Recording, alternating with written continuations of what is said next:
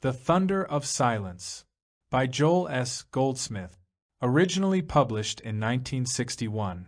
Introduction. Revelation always comes as somewhat of a shock, not only to the person who receives the revelation, but also to those with whom it is shared. It is the nature of revelation to be shocking and startling because when it hits up against our cherished beliefs, we become conscious of the degree to which our minds have been conditioned by the opinions and theories current in human thinking, and suddenly realize the extent of our unenlightenment. It is not long ago that the majority of people lived a wholly materialistic life, believing that the only real things of life were the material ones and the only real power a physical power. Into that world was introduced the idea that there is a world of mind and mind power, and this so permeated consciousness that the focus of attention was shifted from the material to the mental. Had it not been for revelation, I, too, would have lived out my life in this world of mind, never realizing that the world of mind power is as illusory as that of material power. But one day a message came to me that mind is not power, that thought is not power. This shocked me, steeped as I had been in the teaching that right thinking could solve all my problems. There were many unfoldments following that one, and now after several years of becoming accustomed to these startling revelations and of giving the message time to permeate consciousness, it is being given to the public in this book where you will read something which may sound so familiar to you that your immediate response may be, "Everybody knows this." But I can assure you that if people did, they would all be dedicated souls on the spiritual path. Insofar as I have observed from my study of the spiritual literature of the world, the truth stated in this book has never been fully revealed, although it constitutes the absolute basis for true spiritual living. Before you read any further, let me assure you that I have no interest whatsoever in establishing a new religion or a new religious teaching, or in setting up any person or group of persons to be obeyed whose dictates and opinions are in any way considered binding, final, or infallible. I have no intention or desire to leave behind me any kind of religious organization, anything that anyone can join, promote, publicize, or use for personal profit, or even anything that anyone can feel he can rely upon for his salvation. If there is anything that I would like most of all to do in my span of life on earth, it is to remove from man all those props or crutches upon which he has relied. The purpose of this book is not to put you in bondage to any person or organization. Rather is its purpose to set you free from man, whose breath is in his nostrils, free to unite with all those who are on the same spiritual path, free to share with those who are seeking the spiritual way, but in bondage to nobody, belonging to nobody, owing no man anything, but to love one another. That is the real freedom, and nothing less than that freedom can house God. Do not believe for a moment that God can be in anything, not even in the infinite way. God cannot be in anything, and the only way that you can know God is to be free, mentally and spiritually free. Where the Spirit of the Lord is, there is liberty. That is where liberty is. That is where real freedom is, where strength is. The only strength there is in union with God, and that is an infinity of strength. Union of the human variety changes with the changing and unstable world. If we have learned nothing else through these centuries of wars, we have learned how fleeting is power. In all the covenants that have been made, all the treaties and other international agreements, there has been no lasting strength. The only real strength there is in conscious union with God and in a realization of the true nature of spiritual power. When we have that realization, one with God becomes a majority. One individual having the spiritual understanding of the nature of God becomes a law of harmony, health, and supply unto thousands and thousands of people all over the world. That is where the strength is in union with God. For centuries, country after country has been seeking its freedom. Many a country has temporarily found what it thought was freedom only to find itself enslaved later on by something more powerful than that from which it had broken free. It is not possible to get free from anything. This is a hard saying, bitter in the mouth and even more bitter in the belly. There are thousands of people trying to free themselves from husbands or wives, thinking that when that particular freedom is gained their lot is going to be a better one. Sometimes it is, temporarily, but even if it is only a human solution, not permanent and real, because no one ever gets free from. To become free from one thing is to become attached to another thing. There is no freedom from anything. The only complete freedom is a freedom in Christ. To leave one religious organization to join another is to find freedom from one only to become involved in another. That is not freedom. Nor can a person find spiritual freedom by leaving one country for another, even though he may improve his material lot, as has been demonstrated by the millions of immigrants to the North American continent who have improved their physical well-being. The mere change of locale, however, does not necessarily mean peace, happiness, safety, or security, because not one of these can be found in flags, countries, or continents. They cannot even be found in health or wealth, but only in the realization of God, which brings a release from fear of what man can do, or from circumstances or conditions. Harmony is found, not by exchanging one condition of bondage for another, but by coming out from under the law and living under that grace which is the gift of God. For a while, unfortunately, there remain the 1,000 on our left and the 10,000 on our right who will not accept the grace of God, and who brought forth from the Master his sorrowful, O Jerusalem, Jerusalem, how often would I have gathered thy children together, even as a hen gathereth her chickens under her wings, and ye would not.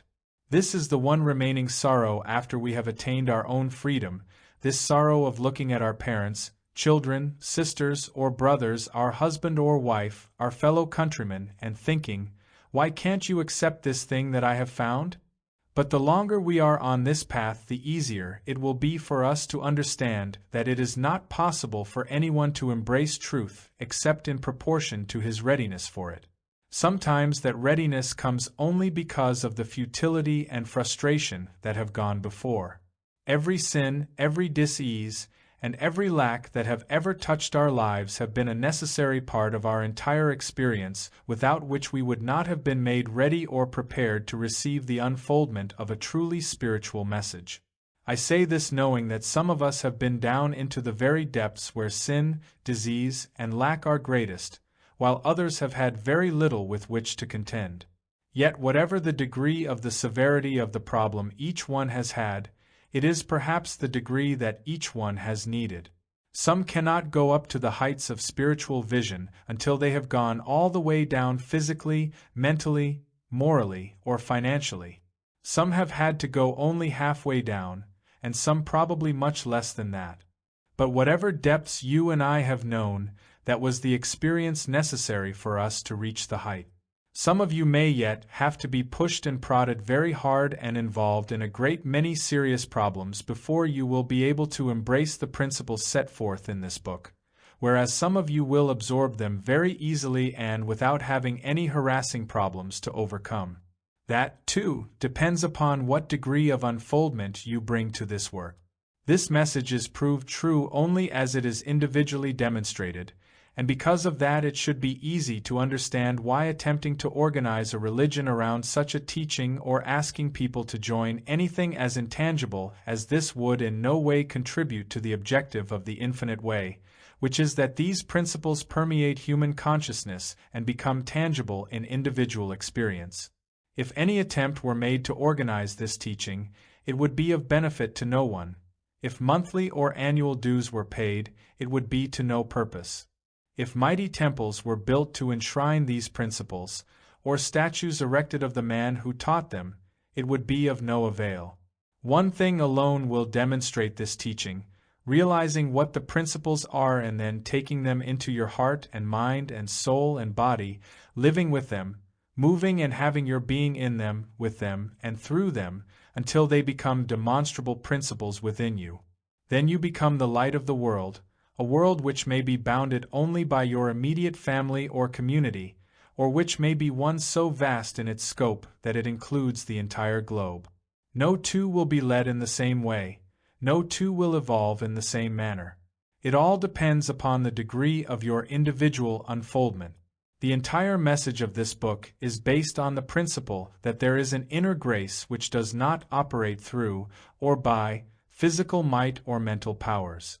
This grace, of which most people are unaware, operates only when faith in anything and everything has been relinquished, even including faith in a God from whom the world has been expecting miracles and for whom the world has been waiting since the beginning of time.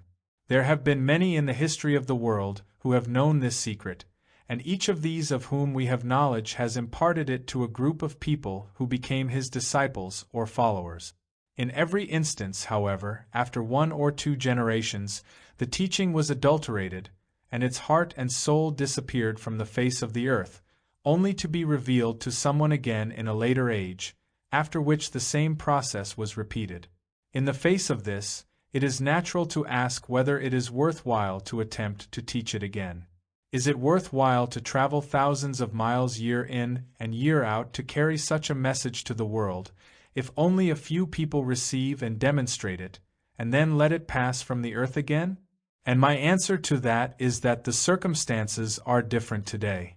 In all past generations, the world could look forward to the discovery of an increasingly greater power, and in each generation some greater power was discovered, but today with atomic power and actuality the world is faced with the ultimate of power.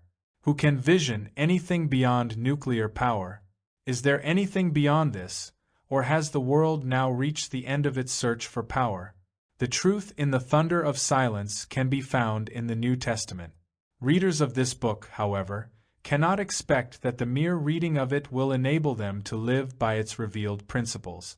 Those who feel no response to the unfoldment presented here will, of course, be more than satisfied with one reading, but those who feel a thrill of recognition in their first reading should make this book their constant companion day and night, Sundays and holidays, until their materialistic state of consciousness begins to yield and surrenders itself as the transcendental consciousness takes over the mind, body, and everyday experience of their lives.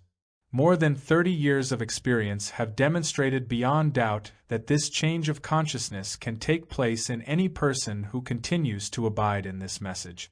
Such a change of consciousness must take place within the reader before he will find it possible to live by the "I say unto you" of the Sermon on the Mount.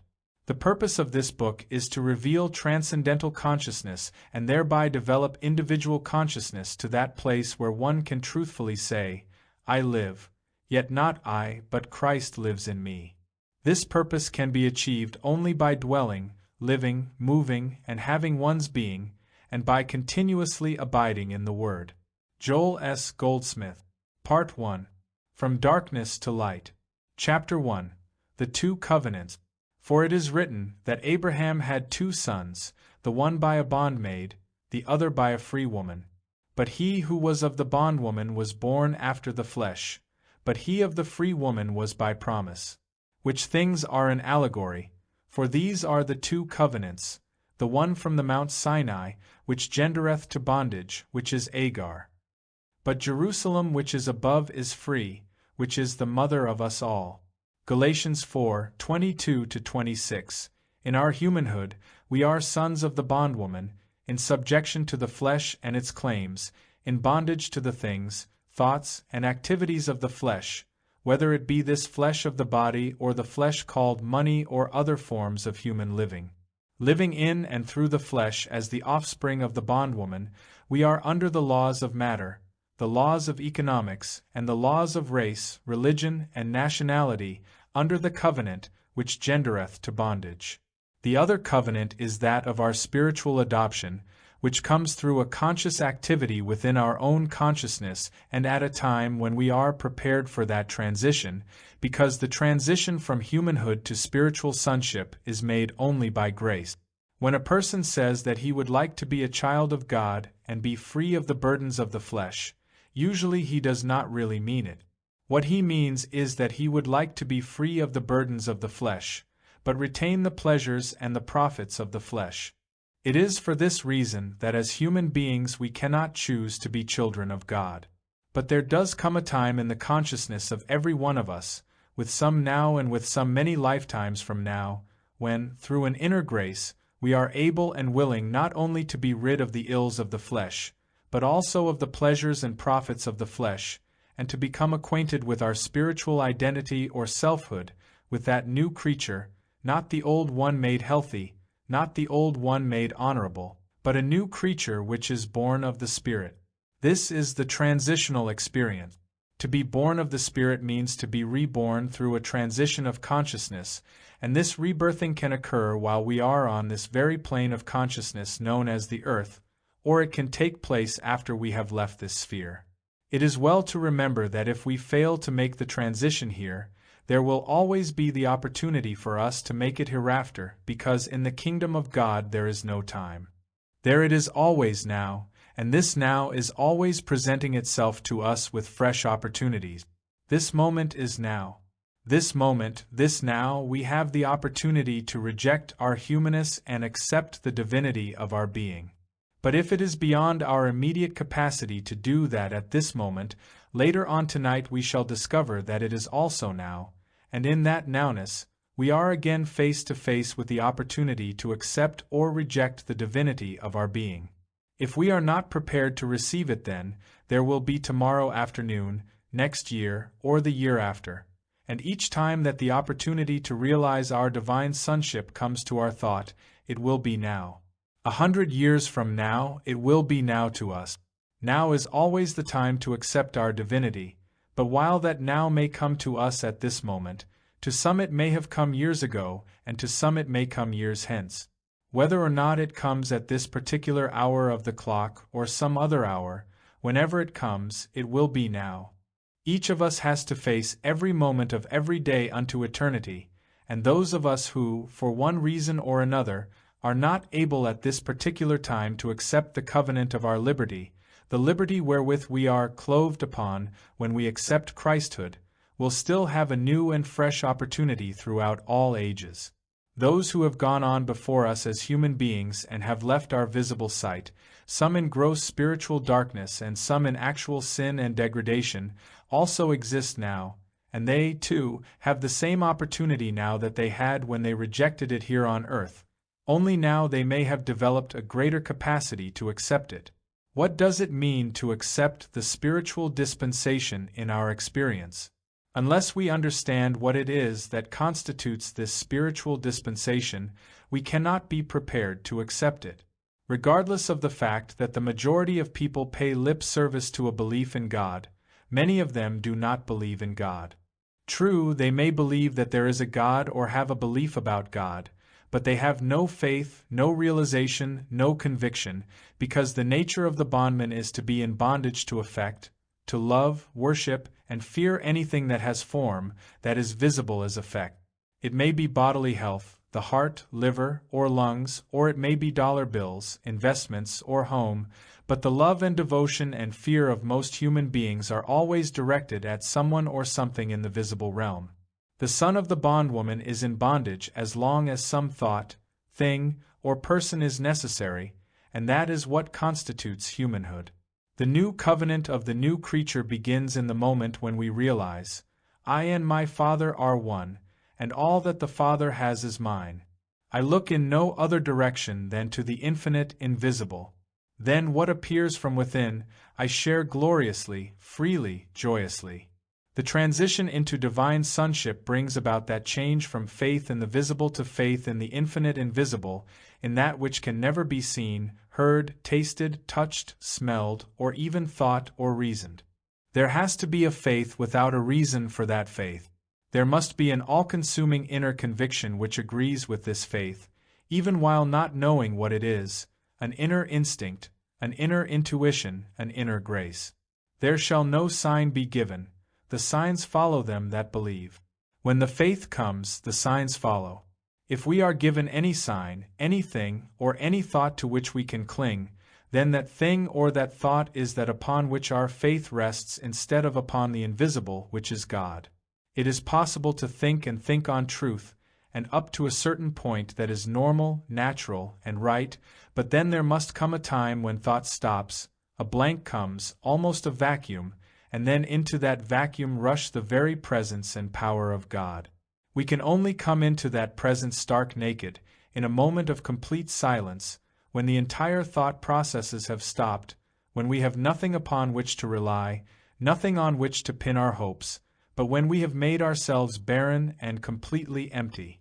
That is the moment when we perceive that, even when we cannot know it or feel it or think it, there is an invisible presence, an intangible something, which nevertheless is operating, and then from that very invisibility will come into expression everything necessary to our unfoldment.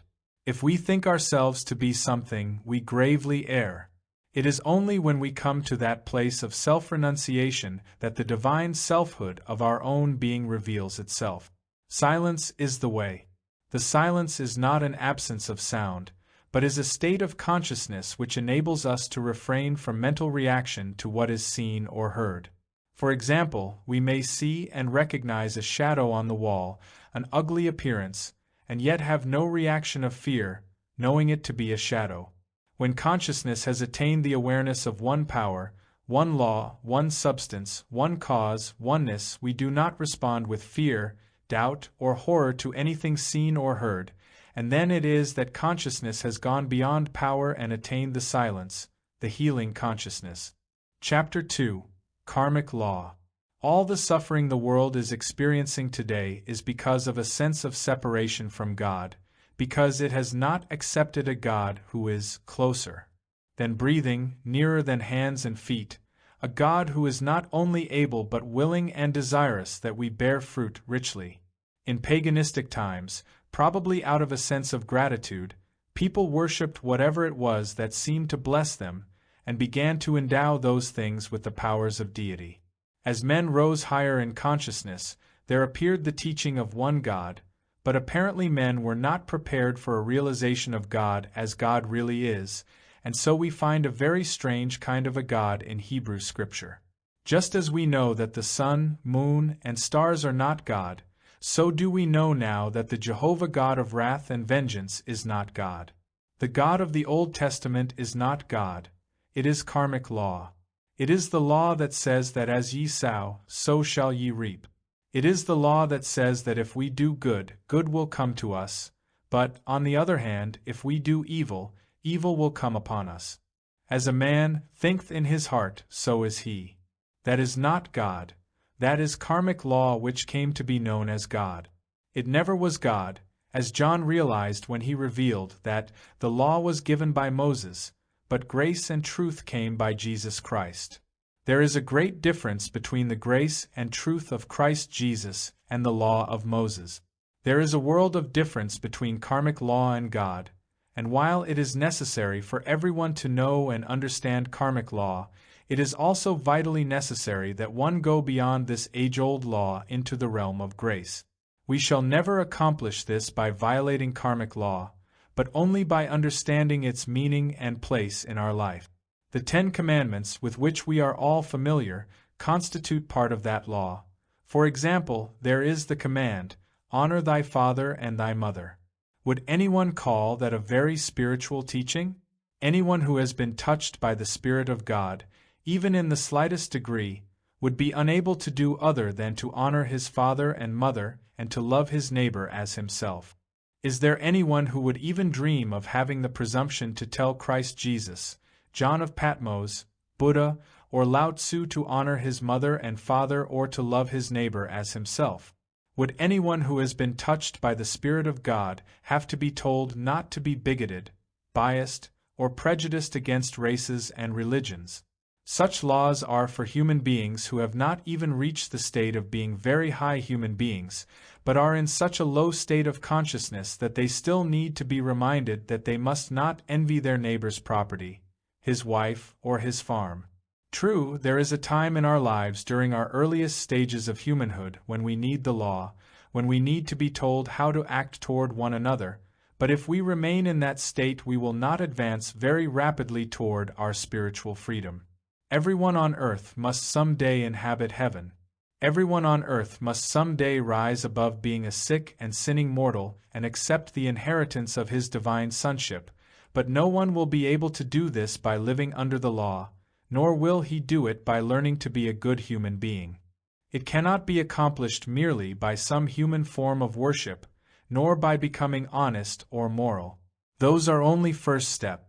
Only by losing our carnal desires, our mortal, selfish, human desires, do we prove that we are making advances toward a higher state of humanhood.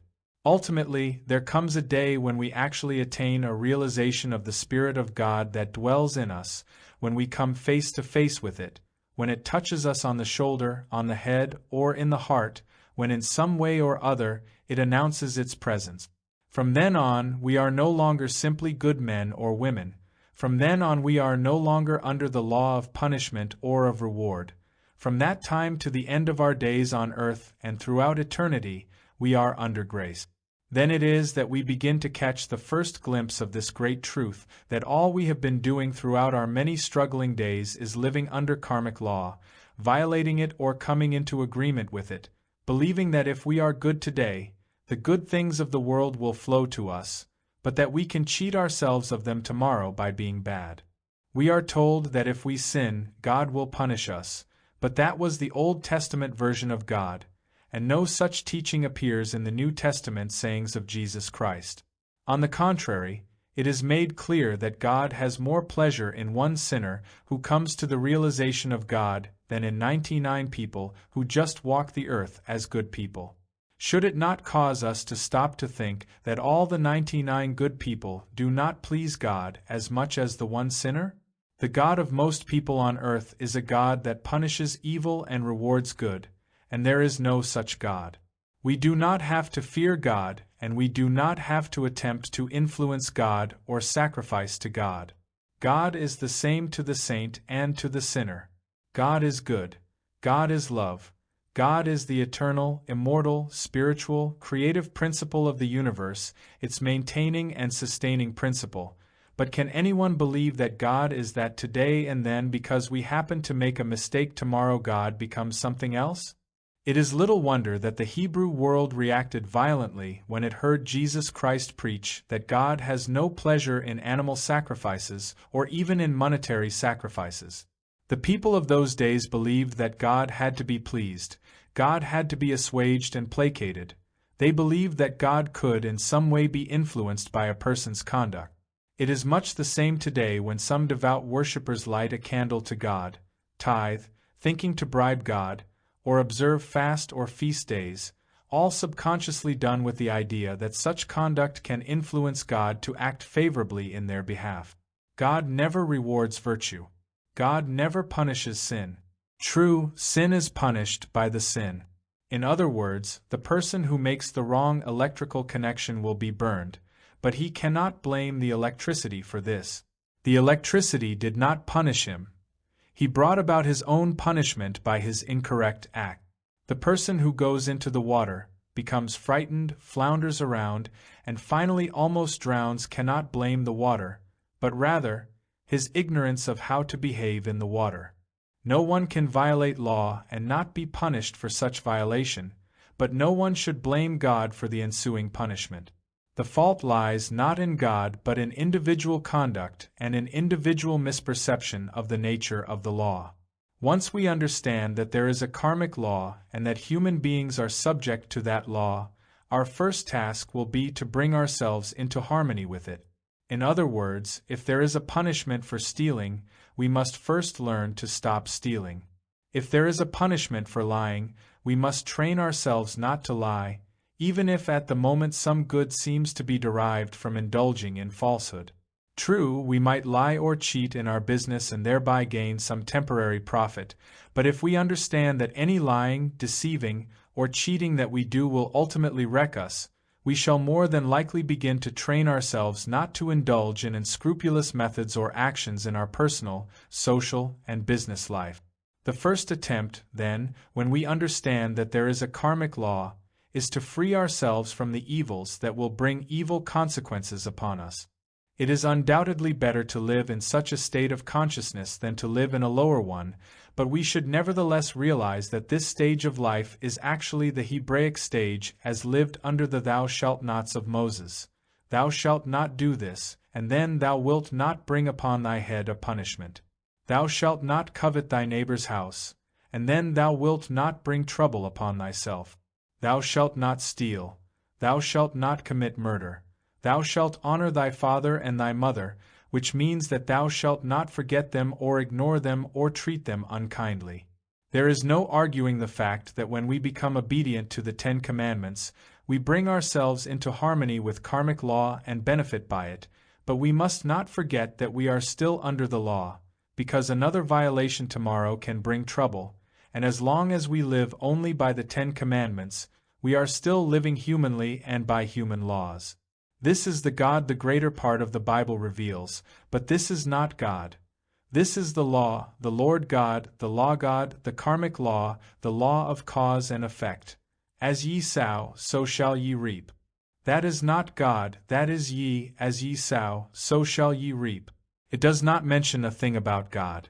It just warns us that when we do the right or the wrong kind of sowing, we do the right or the wrong kind of reaping, but surely it must be clear that God has nothing to do with either the sowing or the reaping. None of this has any real reference to God. It has reference to karmic law, the law of cause and effect, the law as found throughout the Bible. But because this was once believed to be God, it has been perpetuated by people who dare not read the Bible objectively, and so today, even though they call themselves Protestants or Catholics, they all go on accepting the same old Hebraic God of the 10 Commandments, the God of cause and effect, the God of karma. Now let us find out, if we can, what God really is, because on this point our whole experience hinges. It is right and proper to be a good Hebrew, that is, to obey the 10 Commandments. It is right and proper to be an honest businessman instead of a dishonest one, and a healthy human being instead of an unhealthy one.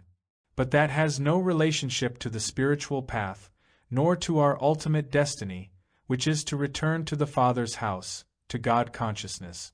In order to achieve our ultimate goal, the nature of God must be understood, and therefore there must be but one question in our thought, and that is, what is God? First and foremost, we must realize that our prayers and meditations do not influence God, to do good for us or to do evil to us, that we cannot bring the glory of God to ourselves or to anyone else. All that we can do is to recognize that God in the midst of us is mighty, not because of us, it is just that we have been given the grace to recognize the is, that which already is.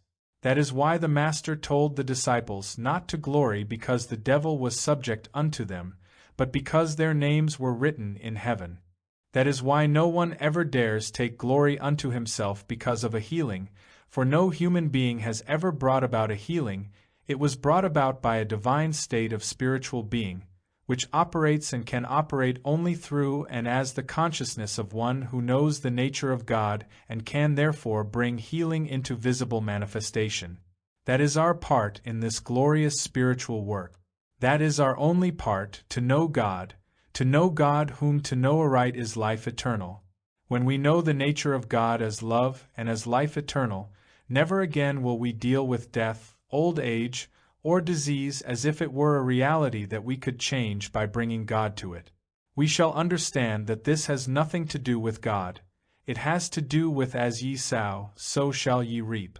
If we believe in a law of sin, a law of matter or disease, or a law of punishment, that is the experience that we are bringing into our lives and the lives of those who look to us for spiritual guidance.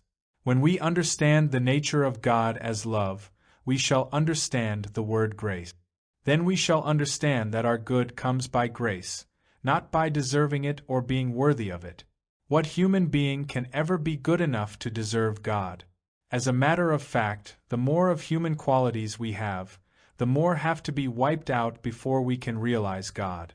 We cannot be brought to a place of deserving God. We can only be brought to a place where that part of us which wants to be worthy or appears to be unworthy is thrown out of the way and our true selfhood is revealed.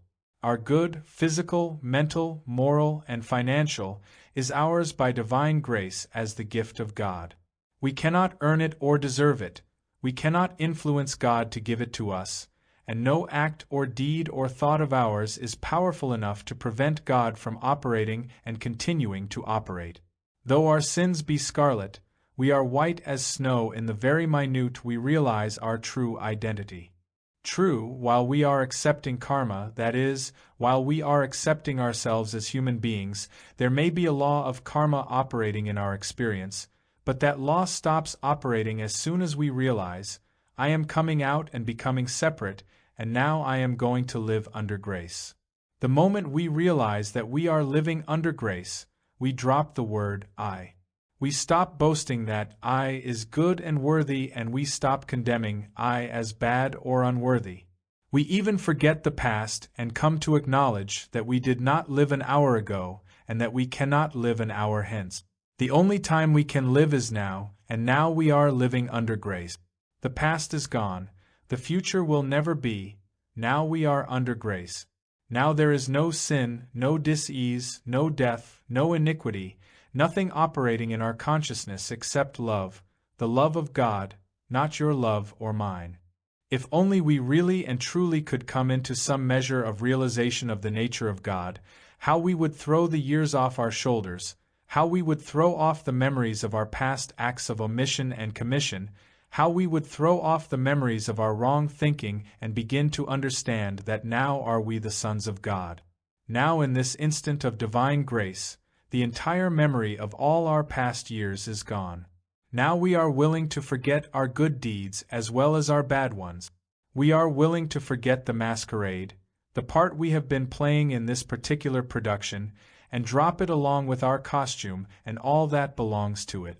If we could call to mind the highest and best example of fatherhood we know, we would then see that no real father ever permits animosity, impatience, or intolerance to interfere with his father love for his son. In such understanding, all this nonsense about a punishing God, a God of vengeance, would disappear. God is too pure to behold iniquity. The Master claimed that he came to earth not to do his own will but the will of the Father. And what is this will of the Father? It is to heal the sick, raise the dead, forgive the sinner. Then, is there a God of punishment? The Master said, Neither do I condemn thee.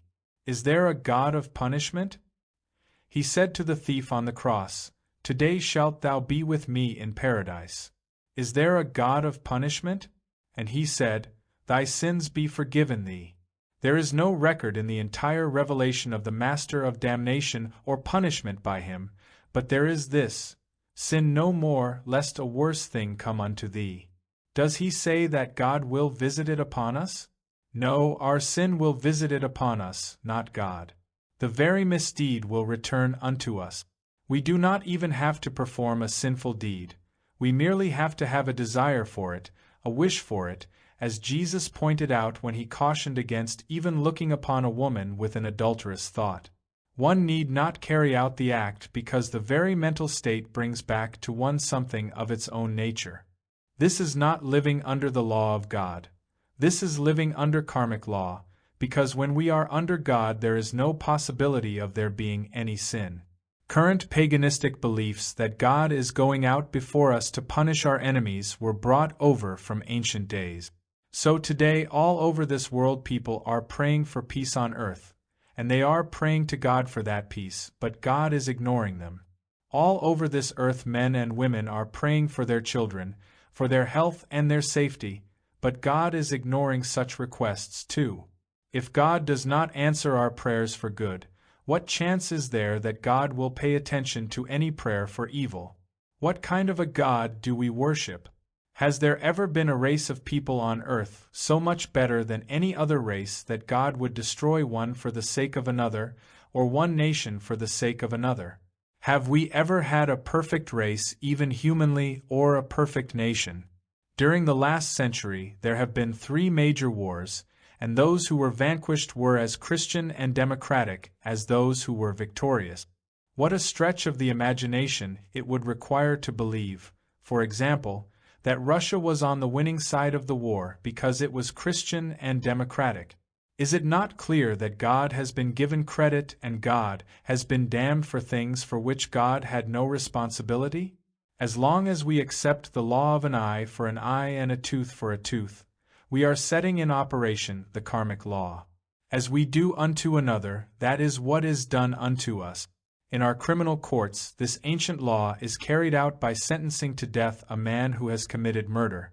Yet, on the other hand, when a government sends the men and women of its nation out to commit murder on a mass scale, it dares to hope that they will not be murdered in return. But that is because it knows nothing about karmic law and the inevitability of karmic law. There is no escaping the penalty for the violation of the Ten Commandments. There is a punishment for every violation, but it is not a punishment from God. It is a punishment that comes to us as a result of the act or thought that we have set in motion. In other words, we are creating our tomorrows by our todays. Everything that we do today determines something that is going to happen in our life tomorrow or tomorrow's tomorrow. Very often we wonder why certain disasters come into our experience, thinking that we do not deserve them, but that is not true. We do deserve them, if not personally, then because of our being a part of the race or national consciousness. As citizens of a country, we are responsible for the acts of our government, and when we sanction acts that violate the Ten Commandments, we have set in motion the karmic law and its inevitable results which return to us. The only way that an individual can escape the karmic law of his government is when within himself he disclaims its act. When a citizen sanctions the throwing of a bomb which wipes out whole cities, that citizen has entered into the karmic experience of his government, and the day must come when that person is repaid in like coin. If, however, the citizen not only repudiates the act, but actually can go so far as to say, and mean it, I would rather be hit by a bomb and have my whole family destroyed than approve of my government's destroying another with it, in that state of consciousness, the individual frees himself from the karmic law invoked by that act. It is not necessary to fight the government. It is not necessary to get up and preach to the government about its sins. It is only necessary that within ourselves we do not come into agreement with any violation of the Ten Commandments. When the Master gave us the true spiritual religion, he threw 9 of those commandments out the window, dropped them entirely, and substituted for them the first commandment. Thou shalt love the Lord thy God with all thy heart, and with all thy soul, and with all thy mind, and added to this first one another ancient commandment, Thou shalt love thy neighbor as thyself. These are the only 2 commandments to which Jesus gave any spiritual significance, and they are a guide to us in our humanhood. To love the Lord thy God with all thy heart, and with all thy soul, and with all thy mind, would be to bring ourselves into obedience to God and God's laws. To love our neighbor as ourselves completely removes us from karmic law because we would then neither think nor do an injustice, a wrong, or an evil to another any more than we would do it unto ourselves or than we would wish to have it done unto ourselves. To pray to God to harm or injure another is a form of pagan ignorance, and to pray to God for one's own personal gain is but another form of paganistic stupidity. Therefore, in our relationship with one another we are living completely in the sense that we are one, or as the Master counseled, call no man your father upon the earth, for one is your Father, which is in heaven. If we look upon one another as brothers and sisters, there is then no karmic effect being generated within us because our life is a life of love, service, devotion, and sharing. If our relationship to one another is pure, we want nothing from anyone but the opportunity to work, share, or in some way be an instrument of blessing to our other self. In return we ask for nothing. The opportunity of sharing, loving, and cooperating is enough because all that the Father has is ours, and the Father has means of bringing our supply to us without our desiring it or asking for it. Such an awareness of our true identity creates a spiritual bond among all those who are on this path. In such a bond, no one is thinking of taking advantage of anyone else. No one is thinking in terms of self-gain, of self-aggrandizement, or of any form of self except the idea of a sharing of the self. Eventually, this will be the universal relationship on earth, and the law of an eye for an eye and a tooth for a tooth, the karmic law of punishment, will not be operative in our experience. The thoughts to which we give expression as human beings come back upon us because that is the nature of the karmic law of as ye sow, so shall ye reap, but God is not to blame for that. We have set in motion the karmic law, and that is what is returning to us. All of us, by the very nature of having been born, have been guilty of offenses of omission or commission, and have therefore brought ourselves under the operation of karmic law. Naturally, then, the question arises, can this karmic law be broken? Can it be ended? And the answer is yes.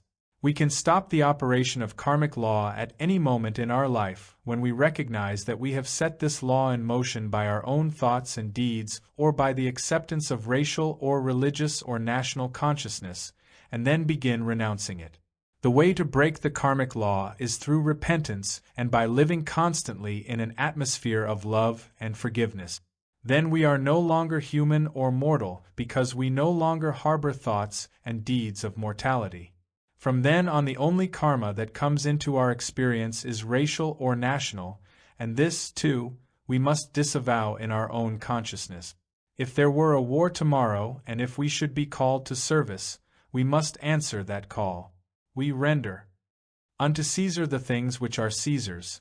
We must fulfill our obligations as citizens because if we do not do our part, we are only removing ourselves from that temporary trouble by compelling someone else to serve in our place and putting someone else in the position where we should be. This is far worse than ourselves accepting the call to service because at least in answering that call we can disavow the act and pray as earnestly for the enemy as for ourselves. We can pray for the freedom, safety, and security of the enemy and, even while rendering unto Caesar the things which are Caesar's, thereby free ourselves from the penalty of the karmic law by performing whatever is required of us as citizens without hate or vengeance and with detachment. Only one thing can free us from the law of as ye sow, so shall ye reap, to stop sowing. The only way to stop sowing is to recognize our spiritual identity because then we need not reach out, scheming, plotting, planning, grasping, or even desiring that which another has, but we can be beholders and watch what wonderful ways the Father has of providing for us without depriving another. In the infinite way we recognize that there is a law, but we also recognize that there is something called grace. Let me illustrate it in this way. If we have not been taught in modern metaphysics, we are subject to material laws because there are laws of matter to plague us on this human plane, laws of climate, infection, heredity, environment, time, and space. Every human being in the world is under the law of time. In fact, all we have to do is to look at a calendar long enough, and we begin to feel weary, weak, and depleted. Those of you who have had any experience at all with metaphysical or spiritual healing have already learned that these laws of matter are not power in the presence of spiritual understanding. They are theories and beliefs, but there is a grace which sets them aside. That does not mean that on the human level there is not a law of matter. It does not mean that there is not a law of mind. It merely means that there is a state of grace that sets aside both the laws of matter and the laws of mind. When we come under grace, no laws operate. In the spiritual realm, which is a state of grace, there are not two powers operating, one over another, one overcoming the other, or one removing the other. There is but one. There is no opposition. There is no contention in the realm of spirit. There is only a state of grace which is itself the law of elimination to every phase of materiality. When we come into a state of grace, we no longer have good health or bad health, nor do we have abundant or meager supply. We live in a state of spirituality in which there is neither good nor evil, no degrees and no comparisons. There is only being, divine being, spiritual being, one being. It is only when we stop thinking in terms of health and sickness, wealth and poverty, and begin to think in terms of spirituality that we transcend not only bad humanhood but even good humanhood. We transcend the 10 Commandments and rise to that consciousness which Christ Jesus revealed in the 2 Great Commandments, which acknowledge but one power, one God, one Spirit, one soul, and each and every one of us that same one. Acknowledgement is only the first step. These commandments have to be lived. They have to be accepted in consciousness so that actually we learn how to forgive our enemies. We learn how not to criticize, judge, or condemn the person who has made a mistake, not to condone it, but in proportion as he seeks to rise above it to give that helping hand by perceiving the nature of God as the very soul of every person. Any good human being can piously overlook the faults of others and even forgive them their sins. Any good human being can do that, but it takes spiritual vision to be able to say, I cannot see anyone. The face of God is all that shines. The soul of God looks out through all eyes. Such a realization does not heal sick or sinning people. It makes them die more quickly so that their spiritual selfhood can be revealed. The sooner mankind dies to his humanhood, the sooner will his soul come forward and be revealed. A well-known and wise man once asked me why I spent so much time doing healing work. For example, he wondered what good it would do for a very elderly woman to be healed, because in a year or two she would pass on anyway, and in the meantime what would she do with even a little good health? What is she going to do with her healing? Knit more booties for her grandchildren? While I understand that viewpoint, it is not my point of view. I have no interest in whether grandmothers knit booties for their grandchildren. I am interested only that the soul of every person here on earth be revealed, the soul that will remain here eternally. I am not interested in preaching to sinful people in an effort to make them good, nor even in giving sick people treatments so that they will become well. I recognize the place of all this in the ascending scale, but that is not the ultimate of our destiny. That is not the goal toward which we are working. The time has come now not to think in terms of being healthy or wealthy. The time has come to think in terms of being spiritual. The time has come to think of being, of having that Spirit of God indwelling so that we may claim our heritage as children of God, joint heirs with Christ, to all the heavenly riches. The time has come when we have to give thought to this. If we are crucified, can we rise from the tomb? If we are crucified, whether on the cross or through the calendar, can we rise and walk this very earth again in a physical body, speak, eat, and drink? It must come to every single one of us that there is something more to life than being healthy and having abundance. There is something more to life than just walking around this earth enjoying ourselves. There is something more to life, and that is life. Life is eternal, a life that knows no grave, a life that knows no infirmity, a life that knows no sin, no poverty, no war, no lack. Can this life be achieved? Everyone who attains a tiny grain of spiritual vision can help in the attainment of this life by healing the physical, mental, moral, and financial ills of his neighbor. We can help one another to a greater sense of abundance, and we can reveal spiritual truth and impart it, thereby helping our neighbor along the way. But that is as far as we can go. After that, each one has to die within his own consciousness to the old man so that the new man can be born. Each one has to do that for himself by recognizing that it can be done and that there are those who have been on earth who have never died, and if we can rise high enough in consciousness, we can tabernacle with them. There are those who hold communion right now with Christ Jesus, with Moses, Abraham, Lao Tzu, Buddha, and John. Why not? We can commune with friends who are sitting beside us. Ah, but you say, my friends are alive. And so are these other great souls. No man ever dies after he has had spiritual illumination. A single bit of realization that there is more to life than matter, more to life than meets the eye, even that is enough illumination to prevent one from ever dying. Takes only a grain of God consciousness. That does not necessarily mean that we will all walk the earth forever. That is not part of the plan. It was not meant that our children remain children forever. They have to become youths, adults, and finally attain maturity. There are different states and stages of consciousness, and no one of us remains in the same state forever. If every person reaching years of maturity would only realize that he has outgrown one stage of his life, but to fit him for another, these middle and upper years of our life would be the most fruitful, the most joyous, the happiest, and the most prosperous of all. There is within each one of us the Son of God. The Christ is not a man who walked the earth 2,000 years ago.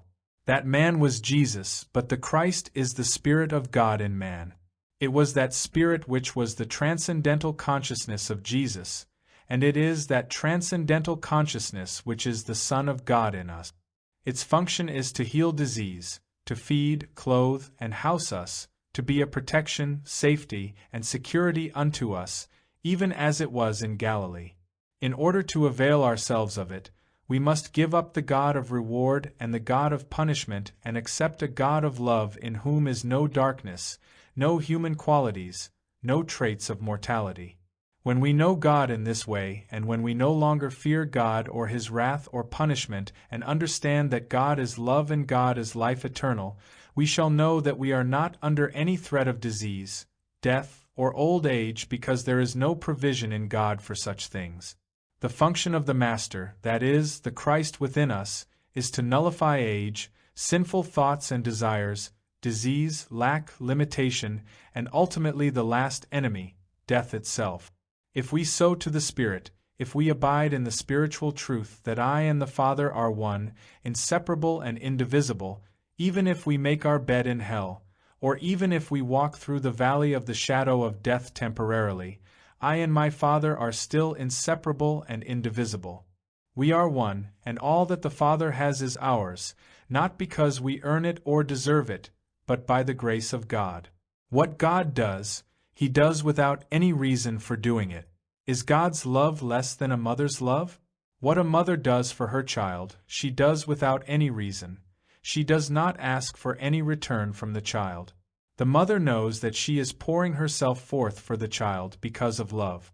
A mother never punishes her child, discipline, yes, but from a normal mother, punishment, no. Does a human mother love an erring child less than a good child? On the contrary, sometimes a little more. And does a mother know more of love than God? Is God less than a human mother? God is not a superhuman being. God is not a person with human emotions. God does not pity and God does not condemn. God is, and God is available to all who can acknowledge that God is. All of our nonsensical prayers of beseeching God to be other than He is will stop once we realize that God is not influenced by man, nor does He take orders from man. God does not accept our idea of what constitutes justice, love, and mercy, but God imparts to us His idea of justice, love, and mercy if we listen for the still small voice.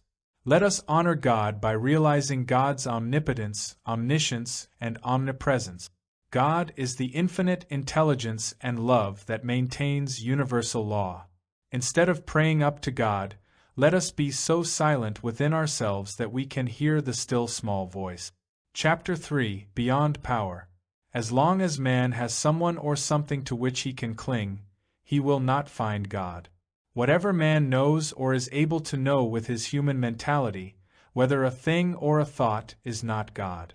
No one is going to find God while he has anything on which to stand, anything to which he can hold, or anything about which he can think.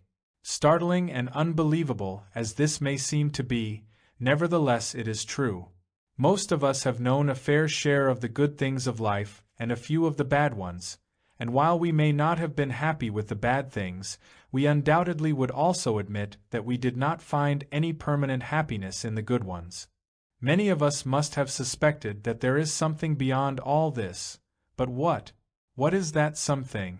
Is it God, and if so, what is it that men call God? Is God just a vague hope, a senseless dream, or is God really attainable? Is it possible to know God?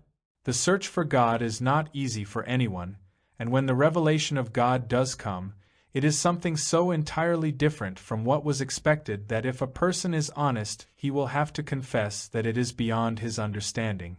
Only after finding corroboration for what he himself has discovered as it is presented in 1,000 different ways through the spoken and written word, and then living with it for years and years, does it ultimately register. Religions have evolved because somewhere far back in the past men were constantly encountering troubles of one sort or another in their human experience. If they were fishermen, they found that the fish were not running well in some seasons. If they were hunters, there were periods when the game was scarce. And for those engaged in farming, some years there was too much rain and some years not enough. Occasionally, there were enemies from across the border molesting them, and at such times the strong nearly always overcame the weak, plundering their less powerful neighbors and often reducing them to the status of slave. Even if they did not hold their captives in complete physical slavery, they held them in mental slavery, keeping them in as much darkness as possible that they might exploit them the more easily. But then, if and when the weak became strong, the picture was often reversed. The record of history indicates that the mighty have always taken from the weak. Bullets overpowered those who had bows and arrows, cannon triumphed over bullets, and finally bombs overcame cannon. One power has always been used to overcome another power, and as a last resort, men have turned to God hoping that He would be more powerful than the weapons they possessed. The Old Testament is filled with accounts of people and nations who called upon God to destroy their enemies. That these enemies were more wicked than they and, therefore, deserved to be destroyed is usually not recounted, only that they needed the land of their enemies or their enemies' slaves, or that they needed some other thing which their enemies possessed. Their whole object in praying to God was that He would wipe out the enemy and deliver to them their property. That is what God means to most people today, something to use. Only now, instead of being concerned merely with their human enemies, people have assigned to God the additional responsibility of removing their diseases and sins. Always man seeks a greater power with which to overcome those powers that disturb or annoy him. Today, the world has witnessed the discovery of tremendous powers which are greater than any ever expected of, or attributed to, God, because material powers have been discovered which can almost instantaneously wipe out the enemy if only the aggressor can get there first. The world has even discovered mental powers, but no one has yet discovered, either in the physical realm, the mental or the spiritual, a power that can destroy or overcome the sins, diseases, and poverty of the world. This modern mechanistic world is still seeking exactly what it sought before the days of Abraham, Isaac, and Jacob. It is still praying to God for the same things for which our pagan ancestors prayed. Man has not yet learned the great lesson that the overcoming of any and every difficulty is not through using any kind of power, and if in all the thousands of years the world has not learned the folly of seeking powers with which to overcome error, it may be wise to let it pursue its vacillating course while we walk the high way, the infinite way, demonstrating that there are no powers to be overcome because life is to be lived, not by might nor by power, but by my spirit. When the great wizard of General Electric, Charles P. Steinmetz, said 40 years ago that the next great discovery in the world would be spiritual power, he was prophetic. It must be understood, however, that this spiritual power to which he referred is not power in the commonly accepted meaning of the term. Spiritual power is the lack of power. It is no power in the sense that it is nothing that the world can conceive of as power because it is neither physical nor mental. It is not a power that can be manipulated by man, and that is why a term such as using truth is archaic. Truth cannot be used. God cannot be used. Imagine man's using God. The very thought is shocking. When spiritual power is finally understood, it will be revealed to be no power. And what is the meaning of such a statement? No power means a state of consciousness in which there are not two forces combating one another. There are not two powers, one to be used to destroy the other. In other words, there is not a spiritual power that can be used by anyone to destroy his enemies. There is no spiritual power that can be used in place of the nuclear power upon which the world is now relying. Some of us may think that inasmuch as the power we are seeking and hoping to use is spiritual, that makes its use legitimate. But what we really are doing is expecting spiritual power to do exactly what we have relied upon bombs to do. Let us not be deluded into believing that it is possible to find some undiscovered power to do what the already discovered powers are failing to do. We are not going to find a spiritual power to destroy or overcome anything. Instead, we are going to overcome the belief that there is good or evil in any effect or in any form. When I was led to meditate on this idea of power, I saw that the cause of all the turmoil and conflict in life lies in the deep-seated belief in two powers which has resulted in such attitudes as that of the survival of the fittest, self-preservation as the first law of nature, and the use of force in war and in almost every other activity of human existence. Always throughout the ages one power has been used to overcome, destroy, or replace another power, and yet despite all this use of power, the same evils that were on earth at the beginning of time are still plaguing the world. The passing of years has not in any sense eliminated or destroyed the power of evil. It was in meditation, while pondering this, that the question came to my mind: does this mean that what man is searching for is a greater power to do something to these other powers?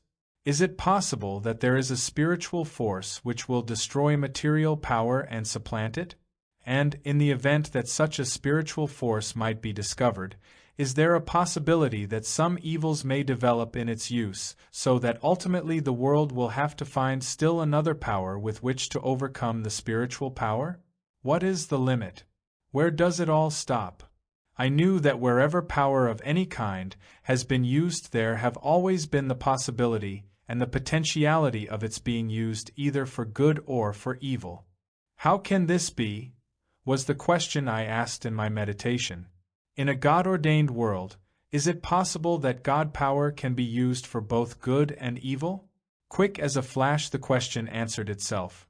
No, if you ever discover what God power is, you will learn that it has no opposite and no opposition. It cannot be used for good and it cannot be used for evil. It can only remain the creative, maintaining, and sustaining power of good, a power which cannot be used. God power cannot be used. It can use us, but it cannot be used by us. That is the power the world awaits, a power which will prove to be no power, a power that no one can use, but that only God itself can express, activate, and motivate. It became very clear to me that as long as there is a belief in two powers, there will be some people who will use power for good and other people who will use it for evil. But inasmuch as inertia prevents most members of the human family from taking a positive stand for good, the evil will usually predominate. When power rested primarily on material force, there were both good and bad material forces operating. Then came the era when mental power was in the preponderance, and for a short while it was a good era, during which time mental power was used for healing and regeneration, but it was not long before it was discovered that mental power could be used for evil purposes as well as for good. Today the world, as always, is a world of both material and mental forces. The challenge is to go beyond the use of any force or power to a state of no power. In the spiritual literature of the world, the varying concepts of God are indicated by the use of such words as Father, Mother, Soul, Spirit, Principle, Love, and Life. Therefore, in this book the author has used the pronouns he and it or himself and itself interchangeably in referring to God. For every bit of good power in the physical or mental realm that can be brought to bear in any situation, somebody in this world is going to discover how to use a corresponding amount of evil power.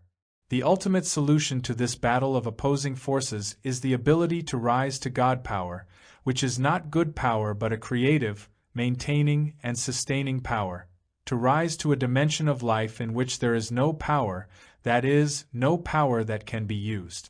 In a God-created universe, the secret of life is no power. When we come to the place of no power can operate against us, in us, or through us. That puts us in a very humble position where, much as we may dislike doing it, we have to acknowledge, as Jesus did, "I can of mine own self do nothing." That is the goal of this message, to come to a place where we do not pay lip service to the statement, "I can of mine own self do nothing," but where we demonstrate that it is actually true and let whatever it is that is the power of God, the no power, assert itself and do the work. There is a second part of this principle which is of equal importance and a natural corollary of the first part. I have stated that men have always sought for a power to overcome other powers, but they have also sought for something more than that. They have sought for a God who would give them things, food, clothing, housing. Because the Master knew that, he cautioned his followers, "Take no thought for your life, what ye shall eat or what ye shall drink, nor yet for your body, what ye shall put on." He knew that long before his day men had been seeking a God to give them food, clothing, housing, companionship, supply, good crops, good hunting, and good fishing, and even though his command was that they stop seeking after things, 2,000 years later the world still goes to church to pray for the very things that the New Testament admonishes it not to pray for. Men are still seeking a God to give them things, and failing, just as they failed to find a God who would be an insuperable power to destroy their enemies. When we give up seeking the power of God, we shall find the no power which brings harmony into our lives. When we give up seeking things of God, we shall receive the greatest gift, God itself. We shall receive God in consciousness, in our inner sanctuary or temple, in that secret place of the Most High, which is found in no other place than within ourselves. The great lesson to be learned is that the goal is God realization, and that not for any purpose. To those who are thinking, "Should I not have health?" or "Should I not have abundant supply?" my answer is, I suppose so because the grace of God supplies us abundantly with everything of which we have need, even in what appears to be this human scene, but we do not have any power to get these things from God.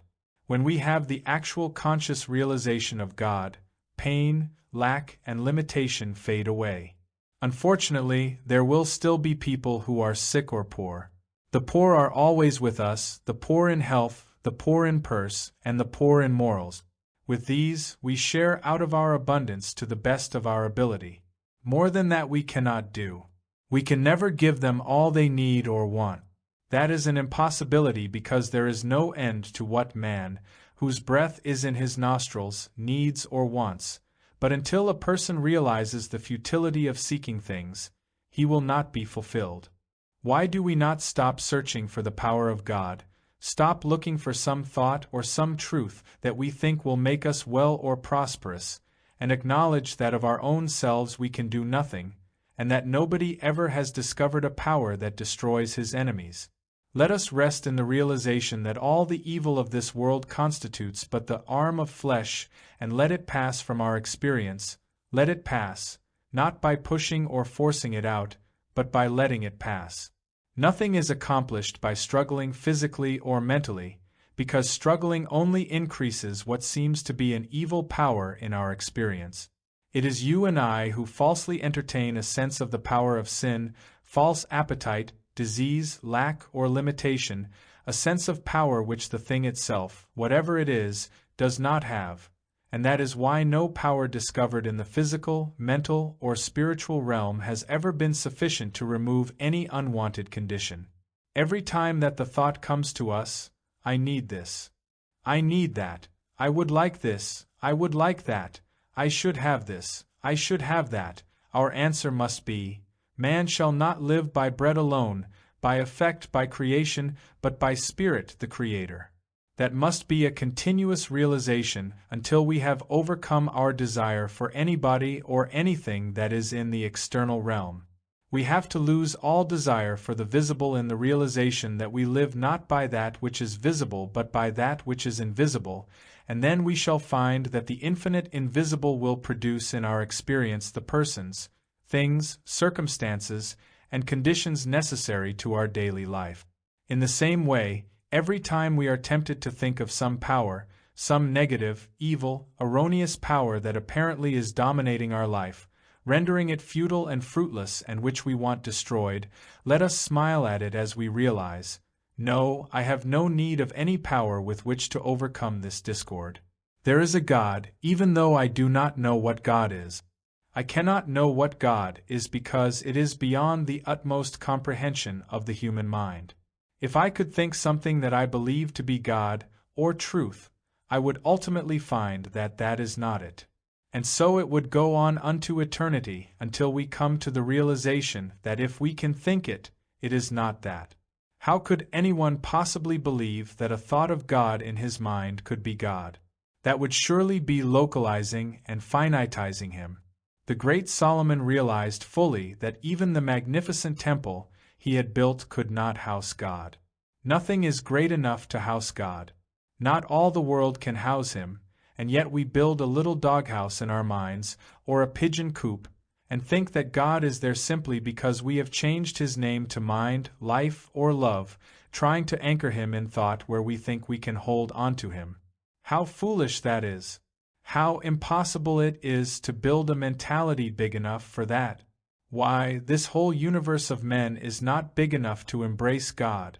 Let us be satisfied to know that God is, and that there is evidence of that in the life all around us, in the law of like begetting like, in the abundance of love that there is in a world as loveless as this world sometimes seems to be, in the immeasurable beauty of a world where so much beauty is being destroyed continuously. What God is, we do not know, but there are many, many ways in which to observe and witness the isness of God, not by knowing God, but by seeing the effects of God.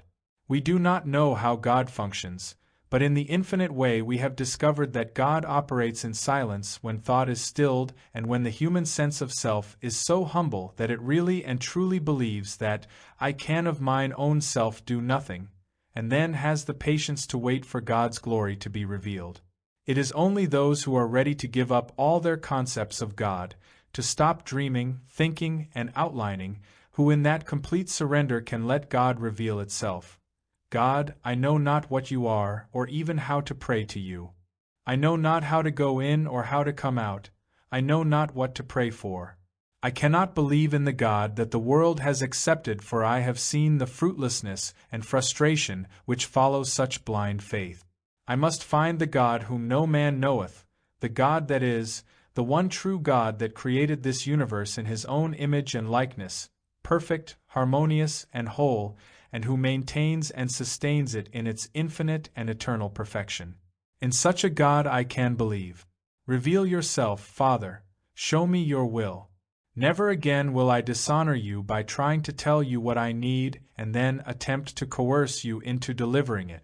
Never will I expect you to do my will or my bidding, to be my messenger boy. I place my life, my hand, my being, and my body in your keeping.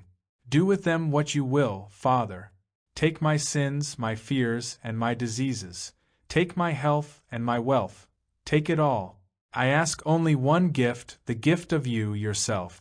We can come to this state of receptivity and respond to it only at the point of our readiness, and our readiness comes only when we have experimented with all the different forms of God that the world presents to us, the God of the religious world, the metaphysical God, the God we think we can use, the God that demonstrates things.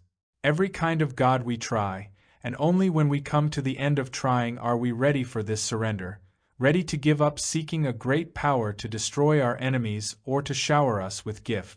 We give up the desire for that kind of a God, and we rest in this word, God is. Thy grace is my sufficiency, not power, not might. Man shall not live by outer powers or outer things, but by the word. Long ago those of us who have delved into metaphysics lost our faith in material power and material means. Now when we take the next step of giving up our faith in mental means, mental powers and remedies, we come to the real God who can be experienced, but who can never be known with the mind and who cannot be used. The italicized portions of this book are spontaneous meditations which have come to the author during periods of uplifted consciousness and are not in any sense intended to be used as affirmations, denials, or formulas.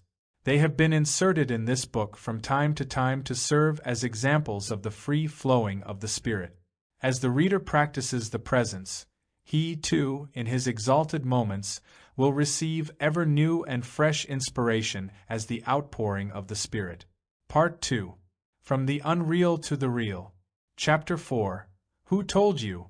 The world can never rise above the idea of using one power over another and into the realm of no power until the mystery of Genesis is solved. In this first book of the Bible are found two completely contradictory and conflicting records of creation. The first chapter is obviously the work of a mystic who had achieved complete union with God and who saw that this entire universe is consciousness appearing as form, whereas subsequent chapters contain an account of the creation of mind. The first record of creation is a revelation of the activity of consciousness in all its purity and eternality. It recounts the unfolding of a spiritual universe where there is light before there is a sun or a moon, where the crops are in the ground before the seeds are planted, and where there is man before there is woman. That which is formed of consciousness is never born.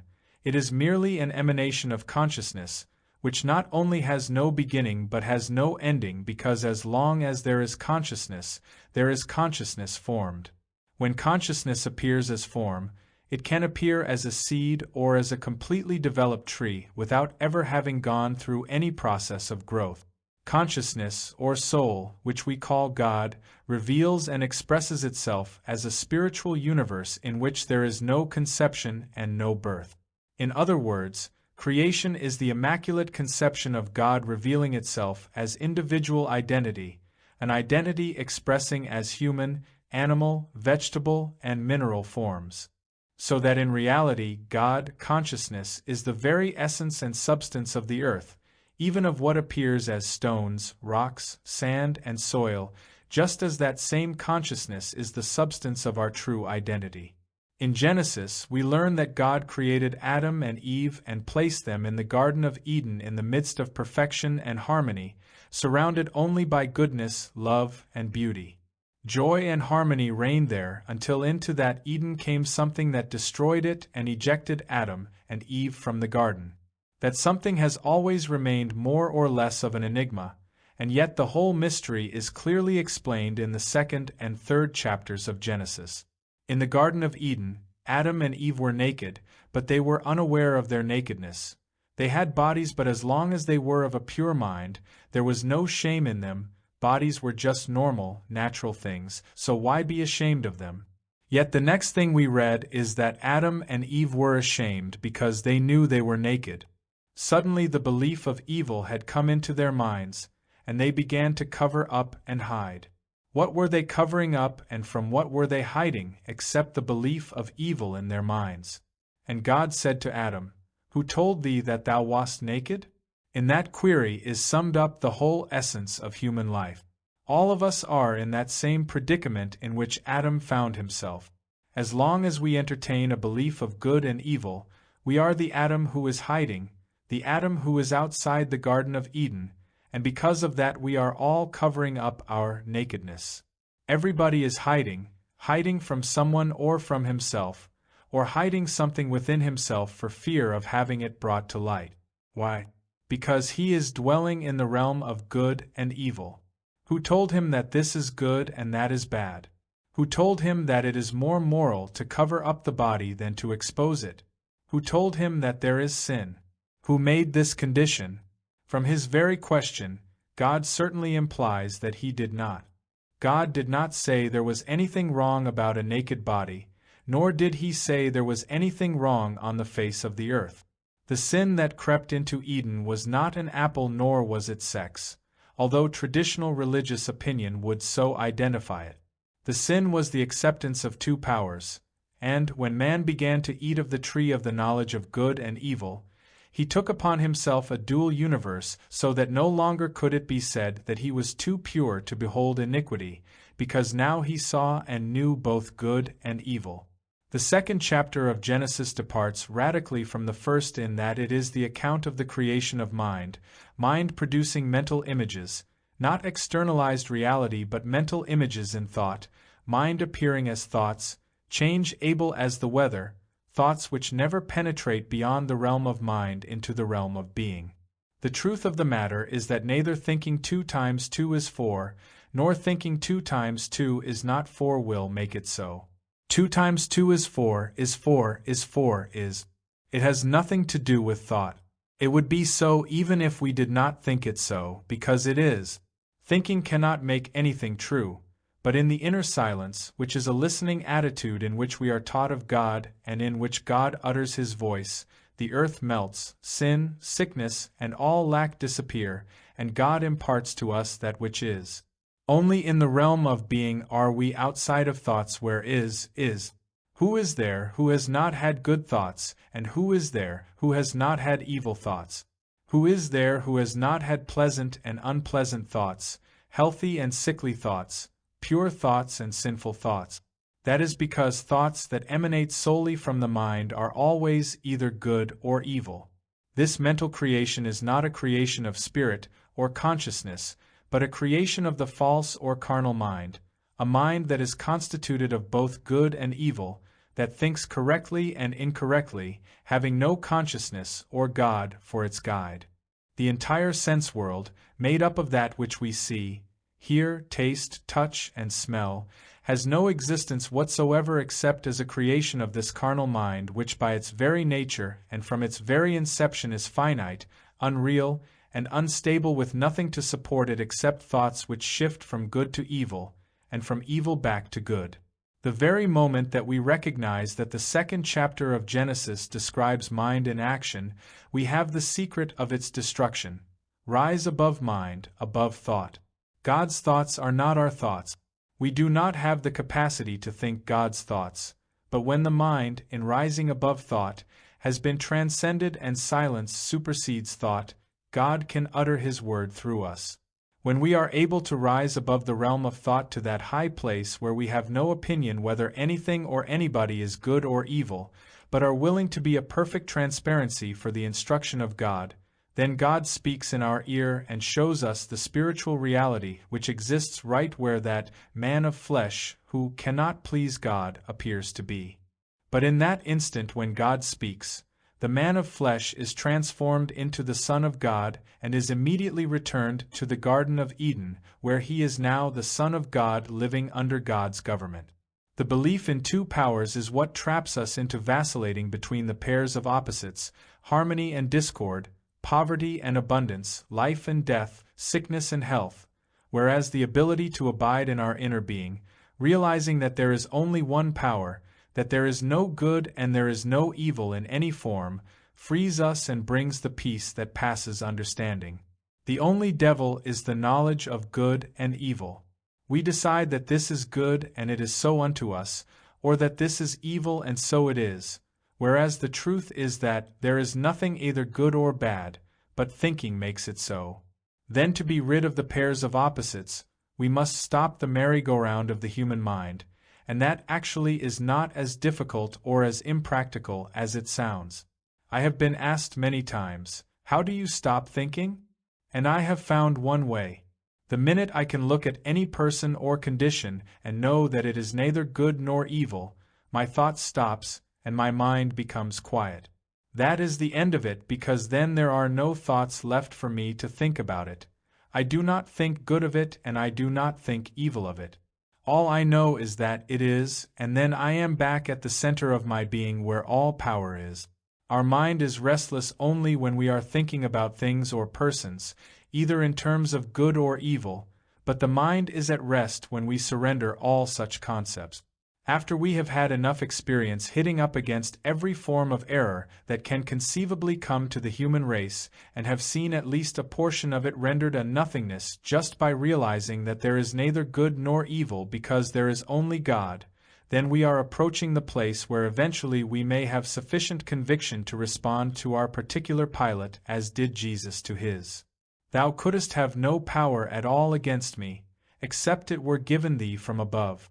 Throughout my years of healing work, I have learned that if I can be made to accept the condition or the person that is brought to me as either good or evil, just in that proportion will I fail to bring forth a healing. Healing comes with the realization, this is not evil and this is not good. There is neither good nor evil here because God is here, and where God is, where the Spirit of the Lord is, there is liberty. When we lived in Eden, that is, in harmony and perfection as pure offspring of God, we were as gods, complete and whole, and the way to return to the Garden of Eden is to give up the pairs of opposite. Complete harmony comes when we no longer desire good any more than we desire evil, because when we desire anything, although we may think we are desiring good, actually we have not the least way of knowing whether our fulfilled desire will result in blessing or harm. Even as apparently a desirable and much sought-after thing as having $1 million can be harmful and destructive, as many people have discovered to their sorrow. Traditional metaphysical teaching would agree that we must rise above evil, but it still looks longingly toward good, hoping to see the evil translated into good, and that is where it makes the mistake which results in the inability to attain the final harmony. As long as we can be made to believe that one thing is good and another evil, we shall remain outside the Garden of Eden, and one day have health and another day disease, experience youth and vitality one day and age and debility another day, because those are the pairs of opposites and they follow one another in cycles.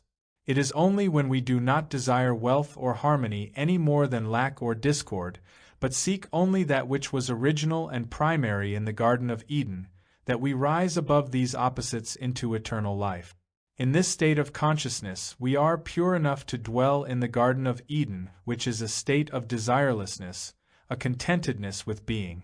The original purity of Adam and Eve consisted of this desirelessness.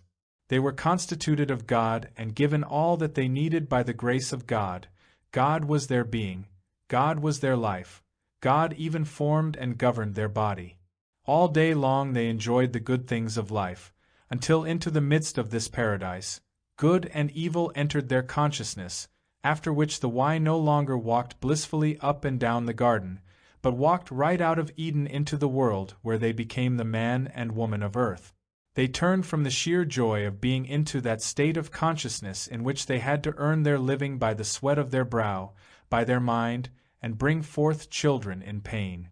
As long as we have a knowledge of good and evil, we too are living in the world like that Adam and Eve who were expelled from the Garden of Eden, and we are subject to chance and change, to accident, limitation, and old age. In the 8th chapter of Romans, we read that the man of flesh, that is, the Adam man, cannot please God, is not under the law of God, and is only the child of God if so be that the Spirit of God dwell in him. Let us never forget, however, that there are not two of us. There is not a real man and an unreal man. There is not a real universe and an unreal universe.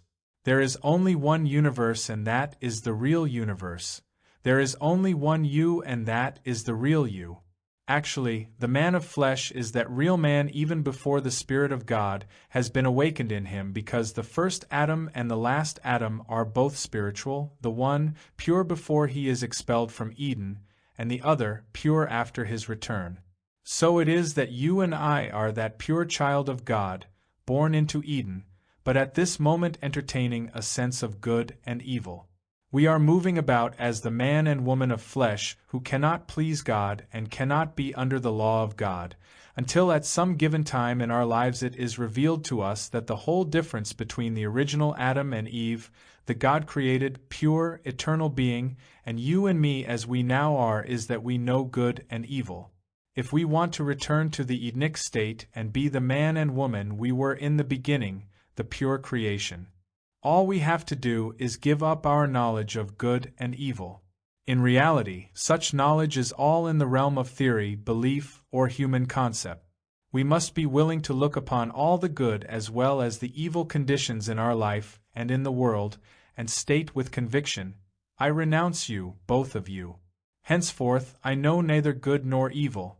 I know only God manifest. Through spiritual vision, I behold consciousness forming itself in immortal forms, eternal, harmonious, and abundant. Henceforth, I accept only the revelation of the real creation in which there is light even when there is no sun and where all is harmony. There is no other way, and whether or not we are willing to accept this idea, the secret of harmonious living lies in the ability to withdraw all our estimates and judgments of situations and people. It is difficult to do this because at first we have to live a dual life. For example, it is unavoidable that we be aware of evil in the world, evil conditions and at times evil men. There is not any doubt but that like the master we may have to whip those evil ones occupying important governmental posts out of the temple by voting against them and exposing corruption in high places, although all this must be done with as much detachment as that of an actor who plays a part on the stage. In the play, his role may be that of a thief who has stolen $1 million, but the crime perpetrated in the play will not benefit or harm him because he has only been playing a part and going through the motions required of the character.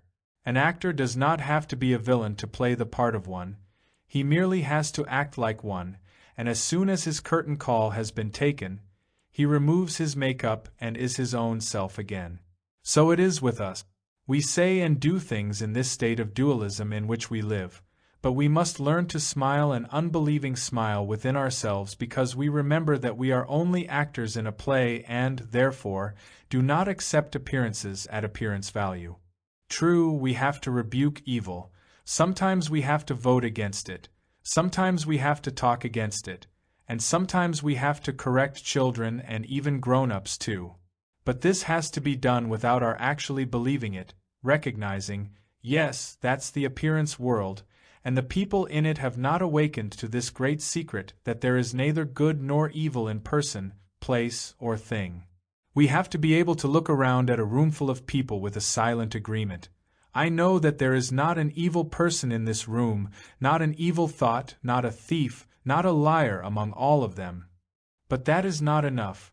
We have to go a little bit further and add, but neither is there a good one.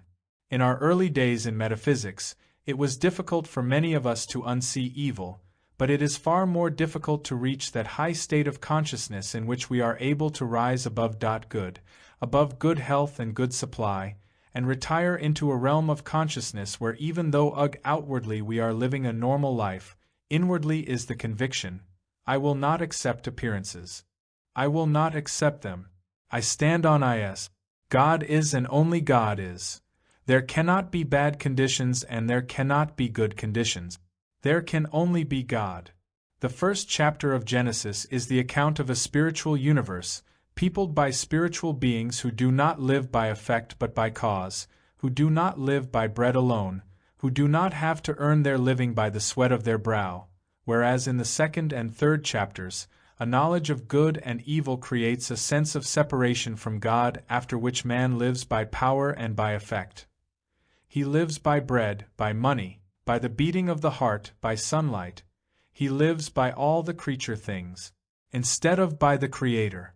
At the present moment of reading, this may not seem too hard to accept because, if we have renounced and forsaken both good and evil, we are now pure, immortal, eternal being, without sin and unashamed, knowing there is nothing at all to fear because we are living by God's grace. But let us not forget that tomorrow there will be problems that will tend to throw us right outside the Garden of Eden. Tomorrow there will be mail and telephone calls which will tempt us to be hypnotized by the appearance of good and evil. When these moments come, let us remember that that is when fortitude is required, but that is also when the grace of God comes forward to enable us to stand fast in our spiritual integrity. The truth that there is neither good nor evil in any form is the secret of no power. It is the secret of life for which people have sought throughout the ages. They have called it a search for God, for the Holy Grail, but when they found it, if they did, what they found was that there is neither good nor evil in effect. When they discovered that secret, they had their foot right inside of heaven, because they had found the ultimate reality. It is only the knowledge of good and evil that keeps anyone from the Holy Kingdom. Chapter 5. Transcending Mind. In the beginning, there was only one state of consciousness, the spiritual, but ever since the so-called fall, man has been divided into three states of consciousness, the material, mental, and spiritual. Spiritual consciousness, when made flesh, is the perfect, immortal body, but few of all the billions of people who have lived on this planet have achieved spiritual consciousness, very few. Instead, throughout countless generations of humanhood, the world has been living in a material and mental state of consciousness, and for the most part, all that has been known is a material sense of the world, a world in which men make their living by the sweat of their brow and in which everything they do is done by physical or mental means. Even today the world has not risen too far above that physical sense of a universe, despite the fact that in this last century more of the mental has been revealed, although revealed primarily in the sense of the mental governing the physical. Out of that has come what is known as the science of right thinking, designed to manipulate the human scene. For example, if a person does not have a home, all he has to do is to catch hold of the right thought and the home appears, or if he does not have a satisfactory companion, just a little right thinking, and the old companion vanishes and a new one appears.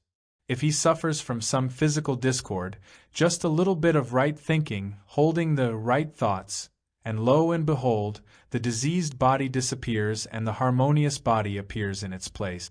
Even when this sort of mental therapy is effective, and it often is, those using this technique are still left with a physical universe, a physical body, a physical companion, a physical anything subject to the laws of good and evil, and the very next day it is possible for the discords and inharmonies to begin all over again. One part of the body is healed, and then another one speaks up. The problem of supply is solved, and something else pops up. And so it goes from one belief of physical, mental, moral, or financial inharmony to another, and always there is the same attempt to use the power of the mind to adjust, heal, or improve the condition. Nevertheless, the world is fortunate to have made even that much progress, because without the revelation of the mental realm, it would have been almost impossible to take the next higher step into the spiritual kingdom. Before we proceed any further, let us understand the function of the mind. Perhaps this can best be done by using the body as an example. Everybody is aware that the body is an instrument used for the activity of human life, but few people recognize that because it is an instrument of God, it should be perfectly harmonious. There is no reason why the body should deteriorate or lose its faculties, and it appears to do so only because man has not yet learned how to prevent such changes and maintain the body so that it is a proper and effective instrument for daily use. This can be done by realizing that the mind also is an instrument and that it, too, has its rightful place in our human experience. When it is understood that the mind is an instrument, it should also be understood of what it is the instrument, because an instrument must of necessity have something governing and controlling it. Unfortunately, the average mind is not controlled, even though some people try to control it, thereby often working havoc with their lives because they have not yet learned that the mind cannot be controlled by man. The mind is an instrument for something higher than itself, and that something is the one self. When we come to the point where the mind is governed by the self, we will be embraced in a peace that passes understanding. Then we do not control the body or the mind, but the activity of truth in our consciousness, of which we become aware through the mind, keeps the mind clear, clean, harmonious, and vital, and it in its turn manages, controls, and governs the body, acting as the purifying agent of both mind and body. There is a spiritual center within every one of us, and in that center is stored up our entire spiritual heritage. This center is not within the body, but in our consciousness, and we can draw out of the infinity of our consciousness all that is necessary for our unfoldment from this day unto the end of the world and beyond it into infinity. The original and basic creative principle and substance of life is God, soul, or consciousness, but mind is the instrument through which God's activity takes place. Because properly understood and utilized, mind is an instrument of God. When the mind is open to receive the divine impulse, harmonious and perfect form flows out from it. Through Adam, the mind of man accepted a belief of good and evil, and from that moment on, instead of being a pure instrument of the soul, mind began forming itself in material forms of both good and evil, just as if it were a mold similar to a muffin tin. Whatever the shape of the muffin tin, that is the shape in which the muffins come out. Similarly, the product of mind appears as form. If there is evil in the mind, it appears as evil form, and contrariwise, if there is good in the mind, it appears as good form. The mind produces its own image and likeness, and if we who stand behind the mind permit it to be filled with superstition, ignorance, or fear, all of which stem from the belief in two powers, that is what the mind produces in our experience. Mind is the substance of every form of sin, disease, death, false appetite, lack, limitation, wars, rumors of wars, and all the other things listed under the word evil. A mind filled with evil thoughts, fear, hate, injustice, lust, or malice must appear outwardly as inharmony and discord, whereas a mind filled with good thoughts, charity, purity, benevolence, or cooperation must appear outwardly as the good life.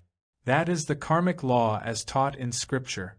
Whatsoever a man soweth, that shall he also reap. The mind in its unillumined state, filled with materialistic beliefs, theories, opinions, doctrines, and creeds can only manifest its own state of chaos. But a mind freed of these beliefs becomes the instrument through which the creative principle of life can flow as harmonious and eternal form.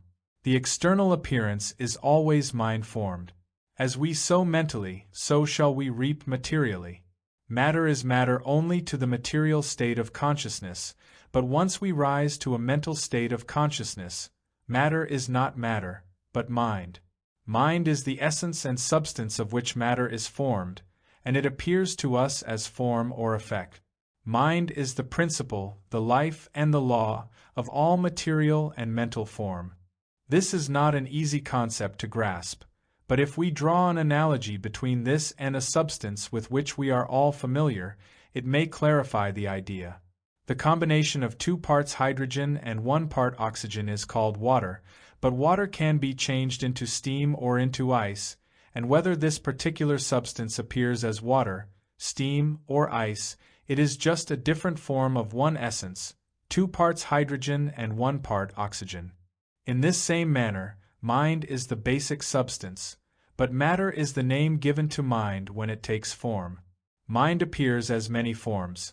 Flesh is one of them, blood is another, bone another, and hair yet another, but every one of these is mind made visible, mind appearing as specific form. Mind in one form is flesh and in another it is bone, gristle, blood, hair, or skin, but always the substance or essence is mind. Mind functions as thought, mind appears as thing, and on this level, mind is the essence of creation as described in the 2nd and 3rd chapters of Genesis. Therefore, if matter is mind, a process of mind can change the product, matter. Mind, your mind and my mind, imbued with spiritual truth becomes the instrument through which God appears, in and through which God manifests, and God appearing becomes the body of our outer world. Therefore, never do we live in a material world with material surroundings because God itself, truth in your consciousness and my consciousness, is the very substance and essence of our world. When God, or soul, becomes the activity of the mind and appears as form, then all form is spiritual and can be multiplied. When we rise above the level of mind and thought to the silence, that is where I, God, becomes the activity and substance appearing as matter or form. For example, in every miracle in the 4 Gospels, it was the mind of Jesus Christ which appeared outwardly as health and harmony and as an infinity of loaves and fishes. Loaves and fishes are not matter. Health and wealth are not matter. They are mind-formed. Once the mind becomes permeated with truth, truth becomes the substance and the essence of all form, and then the form can be multiplied, but it can be multiplied only because it is not matter. There was a time when there were only 1 billion people on earth. Now there are 4 billion, but no more of God is on earth. The same God is here, the same life is here, but what has happened is that mind has multiplied form, not divided it.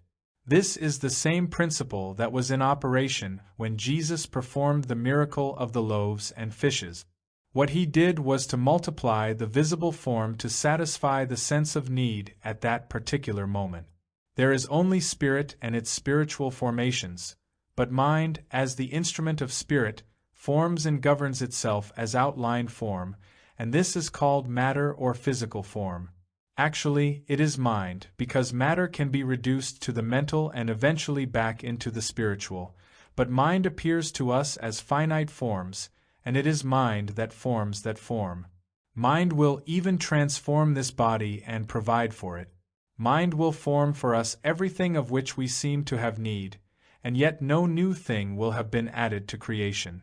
Mind, when it functions on its own level, appears as either good or evil, or both, whereas mind when functioned by soul or God appears only as a harmonious universe. This does not mean that when we think good thoughts, our perfect spiritual universe appears. It means that when we have risen above both mind and thought into the realm of silence, soul or God now manifests as our spiritual identity, being, body, and universe.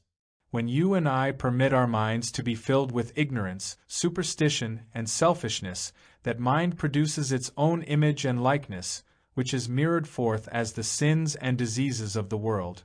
But when the mind is purified, so that it becomes an instrument for the pure soul, then the mind produces the image and likeness of the soul, which is, according to the pattern shewed to thee in the mount, spiritual perfection. The creations of God are incorporeal, spiritual, and infinite, not physical, material, or finite. God is spirit, and therefore the universe of God and the body of God are spiritual. However, as the creations of God present themselves to our human sense, they appear to be physical, material, and limited. The reason for this anomaly is that our mind in its unillumined state is interpreting to us only what we can become aware of through our senses. We do not behold what is, we behold the interpretation of our mind. For example, if there were a bowl of yellow roses in the room, you and almost everyone in the room would see them as yellow. But to the person who is colorblind, they might be interpreted as some other color. Or, while these same roses might be beautiful to you, they might precipitate an attack of rose fever or asthma in another person. Clearly, it is not what we become aware of that is important, but how the mind interprets that of which we are aware. There are artists whose interpretation of roses might startle us because they are able to perceive some underlying spiritual truth about them, whereas we see only their finite physical form and color. Some of us might visit an art gallery, look at masterpieces, and call them daubs of paint, and yet others could look at the same pieces of canvas and live in an ecstasy because through their developed understanding of art, their knowledge of line and color, they could appreciate and see what the artist saw when he put his vision on canvas. If we have developed any appreciation in the field of art, then we can stand before the artist's canvas fully aware of what he has placed there. But if our mind has no knowledge of art, we would then see nothing but splotches of paint. When our mind is free of judgments, we can look out at this world and enjoy the sky, the air, the earth, the oceans, the sun, moon, and stars, but if our mind is filled with material concepts, we shall query as a friend of mine did years ago, "I don't see why people travel. There are only two kinds of earth, it goes up and they call it mountains. It goes down and they call it valleys. Or it is wet and they call it water. Now what can anyone see in travel? What difference is there between one place and another? We rarely see what is before us. Everything that we observe in the world, we see through the eyes of our background, our parents' attitude toward life, our racial and religious roots, our national heritage, our early environment, our education, and then later the experiences that we garner after leaving school. These concepts are formed by prenatal influence, early environment, education, and personal experience, which make of you and me what we are, human beings. So it is that if our world is a world of harsh, bitter, and disagreeable people, it sometimes is because those four factors have conditioned us and influenced our interpretation of what we encounter. On the other hand, if we are meeting with a world of cooperative, understanding, and loving people, that, too, is probably due to our particular frame of reference. Right where we are is the very kingdom of God. All that is in heaven is on earth. But whether we find earth a heaven or a hell depends upon whether we are seeing the earth through spiritual or through material vision. The mind's interpretation of experience determines whether it is heaven or hell.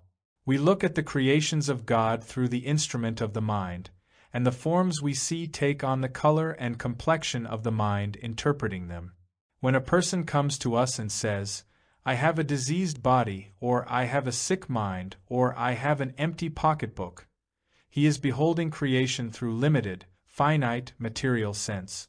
But if we can ignore what the person is seeing, feeling, and experiencing and realize that our mind is but an interpreter, and if we can become sufficiently still so that the true picture can register, then out of the silence we may hear, "Thou art my child, my beloved child, in whom I am well pleased, or this very place is the kingdom of God, or all that I have is thine.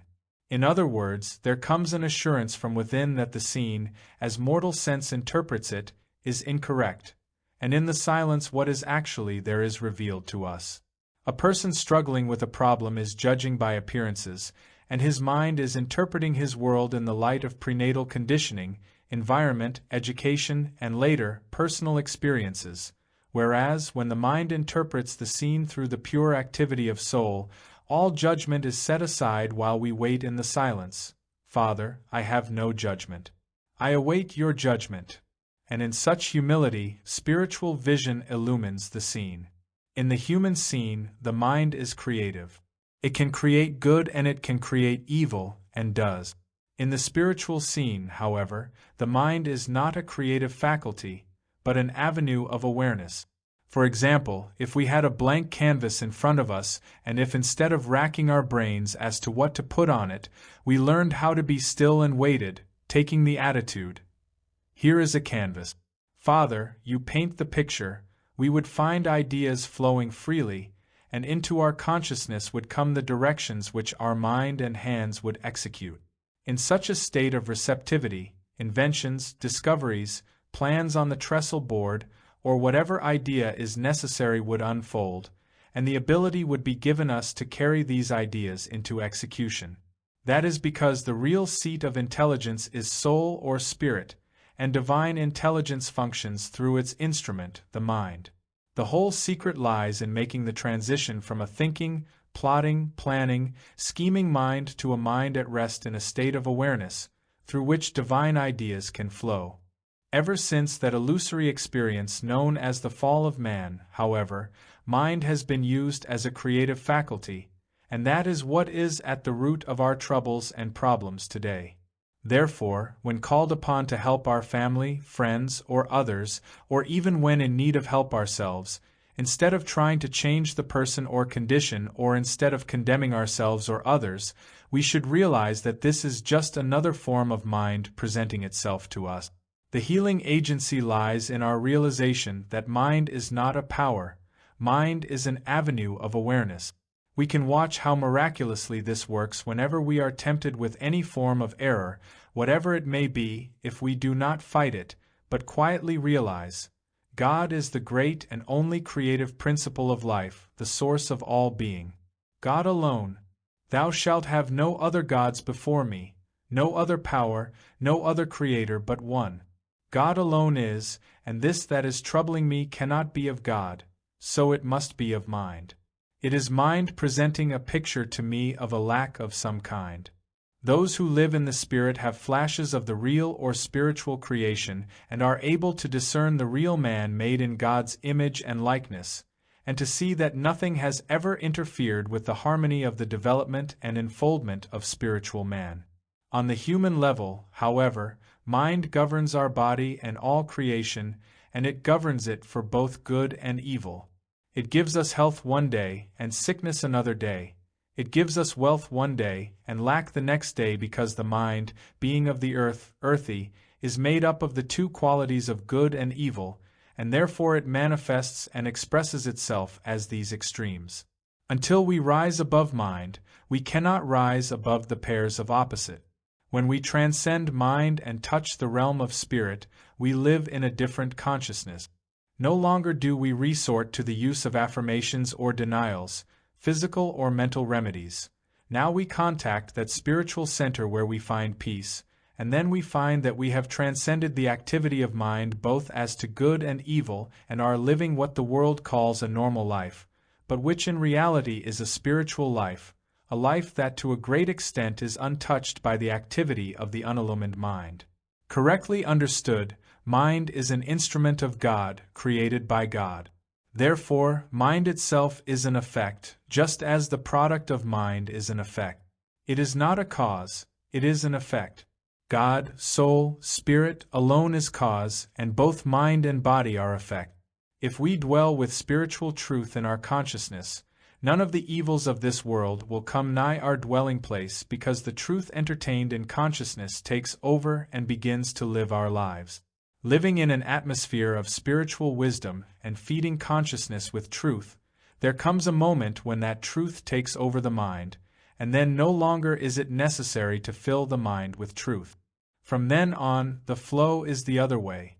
It is not we who are thinking truth, remembering, declaring, or meditating on truth. It is truth using our mind for its expression, always using us, always flowing through us. Chapter 6. Unconditioned Mind. The basic secret of mind is that there is only one mind, and that mind is the mind of individual being, your mind and my mind. The implications of this profound statement have never been fully understood. The world at large does not know this, although it has been known to metaphysicians of all schools. When it has come to actual practice, however, an entity separate and apart from the one mind called mortal mind or the human mind has always been introduced and accepted as a power. Actually, there is only one mind, and this mind is unconditioned. It has no qualities of good or of evil. It is a state of being, not good and not bad. In reality, there cannot be intelligent mind and ignorant mind. There cannot be healthy mind and diseased mind, for mind is unconditioned. Furthermore, mind forming itself as body is unconditioned, and therefore body is neither well nor sick, tall nor short, thin nor fat. Body is as unconditioned as the mind which is the essence of its form. Mind and body, being unconditioned, are a state of absolute being and perfection until the belief of good and evil is accepted into thought. Human experience is in reality the perfect mind, your mind and my mind, which manifests as perfect being and body, but which as human experience is influenced by the knowledge of good and evil. This belief in two powers is the essence of what is called the carnal mind. To return to the Father's house and once more become the Son of God, it is necessary that we individually, for no one can do this for us because it is an individual experience, give up the belief in good and evil through an activity of our consciousness. Mind forms its own conditions of matter, body, and form. Mind does not create, mind forms. Creation is already complete, spiritual, eternal, and perfect, but our mind, depending on its conditioning, forms and interprets our human experience on this plane. If our mind is completely free of the judgment of good and evil, then spirit forms its own image and likeness through the mind as happy, harmonious, and successful living. If mind is conditioned by judgments of good and evil, mind is not a clear transparency, and in proportion to its conditioning will experiences of good and evil take place in our lives. Mind, when free of theories, superstitions, beliefs, and false concepts, governs material form harmoniously and eternally. If we had no false concepts of anything in this world, that is, no judgment whether anything is good or evil, we would soon discover that our mind would bring all forms to us, forms wondrous in their intricacy, beauty, and abundance. Only as we ourselves let the judgment of good or evil, healthy or unhealthy, operate, does the mind present those forms to us for our acceptance. When the mind receives the light of spiritual wisdom, the appearance conforms more nearly to mind's pure form. As soul governs its spiritual activity and firm, so mind, when it is free of hypnotism, that is, the belief of good and evil, receives the full light of soul. Mind, imbued with spiritual truth, is a law of renewal, regeneration, restoration, and resurrection. Your mind and mine, imbued with truth, is the mind of those who come to us and of those embraced in our consciousness. Your mind and my mind imbued with truth is the mind of individual being. Anyone who has ever been the means of a spiritual healing knows that this is true and that his individual mind, as it is imbued with truth, becomes a law of renewal, regeneration, or reformation expressing as physical, mental, moral, or financial healing to those who come to him. As troubled people bring their problems to us, if we are able to see the person or condition as neither good nor evil, sick nor well, rich nor poor, that is, see him without judgment, we then no longer have a carnal mind, but are in full possession of the mind which was in Christ Jesus, a mind which recognizes only one power, an unconditioned mind, and it dispels the illusions of sense. We do not have to get rid of or overcome the carnal mind. We do not have to destroy it. We only have to understand that our mind is a perfect instrument for the soul, and this it becomes as we fill our mind with spiritual truth and grace. When we are faced with a problem at any level, we must first remember that the substance of the visible universe is unconditioned mind, which is the instrument of pure, immortal being, essence, substance, and reality, and its formations are also unconditioned, because they are mind itself appearing as infinite form. Mind, unconditioned and having no qualities of good or evil, is the substance of all that is visible, and all that is as unconditioned as the mind which is its basis. If this were not true, it would be impossible for our state of consciousness to produce changes in what is called the material universe.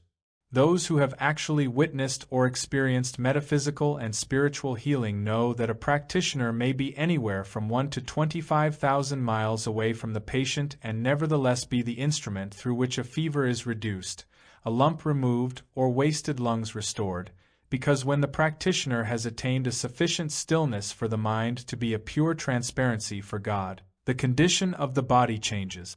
Our consciousness of this truth is the law of harmony, and therefore if we were called upon to help someone who had a fever and were to realize that mind, unconditioned mind, is the substance of all visible form, and that this universal belief in two powers, good and evil, is not operative because it is the arm of flesh, or nothingness, and then the fever disappeared, we would know that our consciousness of one power, which really is a consciousness of no power, had produced the healing and was a law of harmony. We would observe that our mind functioning as an instrument of God had produced an effect on what we call body or matter, and we would know then that the substance of mind and the substance of matter are one and the same. That is why mind can affect matter, and, moreover, that is why truth in consciousness can affect matter. Mind itself is unconditioned, but the human race has accepted the belief of both good and evil, and has produced a good effect by taking good into its mind and an evil effect by taking evil into its mind. Mind, unconditioned, infinite, eternal mind, is the substance of being, body, business, politics, government, industry, finance, art, and literature. This mind and its formations are neither good nor bad. They are unconditioned eternal being, and that which we behold as an erroneous condition or circumstance is not of mind or its formations, but is the universal belief in good and evil, which is termed devil or carnal mind. Actually, there is no such thing as carnal mind, because there is but one mind and it is unconditioned. It is not mortal, it is not human, it cannot be named, described, or analyzed. That which we call carnal mind is merely a belief in two powers, and when you recognize that, you can stop fighting error or trying to overcome it, rise above it or remove it. Never try to protect yourself from mortal mind or carnal mind. The nature of any protective work must be your realization that there are not two powers, and all you ever have to protect yourself from is that belief in two powers. As you begin to perceive that mind is unconditioned, your thoughts never turn to the subject of good or evil. You are just living each circumstance of life as it comes along. This does not mean withdrawing from the world. It means being in the world but not of it, living each experience without trying to cling to it if it seems good or without trying to get rid of it if it seems evil. It is a life of non-attachment to things. It is only when we are trying to cling to something or to somebody or trying to get rid of someone or some condition that we are attached. The moment that you think of mind in terms of your mind and my mind, separate and apart from the one unconditioned mind, you have missed the point. But once you begin to understand that there is only one mind, you will never do anything unless it is in keeping with God's law. It will never be your will or my will. It will be God's will. In the surrender of personal will, this unconditioned mind can operate in us and through us. As long as we condition mind with beliefs of good and evil, we will bring forth good and evil in proportion to our faith or belief. As a man becomes convinced in his heart, so is it unto him. It is all a matter of conditioning, and you can condition yourself for good or for evil, but when you leave the realm of conditioning, you are in the realm of that mind which was also in Christ Jesus.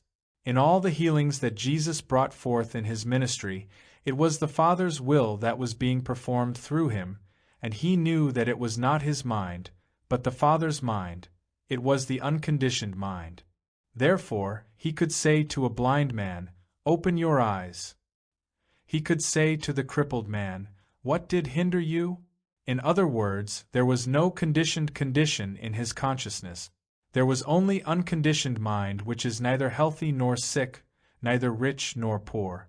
This is truth, but you can make it truth in your experience only by applying it to every appearance that faces you, on the street, at home, in school, in the factory, or in the market, always keeping before you the truth that unconditioned mind is formed as unconditioned effect. Spiritual wisdom must be made tangible. It must bear fruit in our earthly experience, but this it cannot do if we do not become consciously aware of it. All the undiscovered inventions, sciences, and arts of the future exist in the mind, but they can come through into expression only in the degree that an individual opens his consciousness to them. So with esoteric truth, which remains something hidden until it takes form in consciousness, and then it produces an effect in the outer world. As you know the truth, this truth will free you from all carnal mind conditions, which mean all situations or circumstances conditioned by good or evil. Every bit of truth realized will help to set you free from some phase of good or evil, until you attain the fullness of the spiritual light in which spirit through the instrument of the unconditioned mind expresses itself as your being, body, business, home, and relationships. But before this can happen, there must be a preparation in which we abide in the Word and let the Word abide in us, in which we consciously dwell in the Word. After the experience of illumination, however, life is lived without effort and without taking thought. Life is unconditioned. There is no such thing as a new life or an old life, nor is there a diseased or a healthy life. Do not try to condition life. Do not try to make it good or evil. Do not try to have it up or down, longer or shorter, for there is no such thing. If we do not accept the belief of good and evil, our life is unconditioned pure spiritual being. The tempter, the belief of good and evil, stands before us as it did before Adam and Eve, only now we understand that life and mind are unconditioned and we turn on the tempter as did Jesus. Get thee behind me, Satan. I accept no conditioning of my life. My mind, life, soul, and body are unconditioned, unfettered, and free, knowing neither good nor evil, knowing only God being, pure spirit, pure soul, pure life. Chapter 7. A rose is a rose is a rose. No one can free himself from the belief in two powers and make the return to Eden until he is willing to relinquish his human judgments and look out upon the world with an unconditioned mind. The practice of seeing neither good nor evil can begin at this very moment with any object which comes within range of your vision or with any person with whom you may be confronted.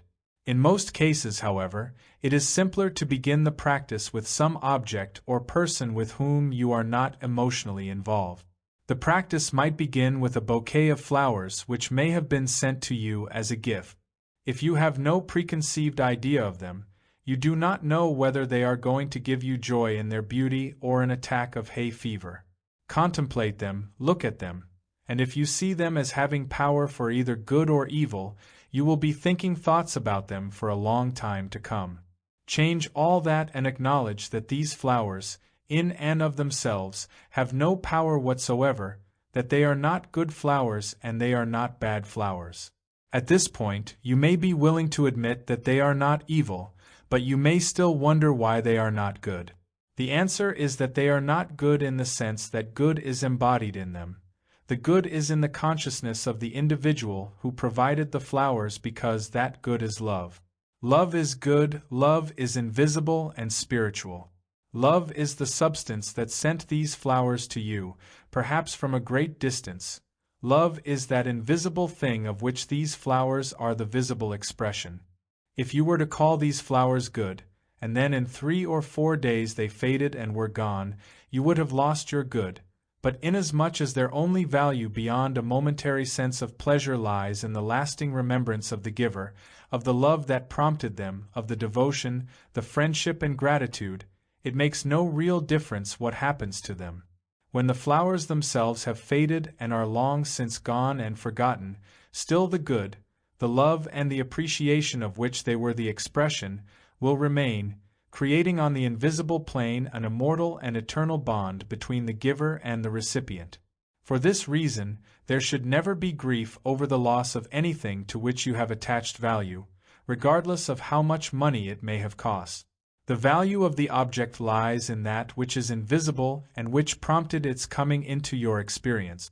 The real good is always invisible, it can never be seen, heard, touched, tasted, or smelled, and because it is invisible, it is intangible to human sense. These flowers, then, in front of you are just flowers, beautiful, yes, nice to look at, yes, colorful, yes, fragrant, yes, but who says they are? Who says they are colorful or fragrant? Ask yourself, are they beautiful?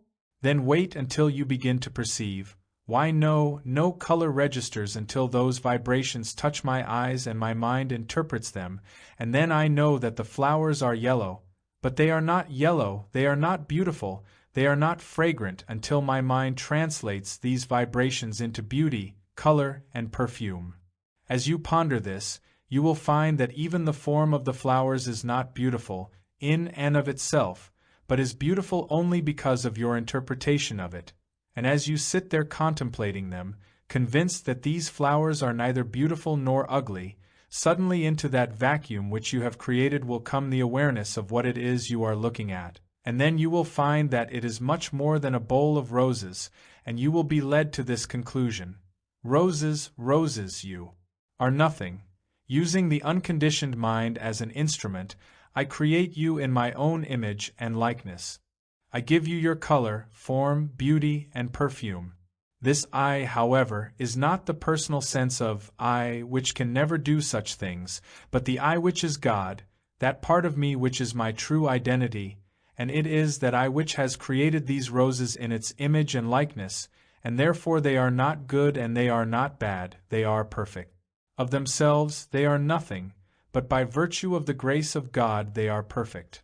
Gradually, it will be revealed to you that these flowers are the very form of God itself, placed here in your room for some miraculous purpose, not just for the purpose of being admired for a day, but as a part of the allness and fullness and completeness of God in its beauty and essence.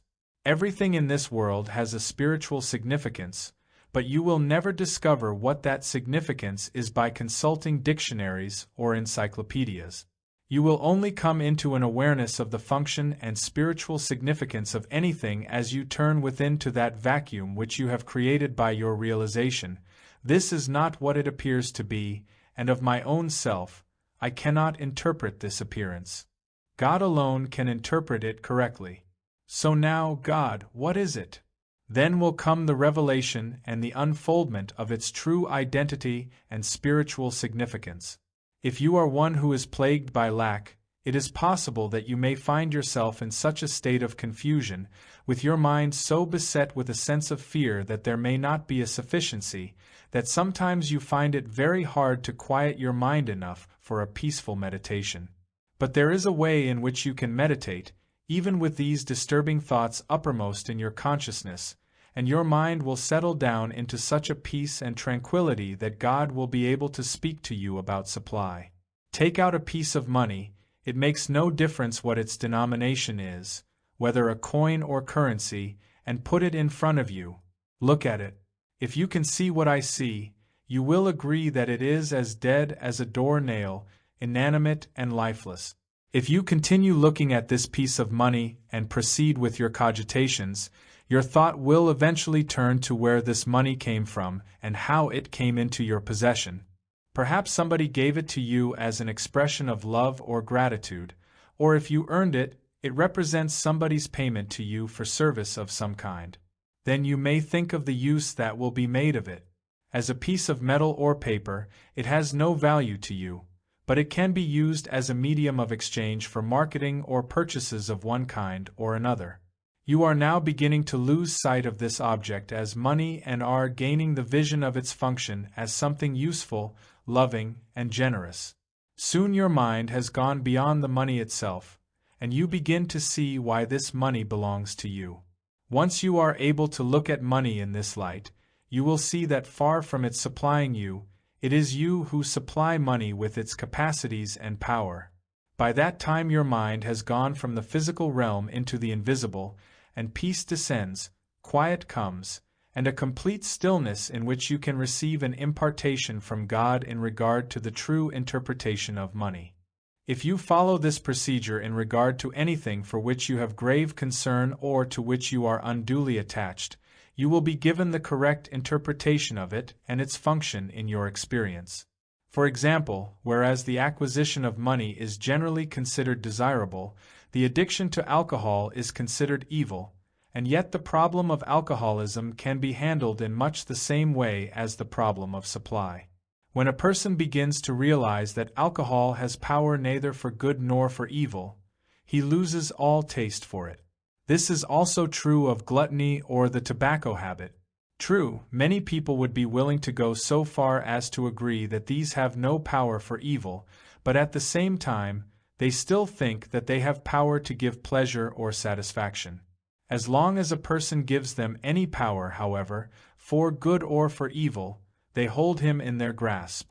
Many alcoholics have been healed through the understanding that there is no power for evil in alcohol, but I have had greater success in dealing with this particular problem by knowing that there is no power for good in alcohol. Several years ago, a very interesting case was brought to me by a woman who told me in great tears and self-righteous horror that her husband had reached the place where he refused to work, that she had to support him, and that he lay in bed every day of the week except on her payday when he got up to go out to buy his weekly supply of whiskey, using her hard-earned money to pay for it. The entire situation was just a little bit too much for her to take any longer, but she had become interested in spiritual healing and wanted to know what I could do about it spiritually. It was pure inspiration that led me to say, "Do you know something? It comes to me that your husband is not an alcoholic at all, you are the alcoholic." "I don't know what you mean." "Well, you seem to be more afraid of alcohol than your husband is." She looked at me uncomprehendingly and said, "Well, perhaps I am. Every day I see what it is doing. My husband doesn't think it is terrible, he likes it. There's a difference of opinion there. You really believe that alcohol is bad, don't you?" "I certainly do. And yet the whole basis of our work is that there is neither good nor evil. Now what are we going to do with that? I can put it to you this way. Suppose your husband wanted to use your money to buy ginger ale, would you object?" "No, I'd gladly go to work, and he could have all the ginger ale he wanted." "So, ginger ale is good, but alcohol is evil. That is the appearance again, and there we are back with Adam and Eve. Now let's see who is at fault in this, your husband or you. Your husband thinks that alcohol is good and you think it's evil, so you're deadlocked, I guess. And that is where you are going to stay for a while, unless you can begin to see what I see, and that is that actually ginger ale isn't good, and whiskey isn't bad, that there is no power in either one, if all power is in God. That's the vision and the way I see it. God is the infinite all-power, and besides God, there is no power for good or evil. Where does that leave me? What am I supposed to do? Suppose we agree that for the next week your husband can have all the whiskey he wants, because we know that it has no power for good and that it has no power for evil, so we don't care what he does with it. You go right home and tell him that you've made a serious mistake and that you don't think whiskey is so terrible after all, and that from now on, he can have all he wants of it." That seemed to be going a little too far. She was shocked, so she went outside and sat in my outer office for a while, but finally she decided that since nothing else had been effective, she would try this as an experiment, and she said to me when she came back into the office, "Well, I'm not getting anywhere this way. I can't do worse that way, so I'm going to do it, but it's a pretty hard thing to ask me to do. Try it and see."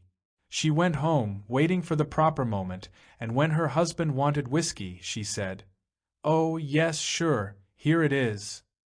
He looked at her in surprise, but made no comment until a few days later, when he came to her complaining, "You know there is no use drinking this stuff. They're making that wartime whiskey again, and it has no punch, no effect, there's no power to the stuff." And that's how he was ultimately freed. He couldn't drink it any more because it no longer gave him the satisfaction he had heretofore received from it.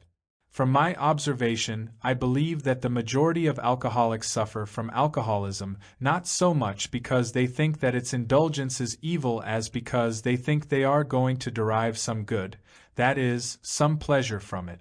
With the realization that alcohol is not good, their taste for it disappears. Watch this carefully. Do not make the metaphysical mistake of declaring that evil is not power, but believing that good is. Be quick to recognize that there is no power but God. Do not make the mistake of worshiping or fearing any creature, whether the creature is in physical form or in thought form. Do not fear it and do not glorify it. Glorify the Creator of all form, and when you do that, you have neither good power nor evil power. You have only God power, and for that one brief second you will be right back in the Garden of Eden where there is not a single problem, where there is not a force or power acting upon you negatively or positively. You are just suspended in an atmosphere of peace. You could throw every worry aside and never again know a sleepless night if you could put this book down in the conviction that there is nothing good or evil in and of itself. In that state of consciousness, there would be nothing to worry you or keep you awake, nor would there be anything to rejoice over. It is true that in following this way of life you do forfeit some of the thrills and excitement of human life. This does not mean, however, that you do not continue to enjoy flowers and music and all the beautiful things of this world. The only difference is that you do not become overly elated about them. You will be more than compensated for this lack of excitement in the lack of concern you will experience, because you have now come to perceive that there are no qualities of good or evil as such in any person or thing, and that unless you invest him or it with these qualities, no such qualities are present. Whatever the appearance, it is merely a form of some sort, nothing but a blank in front of you until you decide in your own mind that this thing is beautiful or ugly, that this person is good or bad, or that your dog is faithful to you but your neighbor's dog is a pest. Because your mind and mine have become imbued with the ignorance characteristic of human beliefs, stored full of superstition, environmental and educational conditioning, and medical and psychological knowledge, we do not view people or things as they are. We view them as they appear to be, judging from appearances, and thereby suffer the consequences of such judgment. The way to free our mind of ignorance, superstition, and fear is to go back to Eden where there is no knowledge of good and evil and lose concern whether we are naked or clothed, that is, concern whether we are rich or poor at the moment, whether we have human failings or virtues, whether we are happy or unhappy. Let us begin where we are at this particular moment and let our spiritual unfoldment begin with the understanding that since God is the principle of this universe, it is perfect. A star is a star, a rose is a rose, a dog is a dog is a dog, and a moon is a moon is a moon is a moon, but let us not call them good, and let us not call them bad.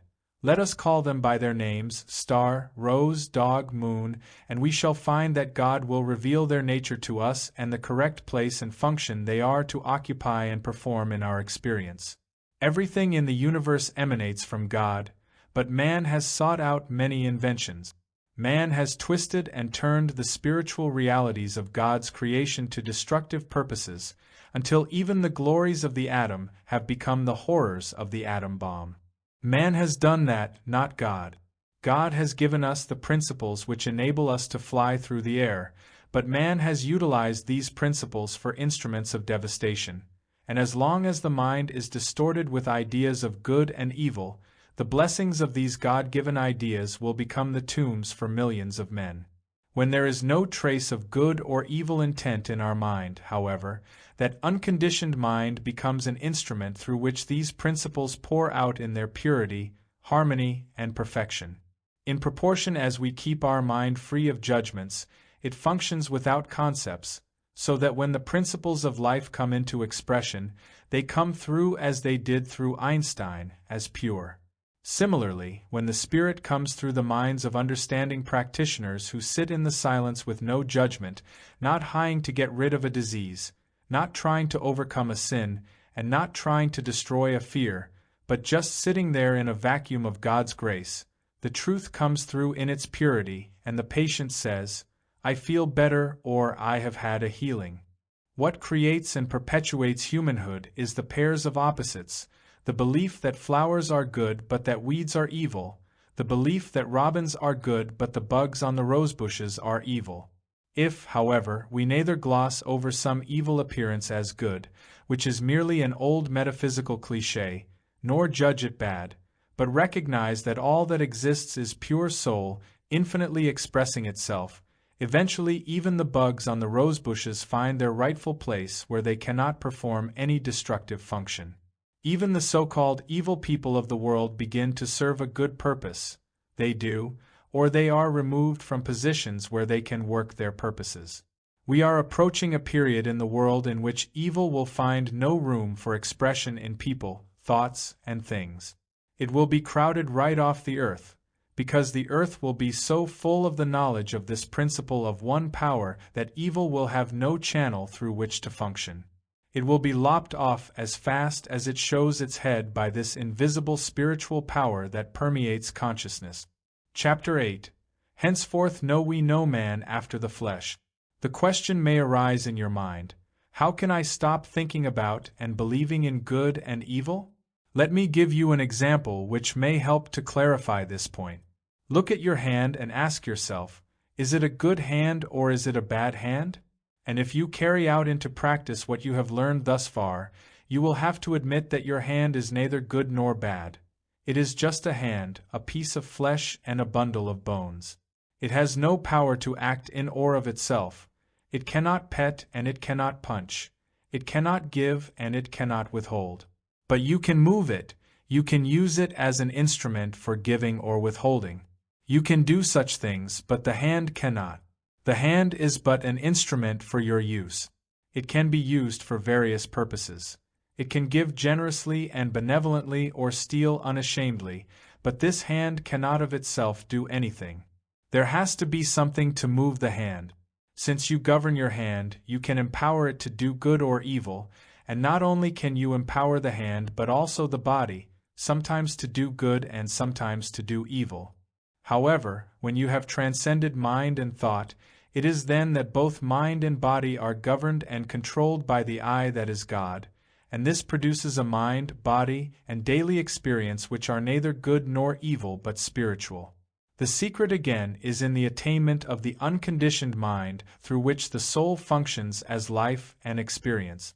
The very moment you are willing to admit that this hand can of its own self do nothing, it is governed by the I, and from then on it becomes an instrument of God carrying with it only the power to bless, because you and I, of our own human selves, are no longer governing this hand. Now I am, and I is God. Turn now from consideration of your hand and take your whole body into your mind and realize this same truth.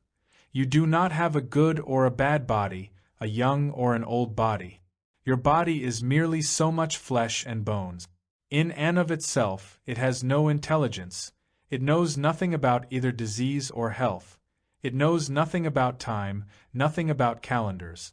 Unfortunately, the human I does, and because of that, the body changes.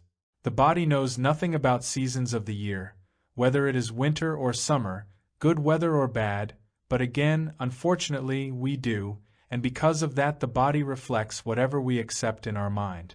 It is the mind which becomes the avenue through which the body takes on the beliefs of the world.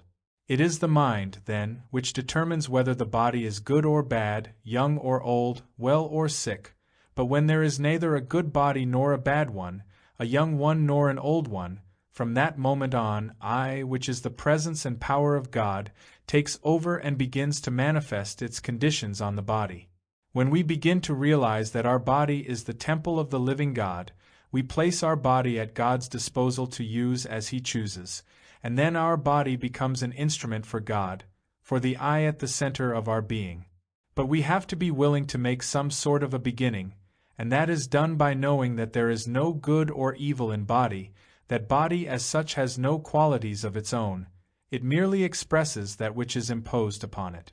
This reversal or change of attitude toward body and the conditions imposed upon it is begun by consciously realizing, there is no good or evil in my body, there is no age or youth in it, there is no strength or weakness in it. My body is just an instrument for the I, the God within me, which is the creative and maintaining principle of my being. Think for a few moments on the vital problems that are disturbing you, your own, your children's, or your grandchildren's. As you think about them, ask yourself, are these conditions good or evil? Who said so? Who decreed that they are good or evil? Then ask yourself, did God create evil? I think you know better than to answer that in the affirmative. If God created eternality and immortality, if there is nothing in Him that defileth or mocketh a lie, certainly He did not create evil. But if God did not create evil, who did? Did anyone, or have you been entertaining a belief in good and evil? Who gave you that belief? Where did such a belief come from? You may not know the answer to that question now, but as you work with the principle which is the theme of this book, the answer to this, as well as many other questions, will be revealed to you. At this time, however, why not be willing to accept the premise that in reality there is neither good nor evil? When you reach the point where you can understand that all human conditions of whatever name or nature exist but as a belief in the human mind, a belief that resulted in man's expulsion from the Garden of Eden, and when you become convinced in your innermost heart that because God is infinite there are no pairs of opposites, you can say with the Master, I have overcome the world. Then you are back in the kingdom of heaven where nobody knows what health is because nobody knows what disease is. Nobody knows what painlessness is because nobody knows what pain is. Nobody knows what wealth is because nobody knows what poverty is. And if one does not know what health and wealth are, how can one know what their opposites are? There is nothing with which to make comparisons. There is just God, just spiritual being, perfection. As we approach the healing work, we should have in our consciousness no awareness of evil to be removed or risen above, but because so much of humanhood remains in most of us, we still recognize that there is before us the appearance of evil in the form of sin, disease, death, lack, and limitation, and as long as we are faced with such appearances, we cannot be absolute and, ostrich-like, ignore the appearance, repeating over and over again, "Oh, God is all, there is no error." That is useless and foolish. We should not do that. We should let God say it to us.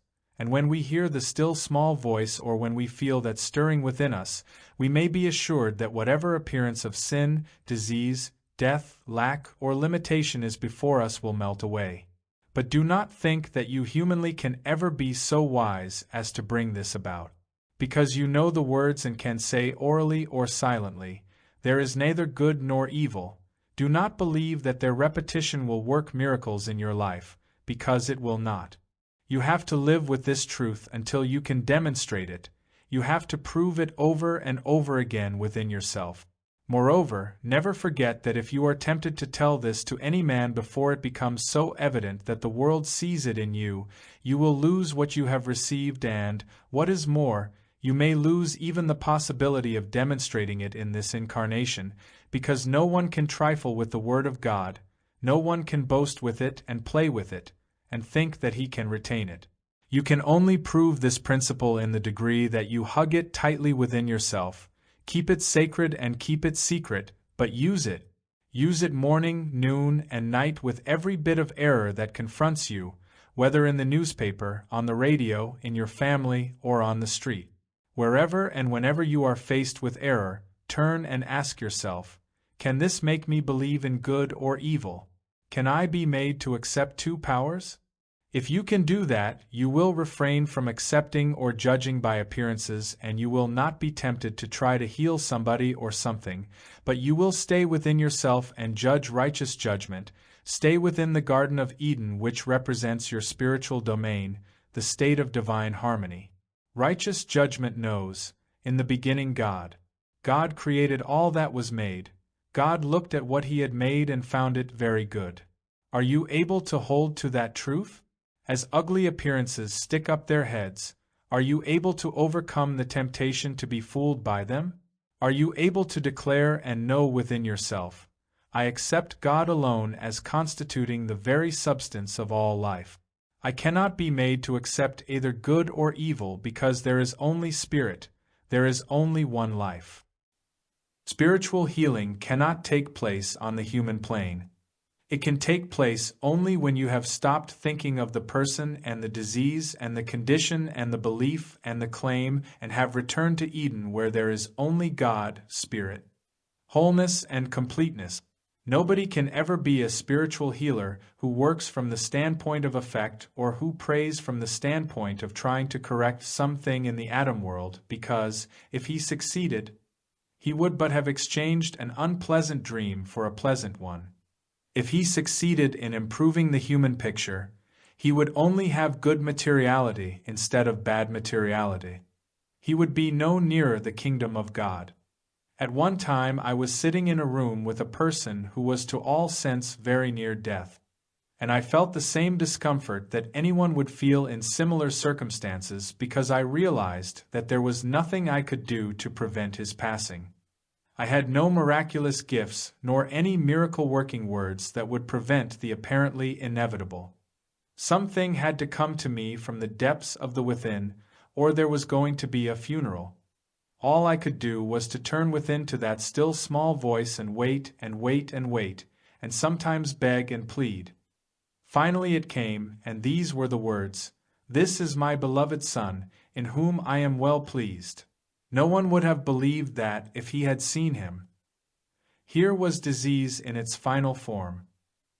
Here was a person dying, and yet despite the appearance the voice said, "This is my beloved Son, in whom I am well pleased." After those words came, it was not long before they became an actual fact in demonstration, and health, harmony, and completeness were restored.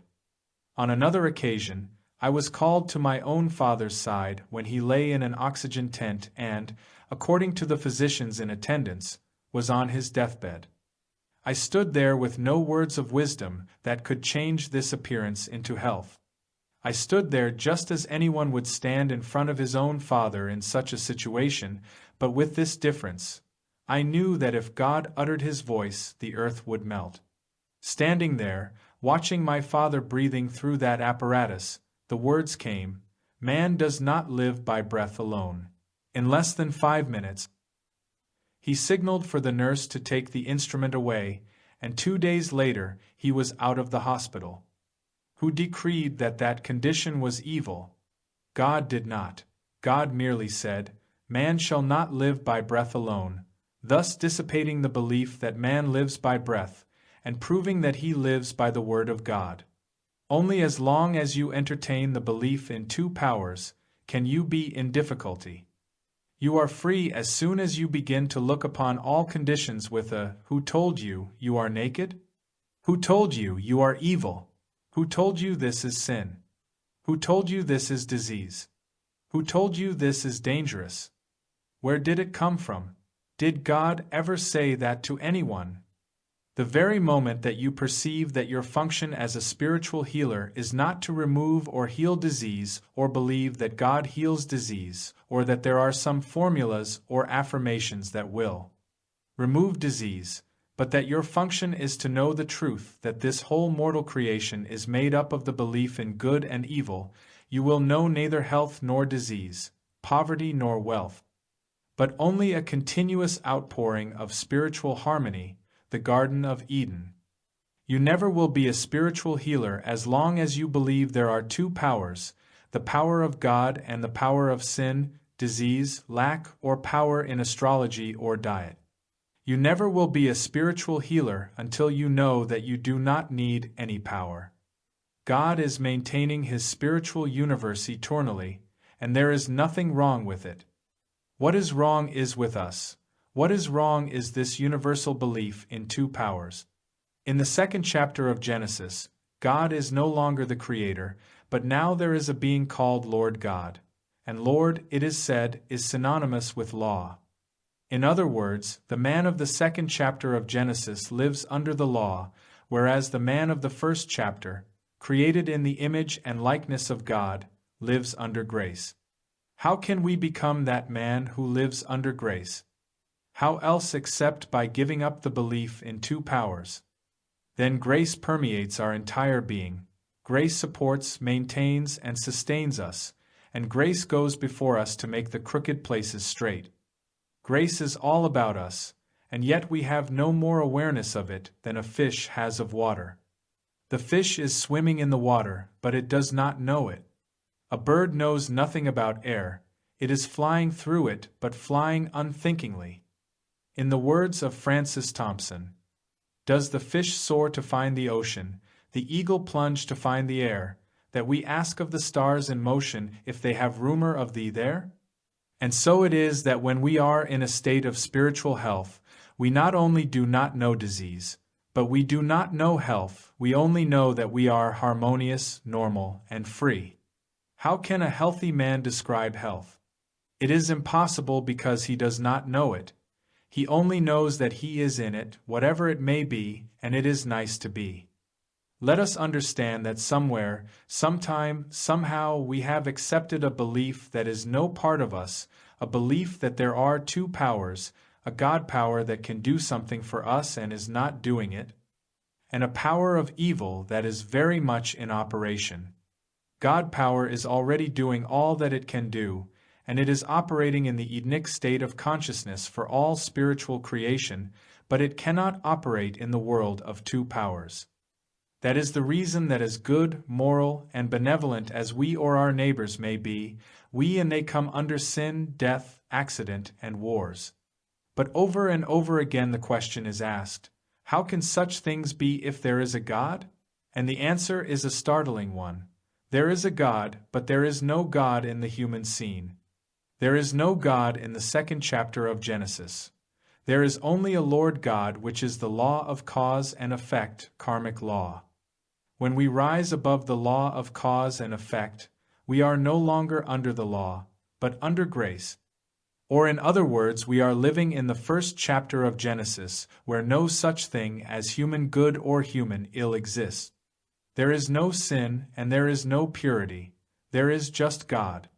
If we have a problem, either our own or a problem of some member of our family, of a friend, patient, or student, or if somebody is looking to us for harmony because of our greater understanding, this principle of neither good nor evil must be practiced in our meditation.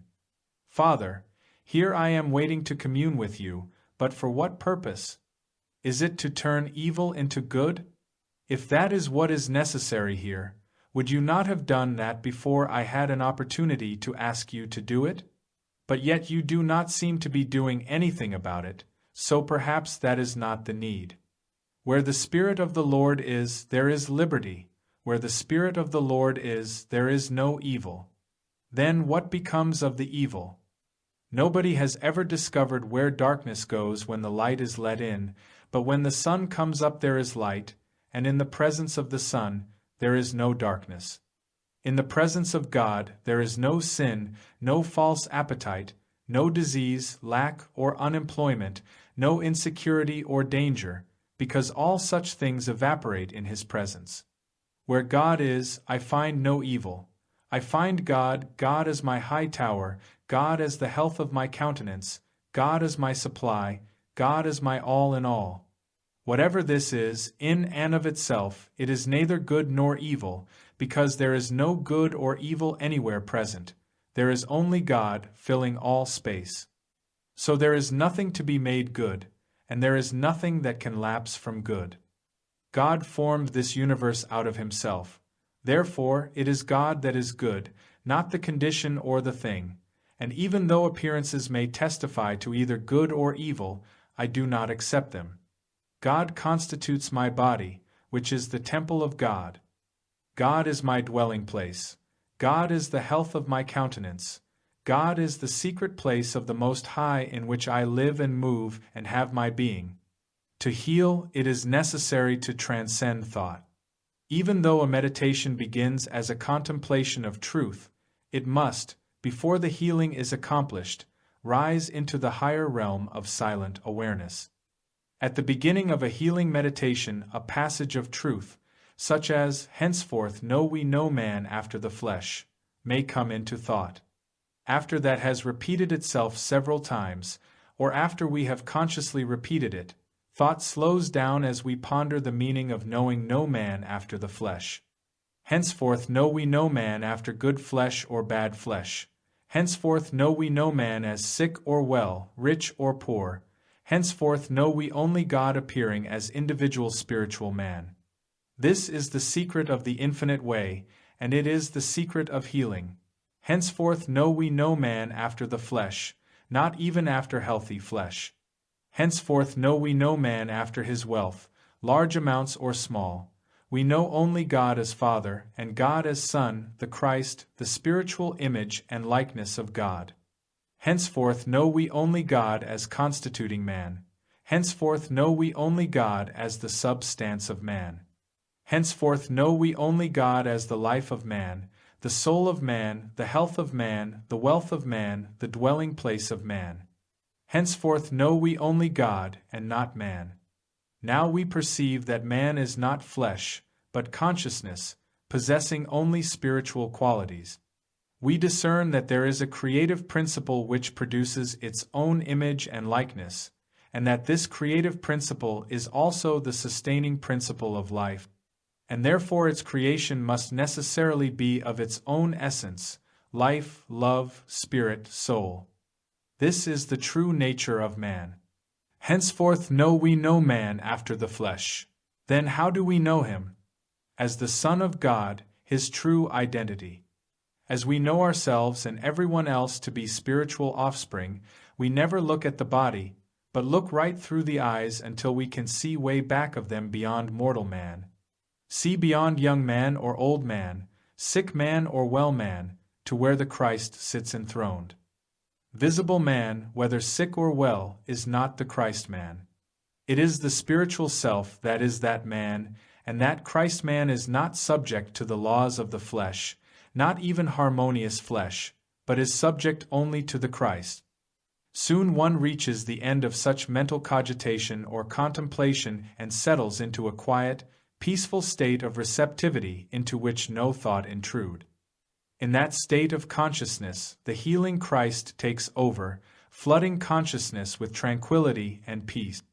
It is a spiritual peace, be still, and from this emanates the healing grace which envelopes one or one's patient, and then harmony becomes apparent and tangible in experience.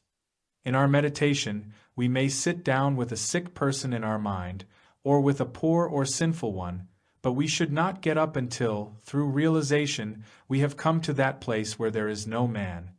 Sick or well, rich or poor, sinful or pure. There is no sick person to be made well and no well person over whom to rejoice. There is only God, there is only God appearing as the Father and God appearing as the Son. Then is our prayer complete, and with it comes the conviction, it is so. As long as we are knowing the truth, thinking, declaring, or voicing truth, we are in the mental realm. True, we may be thinking of spiritual things, but we are thinking of spiritual things mentally, and no healing is likely to take place. If healing does occur in some such cases, it is through mental argument, and it is not spiritual but mental healing, the effect of suggestion, the fruitage of the type of practice which says, "You are well," or "You are perfect," or "God's will is done in you," and the mind accepts the suggestion and responds to it. That is not spiritual healing because the patient has merely responded to the suggestion of another mind. In the infinite way, we do not make suggestions. We never use the word "you" in a treatment. We never use the name of the patient, nor do we take the name of the disease, complaint, or condition into the treatment, nor do we let the person enter our thought after he has asked for help. Even though we are still in the mental realm when we contemplate, it is not about the patient. It is about God and the things of God that we know, or the laws of God that we understand or have read about and are now trying to realize. We do not expect healing from any of this because we cannot bring forth the Son of God from the 2nd chapter of Genesis, out of which comes only Adam, the man of flesh. The only way that this man of flesh can be restored to Eden and to his normal spiritual harmony is not by thinking thoughts about him, but by entering into a state of silence which recognizes neither good nor evil. When we have no desires, we have no desire for good any more than we have a desire for evil, and then we are pure enough to be in the Garden of Eden, which is desireless. It is not a state of desiring good, but a contentedness with being. Chapter 9. This is a spiritual universe.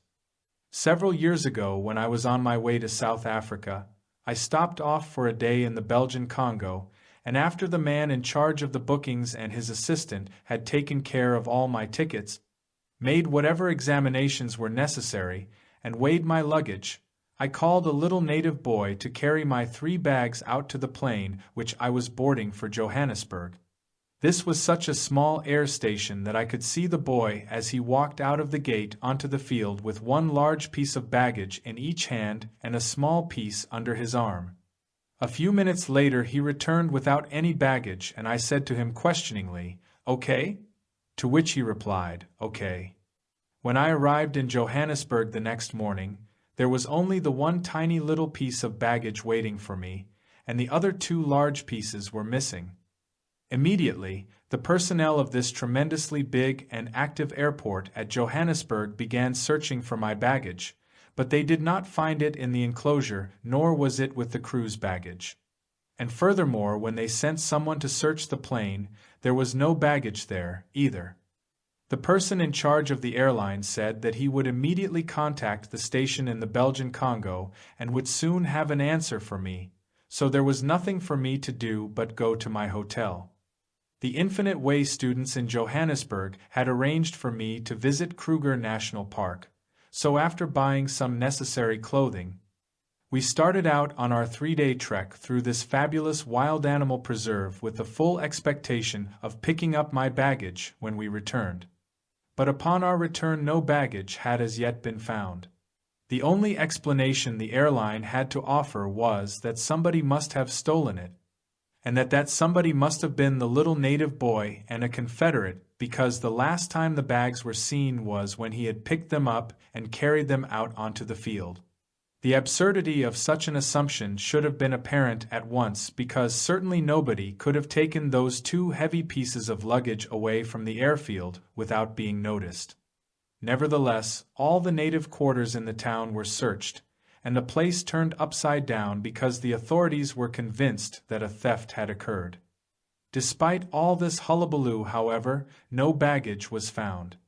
For 3 weeks I was in South Africa without baggage and without money, without purse and without scrip, but this was no great hardship because I ate regularly, my hotel bills were paid, and clothing was purchased, although only the absolute necessities, because I was convinced that my bags would show up, which was a very wrong conviction.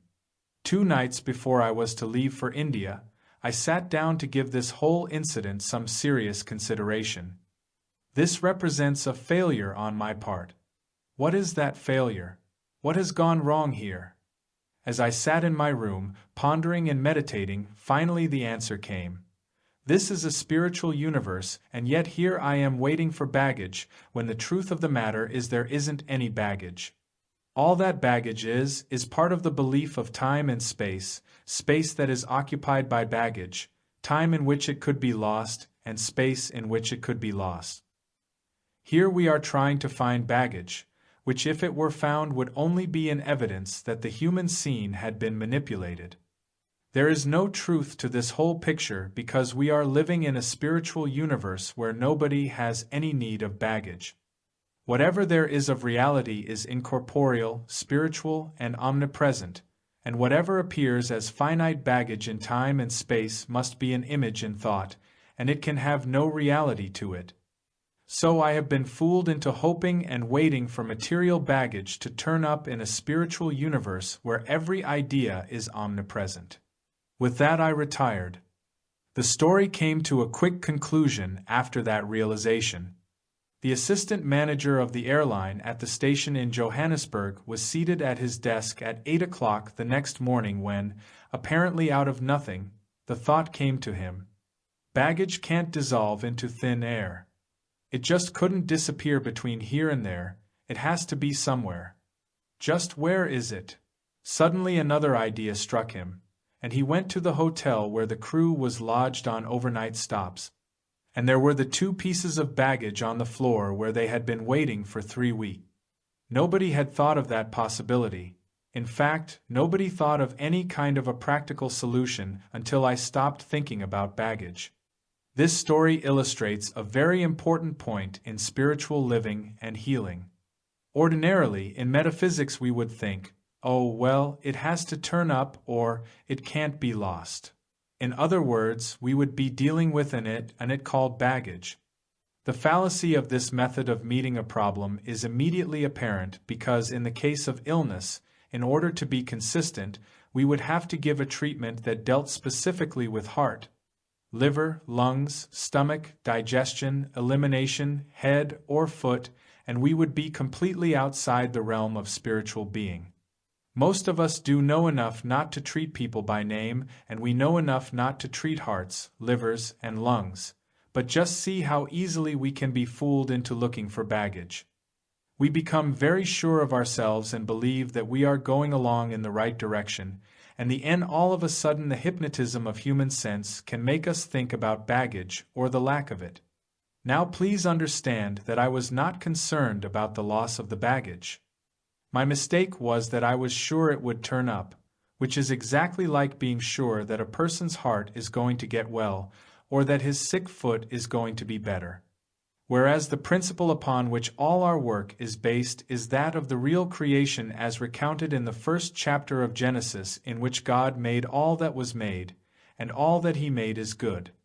The spiritual creation is an incorporeal creation, and the proof of that is that there was light before there was a sun in the sky. If we live and move and have our being in the spiritual creation as set forth in the first chapter of Genesis, we can have everything we need without having baggage.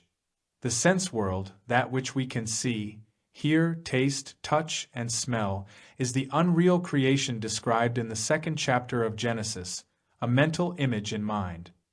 If we remember that, we shall not try to manipulate the human scene or handle the mental image which exists only as a shadow within our thought. And then we shall be witnesses to the quick dissolution of these mental images. Do not mistake or misunderstand what I am saying. I know that when we are traveling, baggage seems real and necessary. I also know that most of the time our concept of body seems real because one thing or another brings it into our awareness, and because of that, there is the temptation to think of it as real. We do not deny the body. It is real, but what we see as body is not body. It is a mental image within our own thought, a universal mental concept individualized within us. There is no such thing as a material body.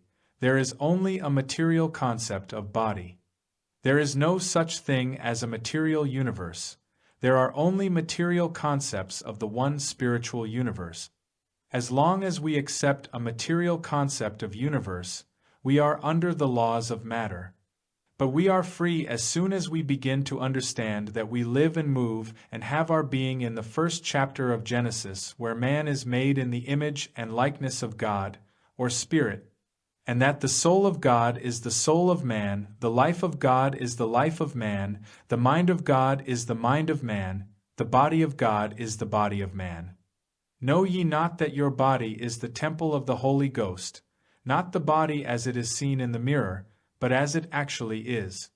Just as my realization that we were not dealing with material baggage, but with omnipresence, immediately awakened the one man necessary to the demonstration, awakened him to the idea of omnipresence.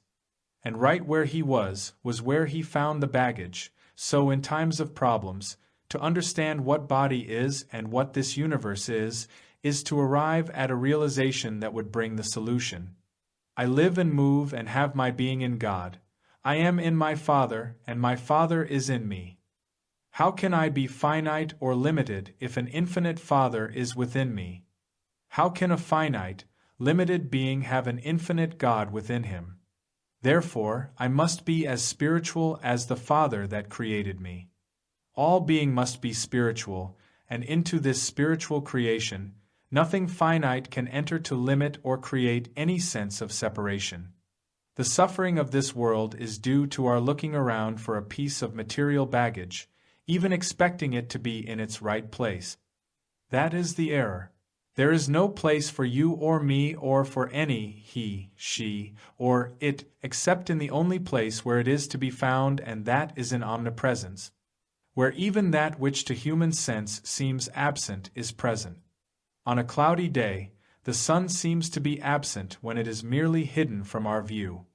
Just so, the clouds of human belief and the density of human thought may temporarily hide from us that which is omnipresent, that which is present where I am. And what is it that is present where I am? All that the Father has is omnipresent: integrity, loyalty, fidelity, eternality, immortality, justice, freedom, joy, harmony of every name and nature. Unless we finitize it and see it as a piece of baggage, something that occupies time and space. Nothing occupies time or space but our mental images, and the reason they do is because we accept a yesterday, a today, and a tomorrow. The minute we rise above the mental realm of life, we shall perceive that there is no such thing as time. Anyone who has ever made a God contact has discovered that he had no awareness of time while he was in that experience, because even though the contact may have lasted only half a minute, enough took place in that half minute to convince him that several hours must have gone by. Other times when the contact is made, it may seem that something like a minute must have gone by, and then when we look at our watch we find that 2 or 3 hours have elapsed. In other words, there is no such thing as an awareness of either time or space in the consciousness of omnipresence. We are in the mental state of consciousness when we are thinking and reasoning, or when we are beholding anything as person or thing. It is only in the spiritual realm that we transcend mind. People have sought for a way to transcend mind through a process which has been described as stilling the mind, and they have found that such attempts frequently result not in achieving spiritual consciousness, but in quite the opposite effect, a dulling of consciousness. There is a way, however, in which we can rise above the mental level of life. Although we may not be able to remain there permanently, because to do that requires years and years of devotion to this and to nothing else. But we can rise above mind to such a degree that, at least when we are in the world, it will no longer disturb us to any great extent. A beginning can be made by not attempting to stop our thinking processes. If the mind wants to think, we let it, and if necessary, even sit and watch it as it goes through the thinking process. No matter what thoughts come, they can do us no harm. They have no power, and there is nothing in them for us to fear. If we fear or hate them, we may try to stop them, and on the other hand, if we love them, we may try to hold on to them. So let us not hate or fear any thought that comes to our mind, but also let us not love or try to hold on to any thought regardless of how good it may seem to be. We let the thoughts come and go while we sit and watch as beholders. All we are looking at are shadows that flit across the screen. There is no power in them, nor any substance. There is no law in them, nor any cause, they are just shadows. Some of them may be very sweet, and we may want to cling to them. Some may disturb or frighten us, but they are only thoughts and nothing else. They may testify to disease, they may testify to sin, or they may testify to accident, but no matter how frightening they are, we sit unmoved and watch them come and go. There is neither good nor evil in what I am beholding. These things are merely pictures without power. They cannot do anything, they cannot testify to anything, and even if they seem to be good, they are not good because they are only pictures. If we try this little experiment in our meditation periods, we soon will see that we have suffered because these pictures and thoughts have so flooded us, and we have become so frightened that we have tried to run away from them or blot them out. And yet, when we are able to see them in their correct perspective, they are inoffensive nothingness, just shadows. True, sometimes they represent man-made theories or man-made rules with man-made punishment attached to them. But does that endow them with authority? So let us look at them. This one testifies to infection and contagion, and that one to false appetite. The next one is a prophecy of disaster, another one is a fear of lack, and still another is a fear of fear. But the truth is that these are only names, terrible names certainly because of their tragic connotation, but nevertheless only names, names that Adam gave to something which he did not understand. Only images in thought. Let us stop being afraid of names. Even if it is a picture on an X-ray machine, why should we be afraid of it? It is still only a picture of mind's image. When we no longer have it in mind, it is no longer possible to have a picture of it. We can only take in pictures of that which is being held in mind. If we can see it, hear it, taste it, touch it, or smell it, it is an activity of mind, a mental image, the arm of flesh, nothingness. It is a false creation which God never made. All the time that we are thinking this, we are still in the mental realm, the realm of knowing the truth. But as we continue this exercise, looking squarely at the picture, we begin to realize that it is a picture without substance or cause. Regardless of how material the condition appears to be, it is not any more material than was my lost baggage, and that was not material. It was a mental image, the realization of which revealed omnipresence. Sometimes in following such a practice, people are likely to see beautiful pictures or visions, and then they make the mistake, first of all, of trying to hold on to them. And then they make a second mistake of wanting to bring them back at some future time. This is very unwise. We should never do that, never hold on to even a beautiful image, because it is only an image. If it is of God, God can give us as many more as we need, and if it is an unpleasant picture, we must learn not to be afraid of it because it has no existence as externalized reality, but only as a mental image. Eventually, we come to a place where there is nothing more to be said or thought, so we have only one last word for it. Regardless of what you seem to be or claim to be, there are no properties of good or evil inherent in you. All properties are in the consciousness that made this universe in its own image and likeness, and neither good nor evil is in form or effect. Whatever your name or nature, if you exist in time or space, you are a mental image, a nothingness. I do not have to fear you because you have no existence in my or anyone's being. You have existence only in mind, and as a mind existence, you are without form and void. You have no more good or evil in you than the picture on the moving picture screen. You are just a substanceless shadow. When we achieve complete quietness and peace, the mind is no longer functioning, and we have transcended mind and risen into the atmosphere of spirit, in which we are receptive and responsive to whatever God imparts.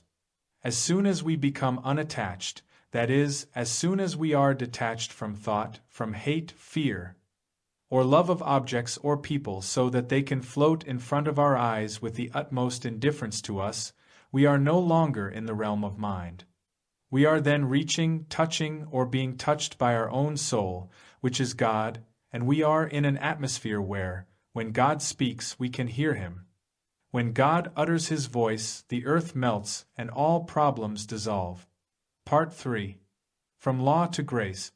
Chapter 10. Ye have heard it said of old. At any moment of our experience, it makes no difference whether we are 9, 19, or 90, we can begin the return to the Father's house. But let us not believe that we can return to that Edenic state by continuing to be the same persons we were yesterday with all our human virtues and failings, vacillating constantly between good and evil. Our human virtues will not gain us entry into Eden any more than will our human failings. We have to lose both human failings and human virtues and take on the mantle of the Christ by rising above the mental creation of the second chapter of Genesis, which has chained us to the law of good and evil. The law was given by Moses, but grace and truth came by Christ Jesus. 400s of years before Moses, the Hebrews had been living in a state of slavery with little or no opportunity to make advances in education, culture, religion, art, or the sciences. And under such circumstances, it is not surprising that they were living without any greatly developed moral sense. To these people, Moses presented a higher way of life, the backbone of which was the 10 Commandments. If those commandments were obeyed, a person was considered as fine a type of citizen as could be expected, and moreover, if in addition to that he also obeyed the dietetic laws and a few other customs, he merited the title of a good Hebrew. If the law were disobeyed, all the offender could expect was to be stoned or excommunicated. Little or no concept of love was embraced in this teaching. It was strictly a teaching of moral and ethical laws. A moral or ethical sense, high as it may be, however, is only a step on the way to spiritual consciousness. While a person may live in absolute obedience to the 10 Commandments, he may still be eons away from the spiritual life, because the true spiritual life is a living above the pairs of opposites. When Jesus came, he taught a way of life which was not primarily concerned with changing the negative sense of life into the positive, but with rising above both the negative and the positive into the spiritual. It should not be forgotten that as a Hebrew rabbi in the organized Hebrew church, Jesus was authorized to speak and preach from its platform. Nor should it be forgotten that what he preached was not called Christianity. There was no Christianity. Moreover, he did not preach to Christians. There were no Christians. He was a Hebrew rabbi preaching to Hebrews. But now a miracle takes place. This man Jesus received an illumination which gave him an entirely new religious teaching, something which heretofore had been unknown to the Hebrews. Now he goes far beyond the karmic law of the Old Testament in his teaching of one power. As he taught this revelation to the men and women of his day, it made them free of all ritual and dogma, so free that the church would not tolerate the man or his teaching. What else but hatred and fear could they feel for one of their own who turned his back upon some of their long-established and most cherished practices, such as the insistence on a pilgrimage to Jerusalem once a year for the purpose of paying tithes, as well as the observance of other rituals? Jesus' very turning away from these observances was a silent criticism and condemnation of that in which they had placed their trust for so long. Jesus brought to light the truth that spiritual welfare is in no way related to the rigid observance of any forms, but has to do with the state of consciousness developed by the individual. He preached a new dimension of life, a higher consciousness, which required a dying to old belief. He made it clear that new wine cannot be added to old bottles, that is, that this new dispensation could not merely be added to the old Hebraic mode of life, but that the old would have to be exchanged for the new because the two were contradictory. In the Sermon on the Mount, Jesus summarizes the difference between Judaism and his new teaching, which was not yet known as Christianity, but as the teaching of a radical and independent thinking Hebrew rabbi. And what is the teaching of this man who was undoubtedly the most illumined and spiritually developed of anyone ever known, so illumined that today the world practically revolves around his teachings? The word grace will reveal what it is. The law came by Moses, but grace and truth by Jesus Christ. This grace and truth mean something quite different from what is meant by the law. And so for 300 years after Jesus' ministry, there were people traveling up and down the Holy Land, crossing over into Rome and Greece, teaching and preaching not the law as set forth in the Hebrew faith, but a something new, a something startling, something different called grace and truth, which gradually came to be known as the teaching of Christianity. The first followers of his teaching were called Jewish Christians because they were Jews who were followers of the Christ. In fact, in those early days, only those who were Hebrews could become Christians. But eventually Paul and Peter realized that this Christ teaching was more than just a different kind of Judaism. It was unique, something separate and distinct of its own, and gradually it came to pass that in order to become a Christian, it was not necessary to be a Hebrew first. Circumcision was no longer required, and many other time-honored practices were forsaken. The disciples began to preach to the Gentiles and to acknowledge that this teaching of the Christ was universal in its nature, until the day came when even the pagans of Rome and Greece, or any man, regardless of his background, could, if he would, become a Christian. So for several hundred years this was the state of the Christian teaching, and then one of the strangest events that has ever happened in the history of the world took place.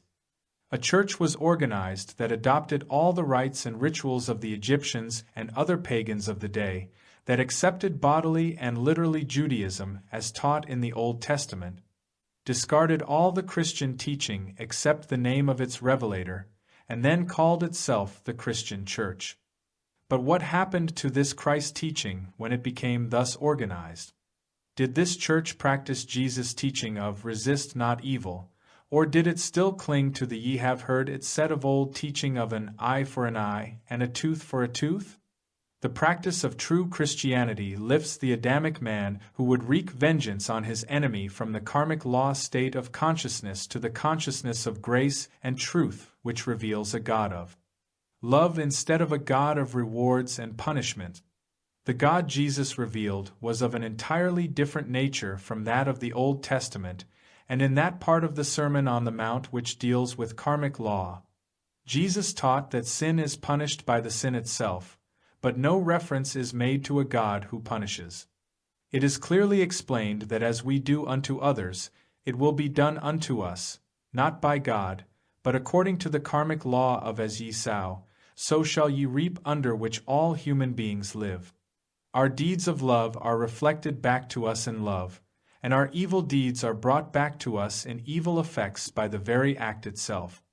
By our own state of consciousness, we set in motion both the good and the evil. With what measure ye mete, it shall be measured to you again, not by God, but by the law. When we hate, we are invoking the law, and when we love, we are invoking the law. When we give or share, we are invoking the law, just as we are when we hold on to things.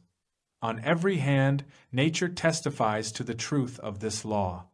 For example, unless the fruit on the tree is plucked or in some way removed from the tree will stop bearing. We do not blame God for that. God is not punishing the tree. It is a law of nature that the tree must yield up its fruit in order that it may bring forth more fruit. So unless we yield up, surrender, or release good, we become barren, because the law is, whatsoever a man soweth, that shall he also reap.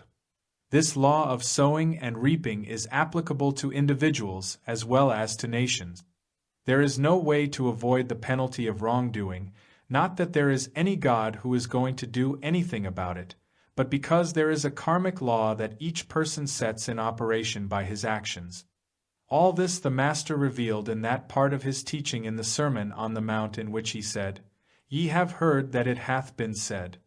But the Master never taught that God punishes, no, not even the thief on the cross, not the woman taken in adultery, not the man born blind.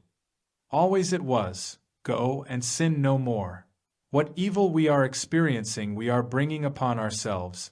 It is not God inflicting it on us.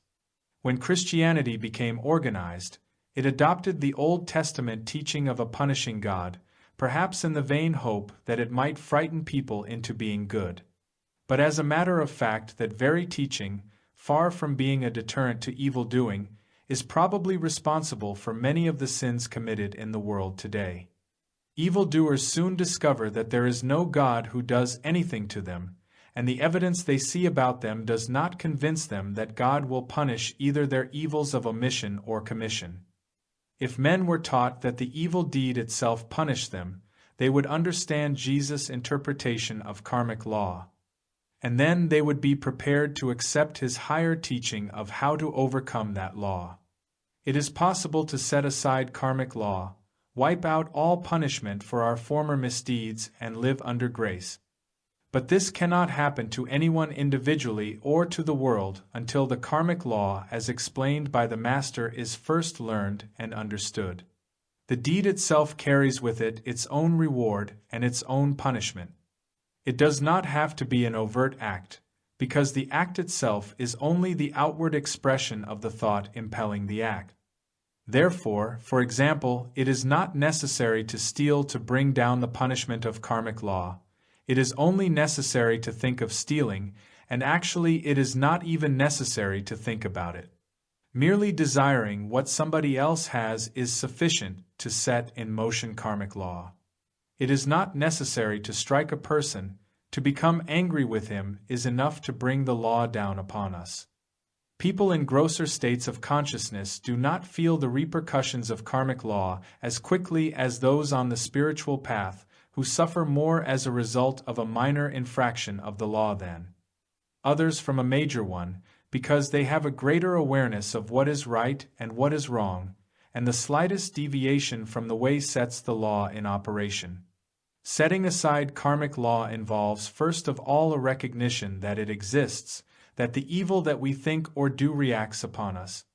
And then this realization prevents us from blaming somebody or some set of circumstances or conditions for any predicament in which we may find ourselves. We begin to see that we alone are responsible. There is not a mysterious God somewhere chalking up our errors against us, but we ourselves determine the issues of life by understanding that we have set in motion the good and the evil that befall us.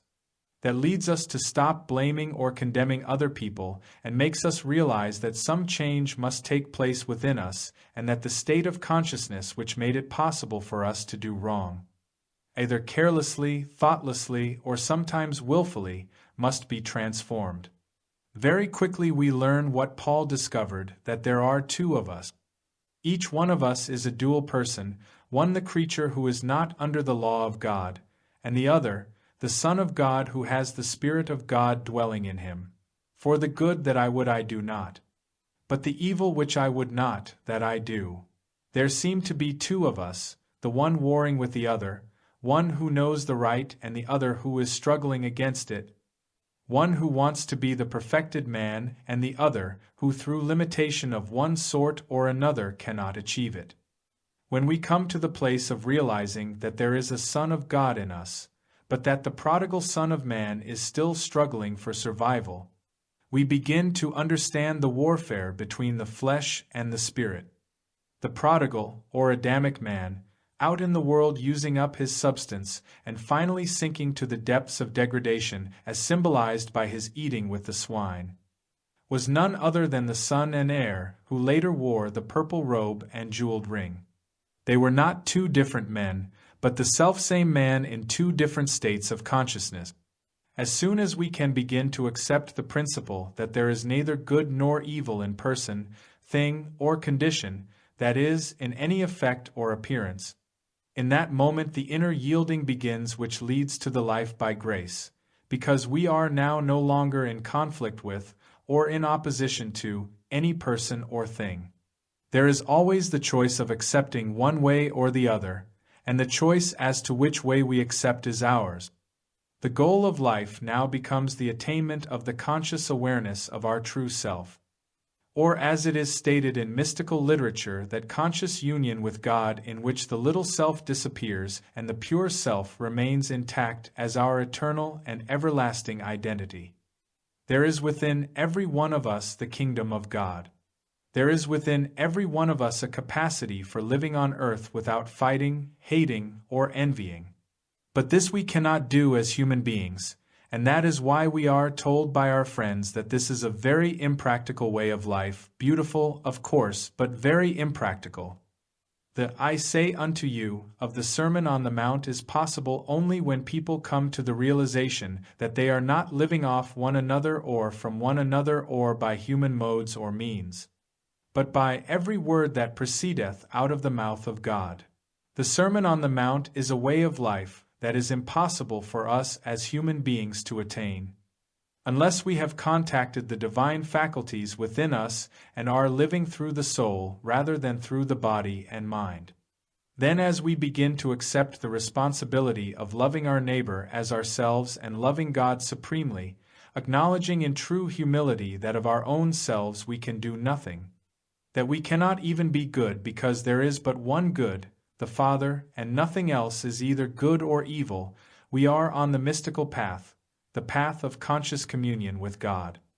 In the Sermon on the Mount, which is the greatest message ever given to the world, two diametrically opposite ways of life are presented. Here is the "ye have heard it said of old" way, the way the world is now living, and here too is the "but I say unto you" way, the new dispensation of living by divine grace. "I say unto you" is a complete assurance that God is the creative, maintaining, and sustaining principle. It is the mystical way of life in which we are not the actor, the doer, or the beer, but in which there is a transcendental presence and power which the Master called the Father within. We live under the law and are in the "ye have heard it said of old" or the prodigal experience as long as we are in the mind creation of the second chapter of Genesis. When we return to our original state of pure being, we no longer live under karmic law but under grace, under the "I say unto you" of the Sermon on the Mount. Matthew 5:20. In the Sermon on the Mount, the Master made a clear distinction between the Old Testament teaching, the "ye have heard it said of old" way, and the new teaching of my kingdom which is not of this world, something different from being merely a good person humanly, and living by the standard of two powers. Here was a complete departure from the old Hebraic teaching. Here was a whole new standard which took no cognizance of either good or evil. We can know how close we are to my kingdom by observing to what degree we still react to good and evil. How joyously do we react to the good, and how much are we disturbed by the bad? In what measure are we becoming indifferent to either the human good or the human evil? There is a spiritual kingdom, and dwelling in it would make us completely indifferent even to the good things of life. Only at the beginning of our journey on the spiritual path do we think that the ultimate goal is the improvement of our human experience, that doubling our income is a good demonstration, or that having our heart, liver, or lungs function a little more normally, or even perfectly according to human standards, represents spiritual demonstration and is an indication of progress on the spiritual path. The true demonstration that we should be seeking is not merely the increase of dollars or an improvement in health, as desirable as these are, but rather should it be a rebirth, an entrance into that state of consciousness which is the "my kingdom not of this world." If we want merely to be humanly happy, healthy, and wealthy, we should remain nominal Christians, because trying to follow the teaching of Christ Jesus demands a tremendous price, a strict and a disciplined way of life. True, there are inner joys untold and inner peace beyond the imagination, but for a long time there will be a soul-stirring struggle with that little devil called self, a struggle with the personal sense of I, me, and mine. We are responsible to a large extent for our lives as we find them at this moment. Not responsible in the sense that it is necessarily the mistakes that we have consciously or unconsciously made or our deliberate transgressions and offenses, as much as because of our ignorance of life and life's principles, which has made us an easy prey to world belief. Had we been properly taught from infancy, and had we possessed a knowledge of spiritual law, we would have learned how to avoid many of the discords in our experience. Certainly, the bulk of our trouble has been due to our ignorance of life, and even some of our good fortune may have come through what the world considers luck or fortuitous circumstances. From our earliest years, the desirability of being a go-getter, having a strong personality, being dynamic, knowing what we want and going after it, and the importance of getting, achieving, and accomplishing have been impressed upon us. Whereas those very qualities may be responsible for some of our problems because through these acquisitive traits of character we have undoubtedly violated spiritual law.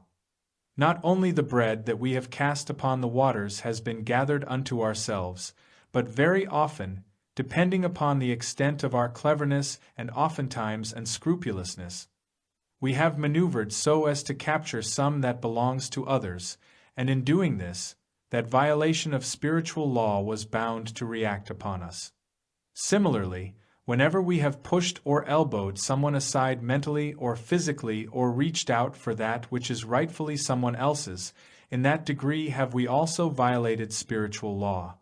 Even that for which we have legally and legitimately struggled was sometimes the very thing that destroyed us because, inasmuch as we are infinite and, according to the teaching of the Master, have within us all that the Father has, any attempt to add to that infinity is in itself a violation of the law of God. To be spiritually attuned and live in accordance with the laws of God, we must begin with the realization that all that the Father has is embodied within us. The bread of life and the wine of inspiration, the whole kingdom of God is established within us.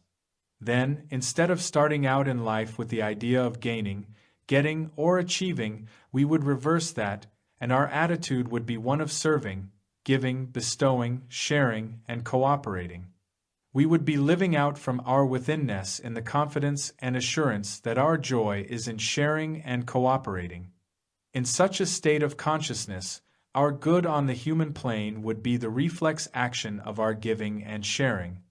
Every time we believe that there is something or somebody to be gained or won, some name, some fame, some fortune, we are at that very moment in violation of the spiritual principle of life, which is givingness.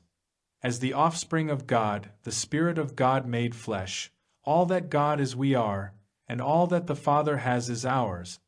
To believe otherwise would be to break that relationship of oneness in much the same way as the prodigal son did when, thinking and believing that what he had was his own even though given to him originally by his father, he lived his riotous life, spent and wasted his substance. So it is with us, even if we begin by realizing that God is our wisdom, our supply, and God is our this, that, or the other thing, and then forget to continue acknowledging our source, and instead claim it and use it as if it were our own. Often what we do is to deplete and exhaust that supply because in claiming anything as our own we thereby cut ourselves off from the source, and such separation results in limitation. In understanding God as the source, there is nothing that we are spending, not strength, years, wisdom, substance, or life force, because it was not ours to begin with. It is all pouring through us as we call upon it from an infinite source. To believe in a limited supply is very much like gauging the water supply of a community by the amount of water in the pipes at any particular moment, forgetting that there is a reservoir close by and that that reservoir is constantly being replenished from the never-failing source of the rain and snow. The conviction that it is our intelligence, our wisdom, our strength, our vitality, and our years that are being used stems from the ignorant belief that we of ourselves are something and that the length of our life can be determined by using that generally accepted 60 years and 10 as a measure. Had we been taught from the beginning the lesson that the Master has so plainly given us of our true relationship to God, that it is not our life that is being lived but God's life. It is not our strength that is being used, but His strength. It is not our understanding or supply that is infinite but His, and that we are but the instruments through which God pours His life forth to glorify Himself, we would long ago have realized that it is our function to live, not as ailing, aging human beings, but as the image and likeness of God, drawing upon God for our daily wisdom, strength, and supply. It will be no credit to you or to me if we live to be 150, looking like 50 and in full possession of all our faculties, wits, intelligence, strength, and health. It will be God glorifying himself by means of you and me, just as God glorifies himself through the sun, the moon, and the stars. The heavens declare the glory of God, and the firmament showeth his handiwork. We do not praise and give credit to the stars for being beautiful, or to the sun for being bright and warm, or to the moon for giving light. If we give glory to anything, we should give glory to God that he has expressed himself in such a manner. So, whatever we show forth in the way of spiritual harmony, let us take no credit for it, but realize that through us God is showing forth his handiwork. God is glorifying himself as our form, as our wisdom, and as our grace. The Sermon on the Mount points up sharply these two ways of life. The ye have heard it said by them, from old time way, the getting, achieving, struggling for survival way, and the I say unto you way, the letting, giving, and resting in my peace way. Ye have heard that it was said by them of old time, Thou shalt not kill. But I say unto you, that whosoever is angry with his brother without a cause shall be in danger of the judgment. Matthew 5:21 and 22. To be obedient to the Thou shalt not kill edict is to possess the righteousness of the ye have heard it said of old way. Such was the righteousness of the scribes and Pharisees who were obedient to the law. Such is the righteousness of many of the religious people of today, for they also teach, every denomination teaches, Thou shalt not kill. But the righteousness of those on the spiritual path has to be beyond that. It has to go beyond being angry with one's brother, beyond retaliation. Ye have heard that it hath been said, An eye for an eye, and a tooth for a tooth. Matthew 5:38. If our sense of righteousness is of the brand that wants to be avenged for the wrongs that have been committed against us, again it can be likened to the righteousness of the scribes and Pharisees, that is, to some of the religionists of the world today. But listen to what I say unto you, I, the Christ. Resist not evil. And if any man will sue thee at the law, and take away thy coat, let him have thy cloak also. Matthew 5:39 and 40. This is one of those sayings of the Master which the people of Jesus' day called a hard saying, and one which today is considered impractical. If people are sued, they retaliate by a countersuit. If they are wronged, they go to great lengths, sometimes to any length, to establish their rights. Such is the righteousness of the scribes and Pharisees. But the Christ says unto us that we cannot resort to such means. If our property is taken away from us, or if an attempt is made to take it away, we have to accept such loss with good grace. If we are harmed, we must seek no redress. It is a hard saying, but nevertheless the Christ says that we must stand still. Ye have heard that it hath been said, Thou shalt love thy neighbor, and hate thine enemy. But I say unto you, love your enemies. Matthew 5:43 and 44. This I within our own being, not a man 2,000 years ago, this I says to us, love your enemies, bless them that curse you. If we are Christians in name alone, we why claim that we are living up to these hard sayings, but if we are practicing Christians, we cannot give only lip service to these teachings. We have to get up each day and do it. And when thou prayest, thou shalt not be as the hypocrites are, for they love to pray standing in the synagogues and in the corners of the streets, that they may be seen of men. Matthew 6:5.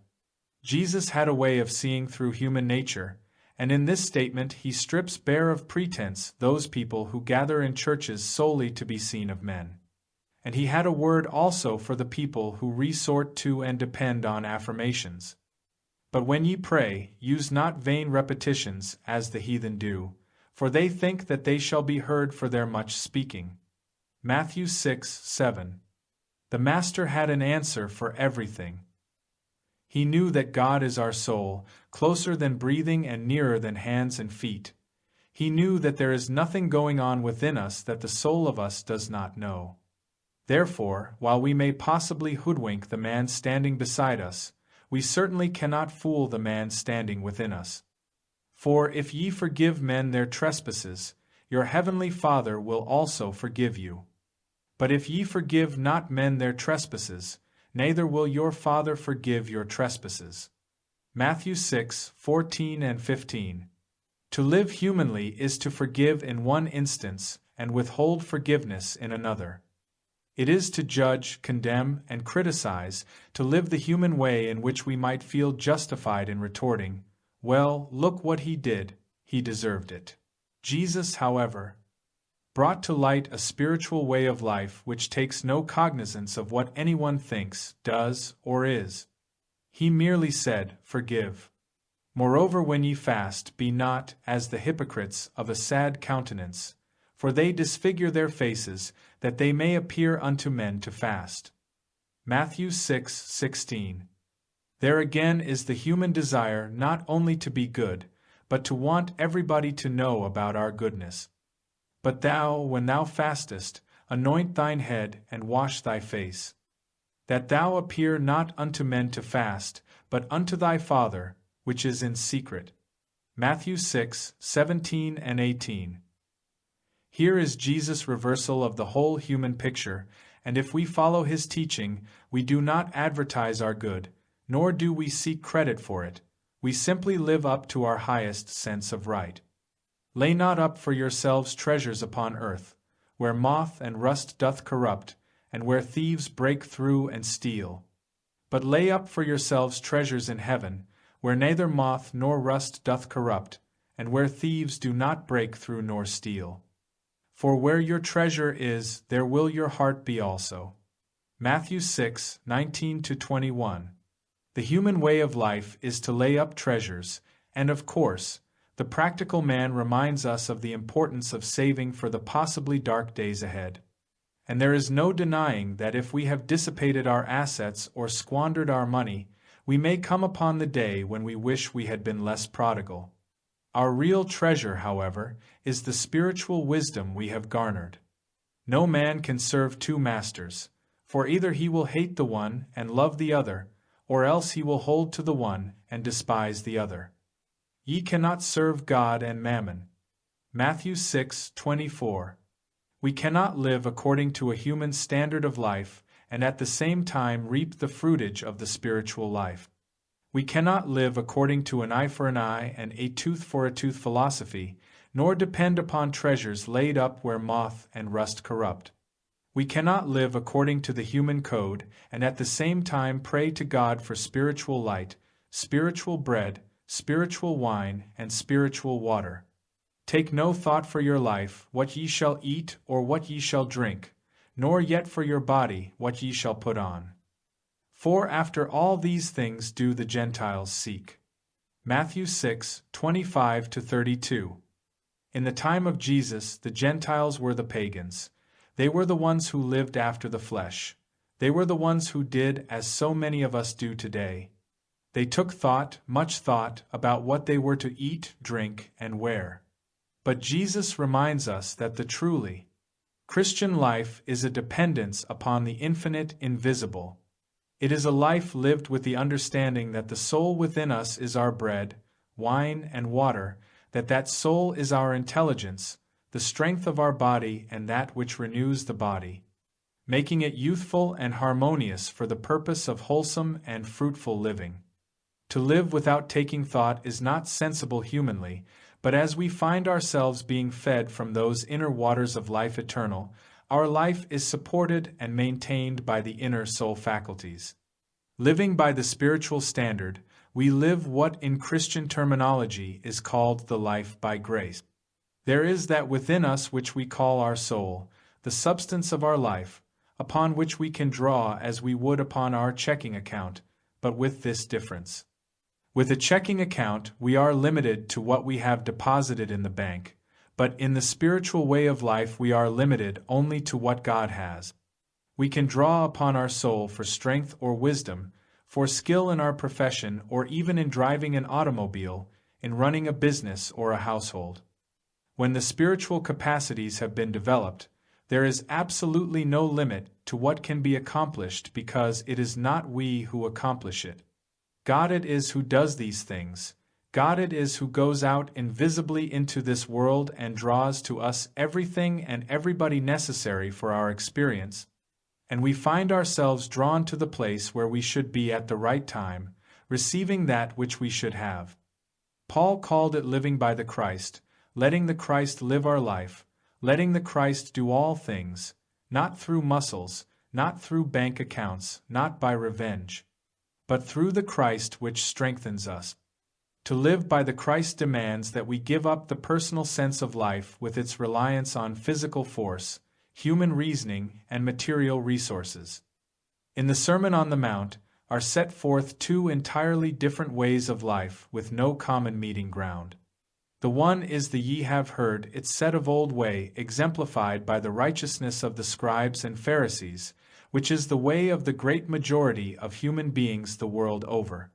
It is also the way of almost all religious teachings on earth today, except for those mystical teachings which rarely reach human consciousness because most people do not seek for a way of life which is such a radical departure from the conventional human mode of living, and therefore, except among those who follow the mystical path, little, or perhaps more correctly, nothing is known of the I say unto you way of life.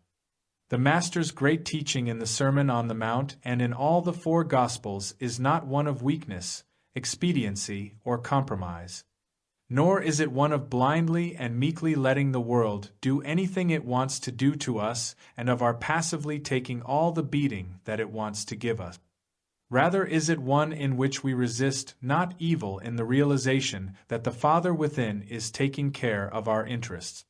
To a person engrossed in materiality, and meshed in and governed by that tyrannical master, the reasoning mind, this way of life would undoubtedly be quickly judged and condemned as totally and impossibly impractical. At first it does seem impractical, but let us stop for one moment and try to see why it is that we feel we must protect ourselves by battling and struggling mentally, physically, or prayerfully. Is not all this based on the erroneous premise that there are two powers in this world? If there were only one power, God, would there be anything to struggle against or to battle? It is true that if we judge according to what we see and hear, there are two powers. But upon what are we basing our judgment? Are we not judging solely by appearances? Are we not judging by the evidence before us? The Master warned us not to judge according to the appearance, but to judge righteous judgment. If we judge righteously, which means bearing witness not to what we see or hear but to what unfolds spiritually from within, we shall soon discover the miracle and the mystery of this teaching. There are not two powers, there is only one. In the Sermon on the Mount, we are shown the human way of life as we have been living it, but we are also given a glimpse of the spiritual life which can be attained and which is the most practical way of life there is because it is a life lived by a spiritual principle, and that spiritual principle is God, infinite, eternal, universal, omnipresent, omnipotent, and omniscient. At some period in our lives, we must all come to an actual demonstrable experience of that presence which Jesus called the Father within. Not only must we individually experience this presence, but we must contribute in every way possible to making it a part of world experience. There are faint rumblings of a new understanding among nations. Not too many years ago, the only way of settling international disputes was by war. The conference table was tried by a few, but usually failed because lurking in men's minds was the thought that if talk proved ineffectual, there was always the possibility of calling out the army and navy, but to what can nations resort in this day of nuclear fission? Since everybody realizes that civilization could never survive an atomic war, those in responsible positions are now seeking for some other solution to world tensions. Some of them have even come to the place where they are wont to censure their allies if they resort to violence and forego the conference table. Regardless of how much right seems to be on any nation's side, the world is slowly ceasing to tolerate the use of force, even if temporarily a nation loses by virtue of failing to use physical might. Man's word. That is the first toddling step toward the mode of life advocated in the Sermon on the Mount. Vibrations of thoughts. Years and years ago, before ever the infinite way was dreamed of, I saw that the solution to all human problems rested in the ability not to fight back, not to fight error, but on the ability to rest in the one power. Once we are able to do that, we are practicing the Sermon on the Mount and living the spiritual life, because then there is no more need to seek good health than to get rid of bad health. There is no more need to seek supply than to run away from lack. We stand still in divine being, not in human being. A human being needs many things. He must be healed, he must be supplied, he must have his lot improved. Not so the child of God. The child of God is sustained by the Father within. When we have risen above hate and love to the point where we pray equally and sincerely for the unjust as well as the just, then we have risen above the pairs of opposite. Then we are approaching the I say unto you consciousness of the Sermon on the Mount. That is the secret of the Sermon on the Mount.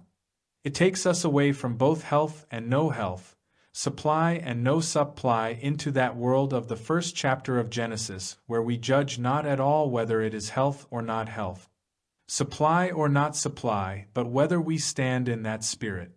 In other words, we return to the first chapter of Genesis. Chapter 12, Resist Not. To live the spiritual life means to live above the human sense of life, to live without recourse to human modes and means, that is, to live by the Christ. It means never to return evil for evil, never to pray or hope or wish or desire that another suffer for his offense, even his offense to us, never to desire to recoup our losses, which is the human way of life and, under our laws, legal. But legal or not, this is not the way of the Christ. True, if someone defrauds us, it is considered legitimate, proper, and right to sue him, but such procedure is not spiritual. And if any man will sue thee at the law, and take away thy coat, let him have thy cloak also. Matthew 5:40. If someone were to counsel us, I say to you, you must stop your lawsuits. If anybody wants to take your property, let him have it. If he wants your home, let him take it. If he takes your automobile, let him have it. And if he decides to come in and get your jewelry, let him have that too, and then look around and see if you cannot give him a few extra things in addition to what he already has taken. Such advice would seem contrary to all reason. But that is what Jesus tells us to do in the 5th chapter of the Gospel of Matthew, and at this moment we have no way of knowing whether he was right or wrong. We have no way of knowing whether we might not benefit twice over by obeying that very command, because most of us have not tried the resist not evil way of life. And moreover, until we have reached that state of consciousness, it would probably be very unwise for us to try it. At first thought, such a teaching might seem to mean that we are to let anybody and everybody walk all over us, defraud and take from us all that we have while we are just the sweet, gentle things that permit ourselves to be walked on. But Jesus the Christ never meant that. What he meant was that we should not retaliate humanly, but he did not say what would happen spiritually if his advice were followed. He does not say a single word about what God will do for us when we stop doing for ourselves. He does not explain how the problem will be worked out without invoking the law of an eye for an eye and a tooth for a tooth. The implication, however, is that a spiritual presence comes to our rescue to lift us up above injustice and dishonesty. Is it really possible for anyone to defraud us if we stand on our spiritual identity as the child of God? When the soldiers came to seize the master in the garden and the sword was drawn in his defense, Jesus refused to permit his disciples to defend him, saying, "Put up again thy sword into his place. For all they that take the sword shall perish with the sword." To material sense, that would seem as if he were giving them carte blanche to drag him away and do whatever they wanted to do with him. But he was not doing that at all. Instead, he was realizing, I have an infinite invisible upon which I rely. I have a divine something that knoweth my need before I do, and it is its good pleasure to give me the kingdom. In that complete reliance he rested. Resist not evil sounds like the most foolish and impractical of human teachings, yet it is the wisest and most practical of spiritual principles. Those who attain a state of consciousness in which they can let the enemy come at them with the armor of the world, with spears, knives, guns, or lawsuits, and can stand in complete confidence with no resistance, can never lose, any more than could David lose his skirmish with Goliath, or than could the Hebrews, who were so greatly outnumbered by the enemy, lose their battle. As long as we resist evil, we are not living under grace but under the law. And the very knife that we throw at another will boomerang to pierce us in the chest, all in a blinding flash and out of nowhere. There is no way for grace to descend upon us if we are indulging the human way of life. We can pray for grace for 1,000,000 years, but it will not come to us until we give up using the weapons of the world and arrive at Job's understanding that he hangeth the earth upon nothing. Then if we are willing to lean back on that nothingness, the Spirit rushes in to pick us up and carry us forward, appearing in and as whatever form may be necessary. The Master reveals the basic karmic law of as ye sow, so shall ye reap, but he also makes plain the one sure and certain way to rise above the law of cause and effect. And that is not to set in motion a cause, to do nothing, think nothing, and be nothing of ourselves. For example, if we pray with some object or purpose in mind, we are likely to produce an effect in accordance with the cause which we set up. But if we were to pray without an object, solely for the realization of God, then we would not have set up a cause, and there could be no effect. There would only be God itself appearing as the harmony of our existence. So it is that if we do not take up the weapons of defense in our behalf, we cannot be injured by those weapons. If we do not mete out justice according to human standards, then human justice cannot come back at us. Whatever it is that we bind, that is what is bound to us. Whatever we loose, that is what is loosed. We are the ones who determine that, and when we relinquish the thoughts and things of this world and live in a continuous desire to know God aright, leaving all other considerations aside, then when God is realized, God appears in our experience as a perfected life. Everything that we see, hear, taste, touch, or smell exists as an effect, but the moment that we perceive that there is neither good nor evil in effect, we lose our fear of any and every effect. We cannot fear something that has no more power for good or for evil than has a glass of pure water. We not only cannot fear a glass of pure water, we cannot even love it. We can enjoy and benefit by it, but there is nobody yet who has ever fallen in love with a glass of water or hated it or feared it. We just take it as it is, for what it is, a glass of water. The Master had that same attitude toward leprosy. He did not hate it and he did not fear it, and he certainly did not love it. He went up and touched it, showing by that action that he had risen above the belief of good and evil. For him, it had no power. It is possible for us to rise above the law of cause and effect, but only when the world's weapons have been given up.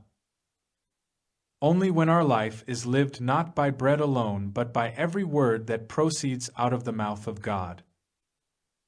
When we are not thinking of food or money or climate or any effect as constituting our security, and when we realize that our real life is sustained by the Word of God.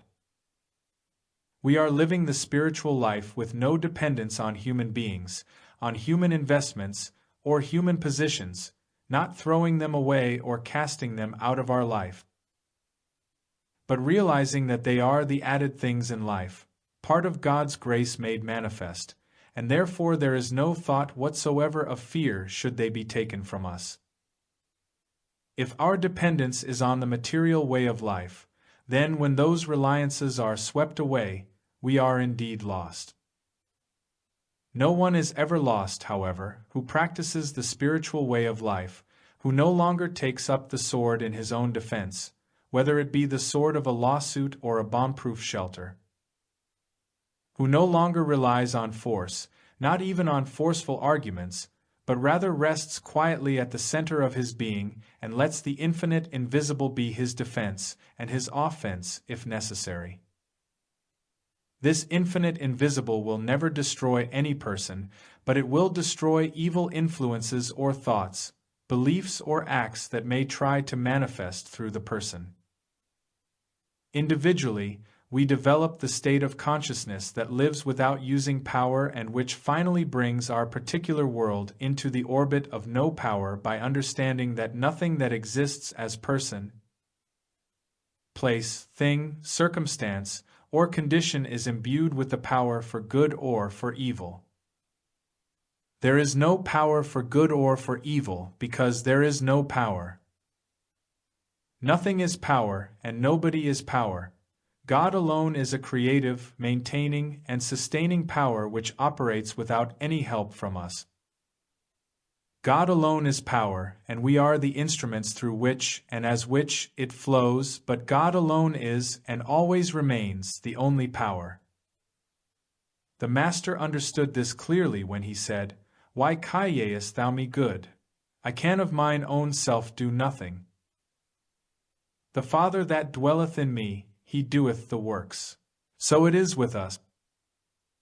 Power is not really given to us, but if we come to a state of mind in which we are so cradled in the Spirit that we do not resist the seeming error by denying, fighting, or trying to destroy it, we too shall witness the wondrous things which the Father within performs. A consciousness must be built in which the response to any problem that is presented to us is, "Look, here it is in my mind. I'm looking at it. It isn't benefiting me. It isn't hurting me. It is a shadow. I know the world has said that this thing is a power, that it can kill, destroy, or weaken, but I say it is a shadow because in a God-created world, it cannot be a power, and I do not need any power. I do not even need a power to destroy it or overcome it or remove it. Human existence is based on a belief or trust in two powers, and even religion is based on the power of God over evil. But in heaven there are no powers of good or of evil. There is only God itself, living its own life as you and as me, and as a heavenly universe. The very moment we can demonstrate the Master's teaching of resist not evil, we shall no longer spend our days as most of the world is doing, chasing, searching, and begging for a power to do something and competing with everybody else in the world. When we realize this new principle, not a new power but a new principle, a new dimension of life we live in. A world where there is no competition and in a universe where men do not fight one another. Watch the transformation of your own world as you bring yourself inwardly to the feeling that you do not want to oppose or use a power against anybody or anything. Resist not evil. At first it may be that somebody will want to take every last dollar you have in the world, but he cannot permanently deprive you of one dime because faster than he can deprive you of it, it will be returned to you in some way. So that it will not be long before you will have as much as you had before and probably 12 baskets full left over, whereas if you struggle to hold on to it, you may find yourself with less.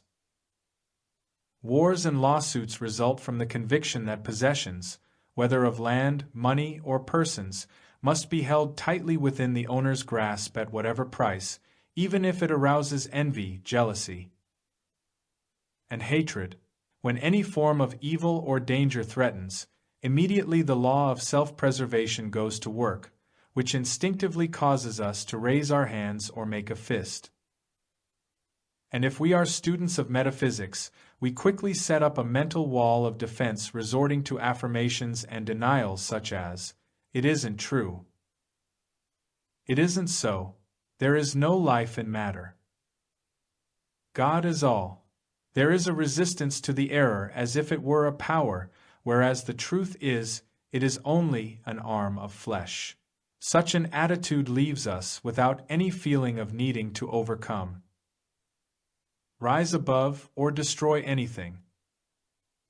The physical resistance of fist or sword and the mental resistance of affirmations and denials are practically the same thing. But rising above the physical and the mental into the spiritual realm brings us to that new dimension where there is no power, where there is no good over evil, where every situation is met by resting in the Spirit. It is only the Spirit of God in us that enables us to rise above seeking revenge, or wanting to defend ourselves from slander, scandal, or rumors. When we can refuse to yield to the temptation to justify or defend ourselves, when we can smile and say, "If you believe it, I am sorry for you," and let it go at that, then we are trusting the Christ to make the necessary adjustments and bring to us the defense which the Master promised. Settle it therefore in your hearts, not to meditate before what ye shall answer. For I will give you a mouth and wisdom, which all your adversaries shall not be able to gainsay nor resist. We do not have to plan in advance what we are going to say. We do not have to be a clever attorney for ourselves, but only wait until we are before the judge, open our mouth, and hear the Spirit speak through us. Let us learn to sit quietly, resting in the realization that underneath are the everlasting arms, and that no amount of praying will put those everlasting arms there. They are already underneath us. If it is necessary as a reminder, whenever problems are brought to our attention for solution, we should close our eyes and remember what Jesus said to Peter, "Put up again thy sword into his place." All these discordant pictures that we see round about us are just mental images in thought, shadows on a screen. We must learn not to be afraid to look at them and understand that they have no more substance than the men and women on a moving picture screen and no more power than the bullets that are fired into and through our television sets, but which never crack the set open. They make a great deal of noise, but they are nothing but shadows. And one day, as we look into our mind, we shall see and understand that there are these mental images or pictures of what is called life, and that they are all taking place inside, not outside, our mind. What we see is not the event itself, nor the person involved. It is a mental concept which we have drawn and are entertaining of the event or person. When we realize that the problem presenting itself to us is not a God-created spiritual entity, but a mental concept without cause or reality, without presence, power, or substance, then in the realization of God as the creative, maintaining, and sustaining principle of all that truly is, we already have all the God power needed, without turning to God to do anything about it. It is not necessary to overcome hate, fear, jealousy, or resentment, but it is necessary to sit down, close the eyes, and realize these are mental images in thought. These are projected states of thought out of the vast mental illusion. Then by abiding in an inner peace, they are dissolved. They are not destroyed because there is nothing to be destroyed. There is no substance to them, and they have no more reality than the pictures on our television screen. True, back of the moving picture there is a real picture with substance, just as behind every belief, theory, or false picture that is presented to us, there is a reality. But the reality is distorted in the picture, and it is that distortion that is dissolved as the reality appears. The conditioned mind forms our problems, and there are times when that mind might form an answer to the problem, but that is not what we are seeking.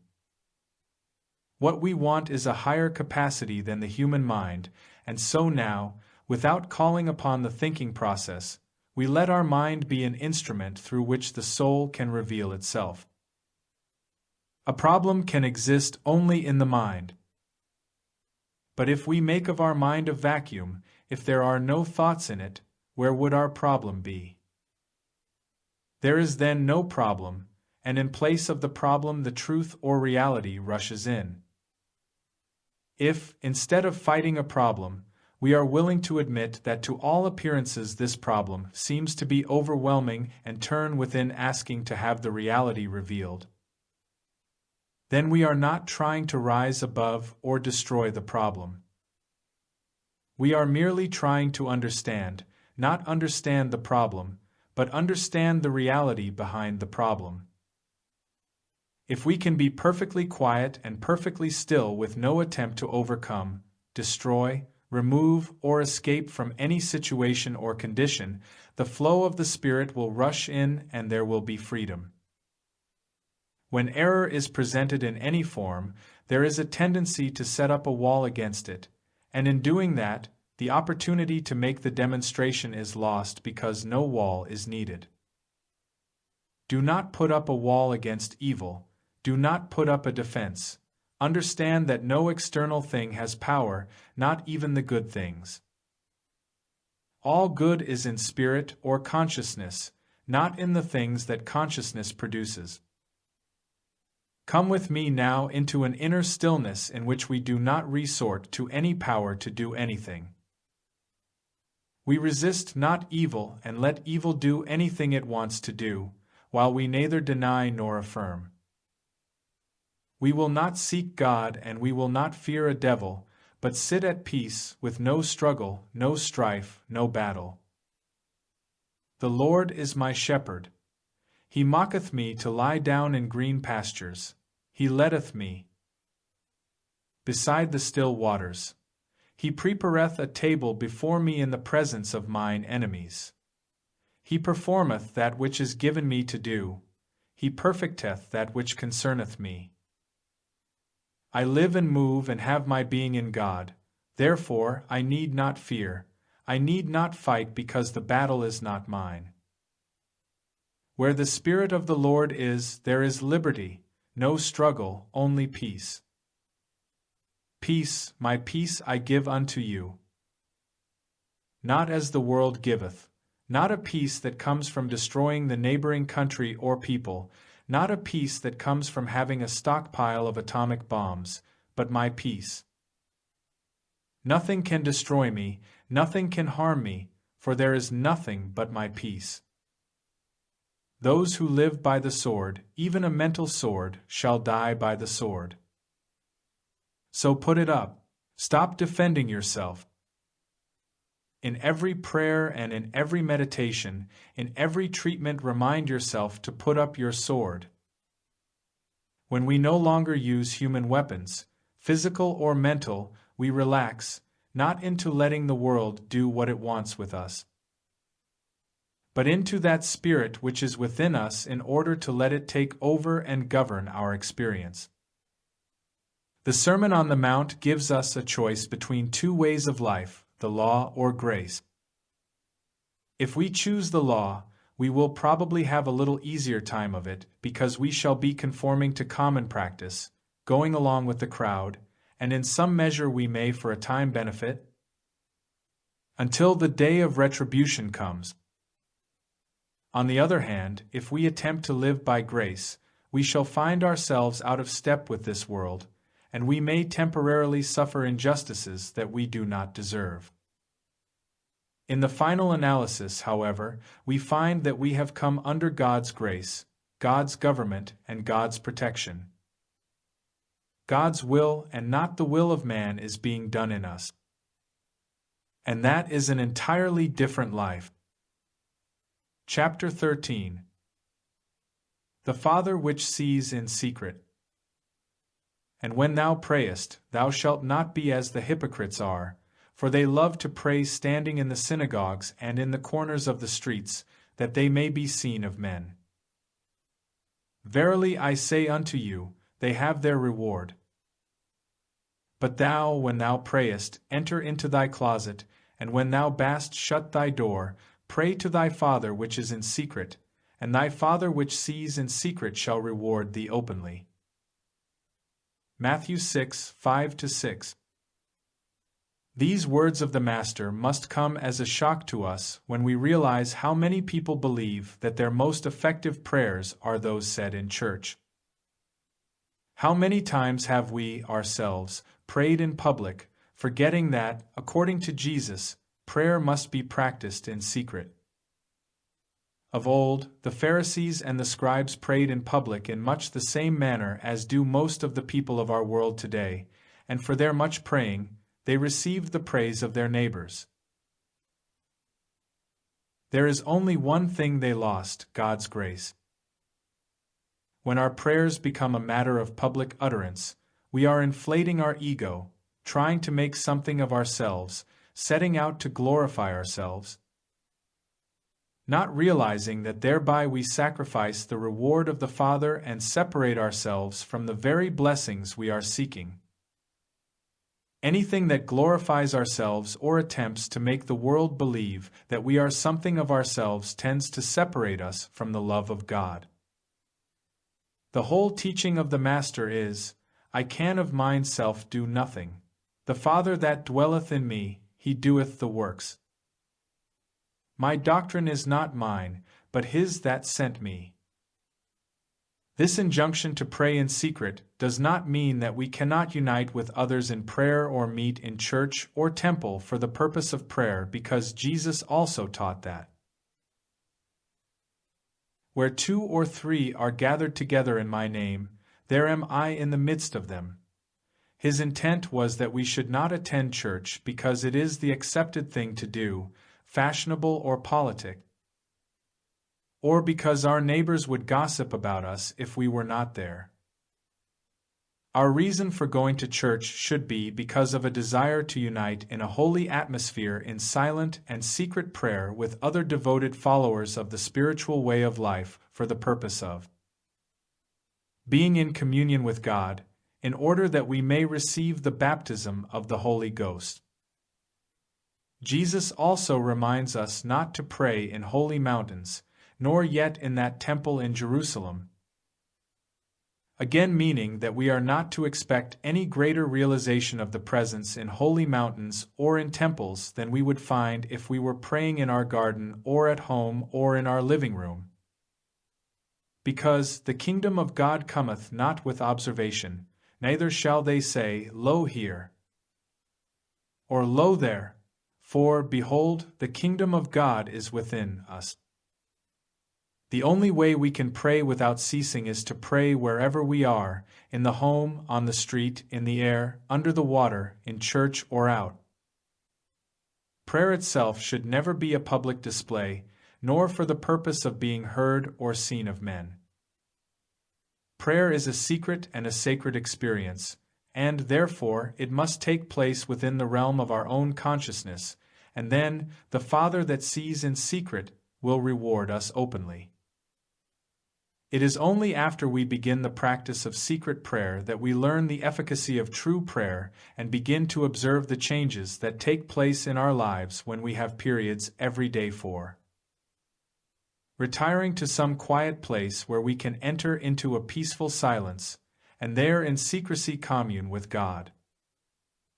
The Master taught that our prayers must be addressed to the Father that is within us, and there is no way to reach that center where God is except when we are quiet, peaceful, and serene within. So it becomes necessary to go into the closet, close the door of the sanctuary, and shut out the sounds and sights of the senses that we may touch that center. Every thought that takes place within our consciousness reaches the throne of God and returns to us. It does not have to be seen or heard. There is only one way in which it can be measured. It must be sacred and unselfish. Right here within my own being is the Father, and this Father knows what thoughts I have. This Father knows the meditations of my heart. This Father knows whether I act from a standpoint of purity or from self interest and hypocrisy. Within us are the issues of life, and they are decided there. Within us is the entire kingdom of God. That means that within us is the entire kingdom of immortality, eternality, virtue, prosperity, harmony, health, wholeness, completeness, and fulfillment. In our human selfhood, we can never bring that forth because as a human being we are living in terms of effect and not cause, but when a human being learns to make contact with his source, he is then drawing on the invisible and is back in Eden. Only by abiding in the inner sanctuary can the return to the Father's house be accomplished, because in meditation the ego or personal sense of I, that atom who lives by the sweat of his brow, is still. It is not claiming power, understanding, or wisdom. On the contrary, it is taking an attitude of humility, as if to say, I am insufficient, incomplete, inharmonious. And so now I turn to the source of my being, to that which is greater than I. By our stillness, we indicate our humility. Customary prayer makes one superior to God because it tells God what it wants and usually when it wants it. It sets up the ego because it dares to try to influence God in one's behalf or in behalf of another. But in the silence of meditation, the prayer is, I do not ask you to serve my purpose, to do my will or my wish or my bidding. I am your servant, do what you will with me. Teach me, feed me, direct me. You are closer to me than breathing. You know my needs, and it is your good pleasure to give me the kingdom. Therefore I wait upon you. In this waiting, a vacuum is created and the ego is in abeyance.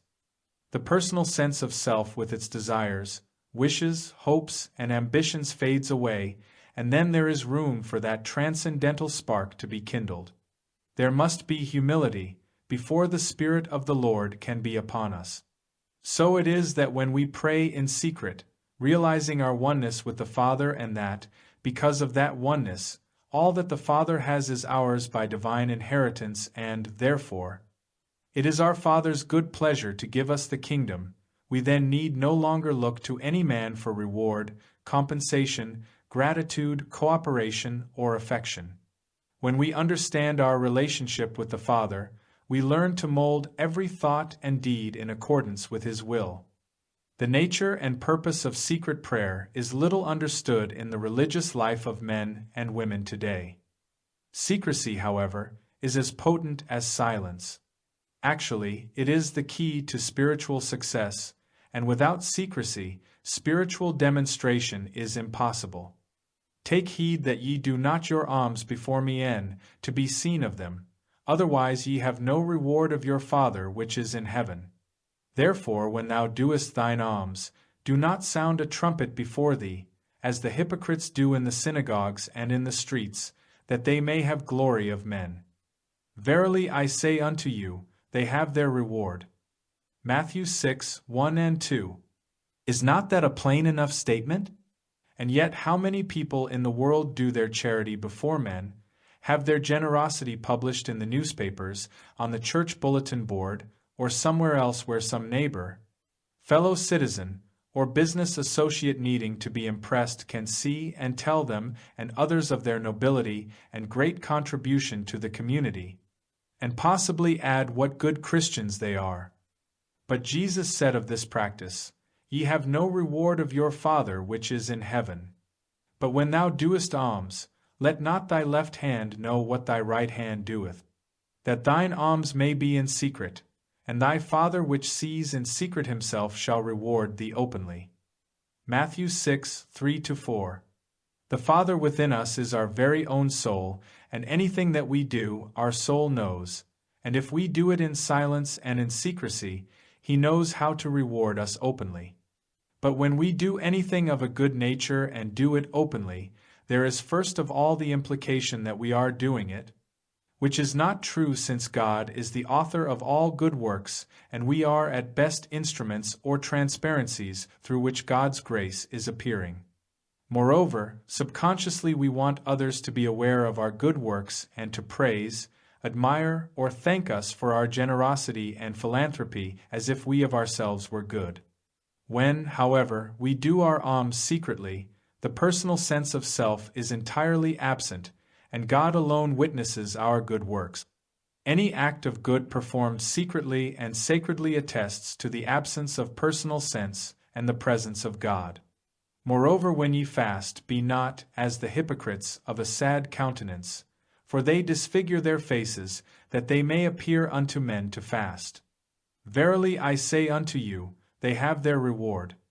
But thou, when thou fastest, anoint thine head and wash thy face, that thou appear not unto men to fast, but unto thy Father which is in secret, and thy Father which sees in secret shall reward thee openly. Matthew 6:16-18. Let us not wear our spiritual heart on our sleeve. Let us not boast to men that we have found the secret of communion with the source of life. Let us not expose our spiritual pearls to those unprepared to receive them, for in so doing they may be lost or trampled upon. Let our light shine by its fruitage rather than be flaunted before men and obscured by a veil of words. It is not selfish to keep our relationship with God secret, because our light will shine to those prepared to see light, our wisdom will be heard by those who have ears to hear.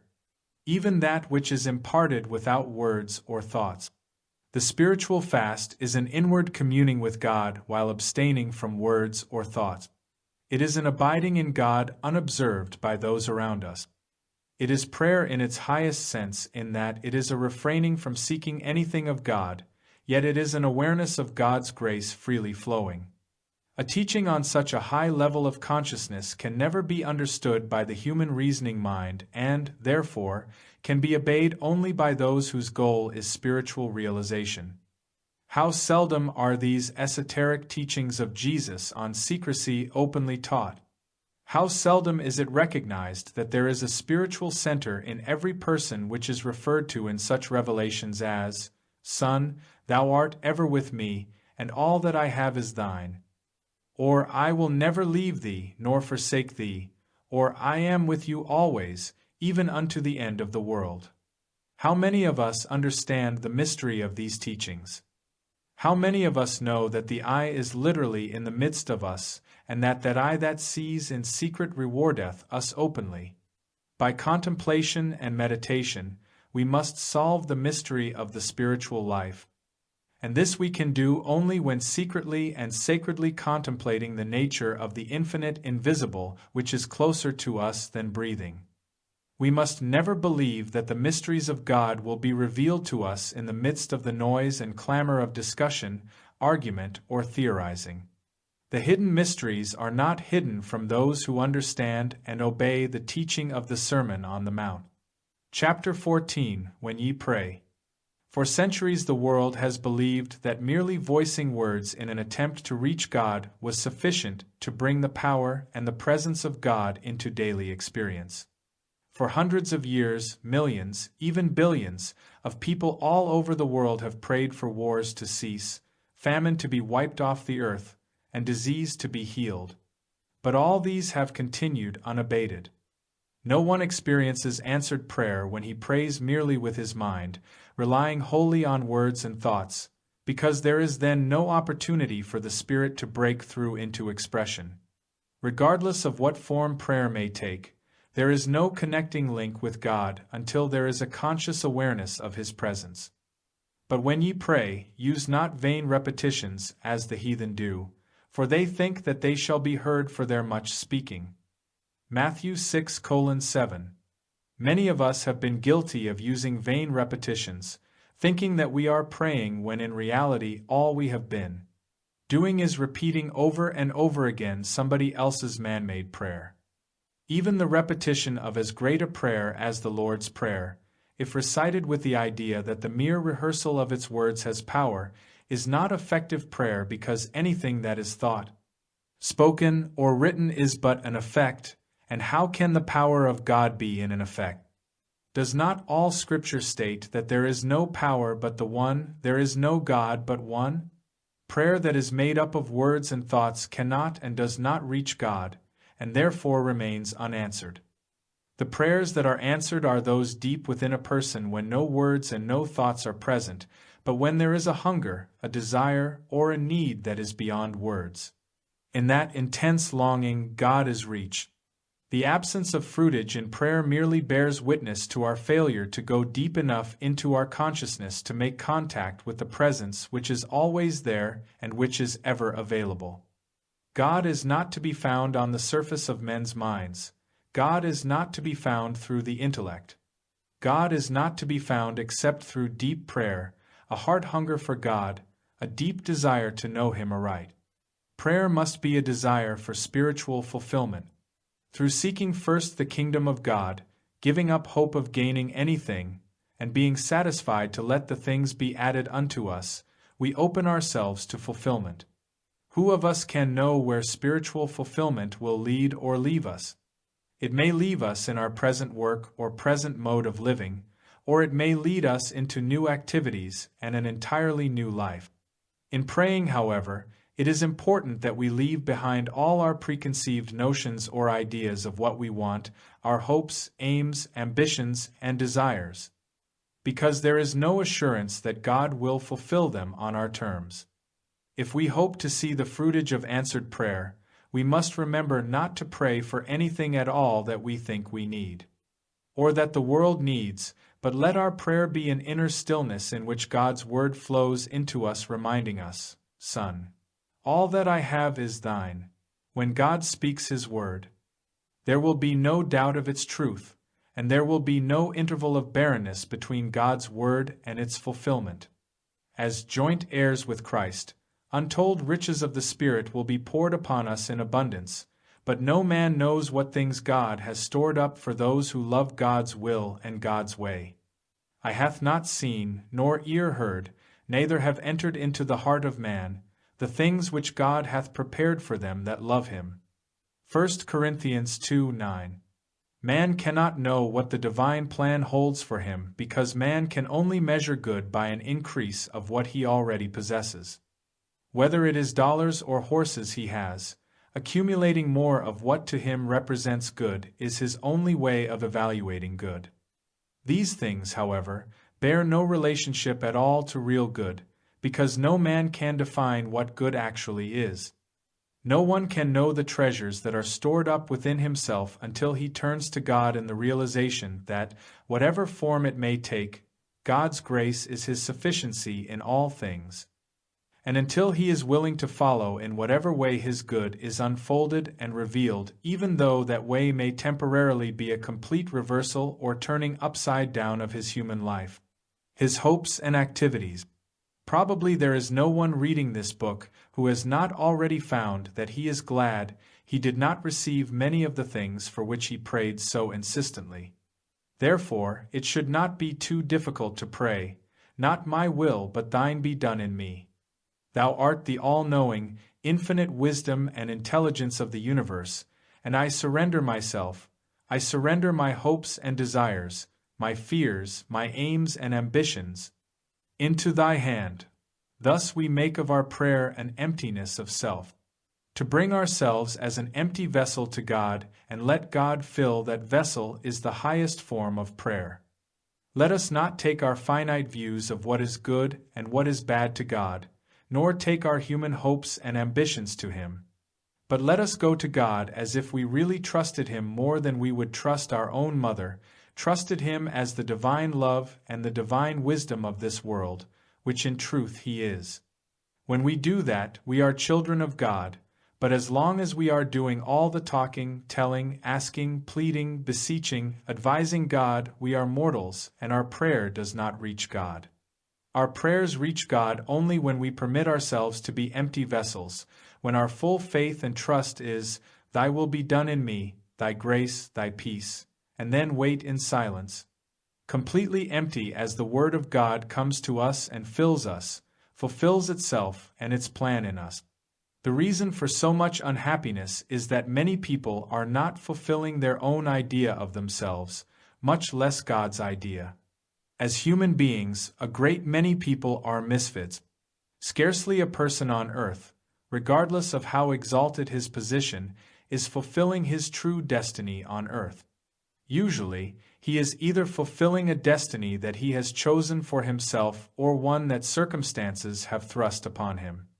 And so it is that if we are among those who are fulfilling some niche in life into which we have been thrown through circumstances beyond our control or in which we have placed ourselves through ignorance, certainly we need the prayer of fulfillment, which is the prayer of emptiness. We need to learn how to release the whole situation into God, willingly admitting, "Look, I certainly have messed up this life of mine so far. Let me give up and you take over." Then we may be amazed at how the miracle begins to work in us, and how quickly what we had thought of as our destiny changes. There is no other way to pray. When we pray in that way, we are praying to the infinite wisdom of the universe, trusting divine love to fulfill itself in us. As long as we are advising, suggesting, or outlining to God, or even hoping that God will act according to our personal wishes, we are not praying or going to God, but to our own mind. That is no way to pray. Rather should we surrender ourselves to God so that God's will for us may fulfill itself, that whatever it was for which we were born, and we were all born for a purpose or we would not be here, may be fulfilled. Regardless of how painful or difficult it may be at first to go to God without a word or a thought, a direction, a hope, a fear, or an ambition, this emptiness of self is worth achieving even if it takes time. When we reach that point, we shall find what a glorious thing it is not to have to plan our day or our next year. And yet at the same time be assured that every day of the year will be a day of fulfillment because it is God's day, and we have nothing to do with it except to be beholders of God at work. That which divinely decreed us to do it will fulfill it. He fulfills the days and He fulfills the nights as long as we are empty enough of words and are not injecting some human thought conceived in our mind. When we begin to meditate, it is natural to think some thoughts, but let us be certain in our minds that we are not asking God for anything. I come here for prayer and meditation in the full knowledge that I am not going to a person. Although the relationship between God and me is as personal as that between father and son or mother and son. But I am turning to the Spirit of wisdom and love, whose will it is that I bear fruit richly. I am not entering the presence of God in order to enlighten God. I am not going to God to present my views to Him, hoping to tell Him more than He already knows or to tell Him what is good for me to have. I do not expect through this period of prayer and communion to influence God in my behalf. I turn to God that He may fill me full of Himself, fill me full of His wisdom, His peace and glory, and make me a fitting instrument on earth for His love. In this way we empty ourselves, we empty the old bottles of the old wine, making of ourselves a nothingness, without desire, hope, ambition, or fear. And in such a state of receptivity, we open the way for the Spirit of God to work in and through us in accordance with His plan and design. God is hidden under hundreds of generations of mortality. God is hidden under hundreds of generations of people steeped in spiritual ignorance. God is hidden under all the layers of humanness, self-righteousness, self-protection, under all the selves that we have built around and within ourselves, making it almost impossible for us to reach Him. How then are we going to reach God? How, but in quietness and in confidence, in the stillness and the silence? How, but by learning to abide in a quietness within, by being still? Then we shall contact the divine selfhood which is within our own being, and when we establish contact with it, we will be in communion with the Father within just as the Master was. How much praying has been done to a God somewhere other than within us? Yet the Master set the example by praying only to the Father within. crediting everything to the Father and turning in every situation to that withinness, whether it was the feeding of the multitudes or their healing. Sooner or later we must all make contact with that Father, the Christ of our own being, with the Son of God within us. The Son of God constitutes our real being. The Son of God is the very life, mind, and soul of us. The Son of Man has to learn to commune with the Son of God within, until the two become one, and then the Son of Man realizes, I am never alone. I am never alone. Where I am, God is. Where God is, I am. The Word of God received in our consciousness is the healing agency, quick and sharp and powerful. But the Word of God must be received. It must not be a mere repetition of words, because it is not our rehearsal of these truths that reveals God's presence and power. Even though these truths do form the foundation on which we rest until the Word of God bursts into our consciousness with some message such as, Thou art free, or Son, all that I have is thine, or Thou art my beloved. Sometimes it says nothing at all, but we feel the inflow of peace and warmth throughout our whole system, or a smile coming to our face as much as to say, How could I ever have believed that there is reality to this trouble? When that inflow comes, which is really an inflow coming to our outer senses from the Father within, harmony is established, and healing takes place, whether for ourselves or for others. To attain this, however, it is necessary first of all to stop turning to God, as if there were a God somewhere waiting for our picayune little troubles to be brought to His throne to be taken care of. We must stop believing that God is withholding some good from us, and that by some form of treatment, prayer, sacrifice, or coercion, we are going to get God to do what God is not already doing. All that nonsense must be given up, and we must turn to God in the sense of is. God is, and I am not turning to God to do anything that God is not doing. I am standing on the isness of God and realizing that where I am, God's grace is my sufficiency in all things. Where the Spirit of the Lord is, there is liberty. And where is that Spirit? Wherever we acknowledge Him in all our ways, wherever we acquaint now ourselves with Him and are at peace, wherever we learn to sit in quietness and stillness, that is where the Spirit of the Lord is. And where that Spirit is, there is liberty and freedom from all forms of bondage, physical, moral, and financial. As we learn to listen and develop a state of receptivity, eventually we arrive at that place where the flow begins to come from within. Neither written nor spoken truth can bring God into our lives. The written or the spoken word gives us a foundation upon which to rest while we are awaiting the realization of God's grace, but only when the Spirit moves upon us do the mighty works take place. The words we speak are not power, nor are the thoughts we think, but if we sit in a complete quiet in the thundering silence, and keep our mind stayed on Thee, eventually we arrive at a place where thoughts do not come any more, and, in a few moments, we begin to feel this inner peace that is known as realization. Prayer is our contact with God. It is the means through which God's grace performs its miracles in our experience. But prayer must be a listening attitude. It must be a willingness that the Spirit of God fill us and perform its functions in us and through us. Chapter 15, As We Forgive.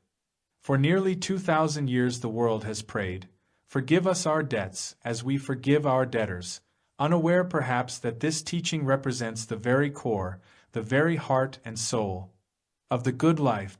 Over and over again Jesus extols the virtues of forgiveness. Therefore, if thou bring thy gift to the altar, and there rememberest that thy brother bath aught against thee, leave there thy gift before the altar, and go thy way.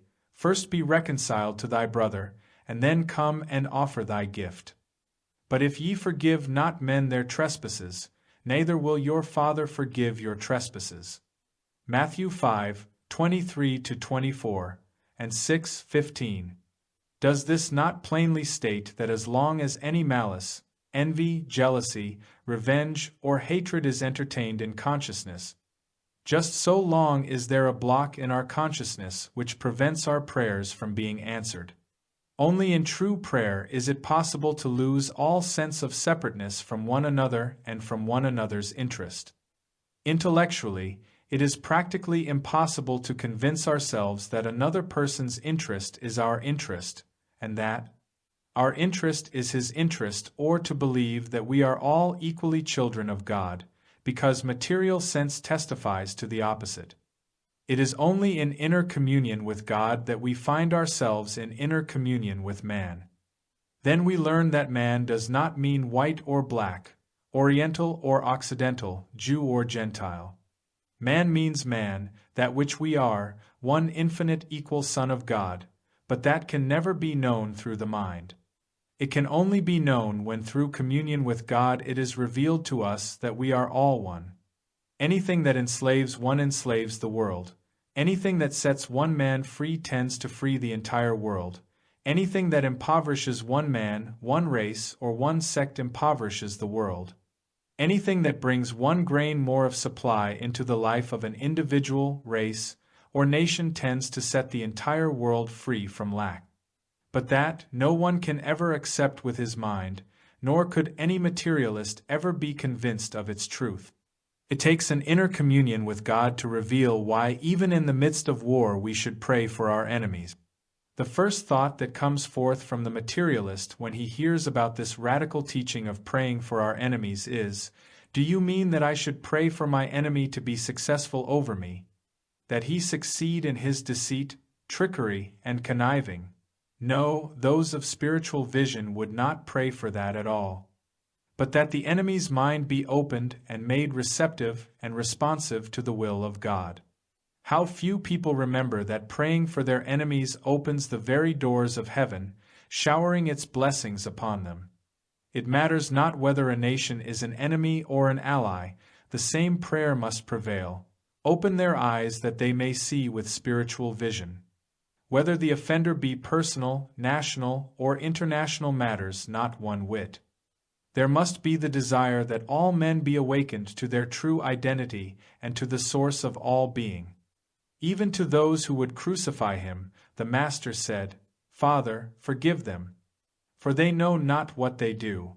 To his brethren after they had thrown him into the pit and sold him into slavery, Joseph said, "It was not you that sent me hither, but God." He did not hold them in bondage to their act, but gave them food to carry home, returning good for evil. One of the most important lessons for all of us to learn is that there is no room in the spiritual life for the return of evil for evil. There is no room for anything but a life of forgiveness. From the moment of waking in the morning until going to sleep at night, there must be periods in the day in which we consciously remember, "I forgive.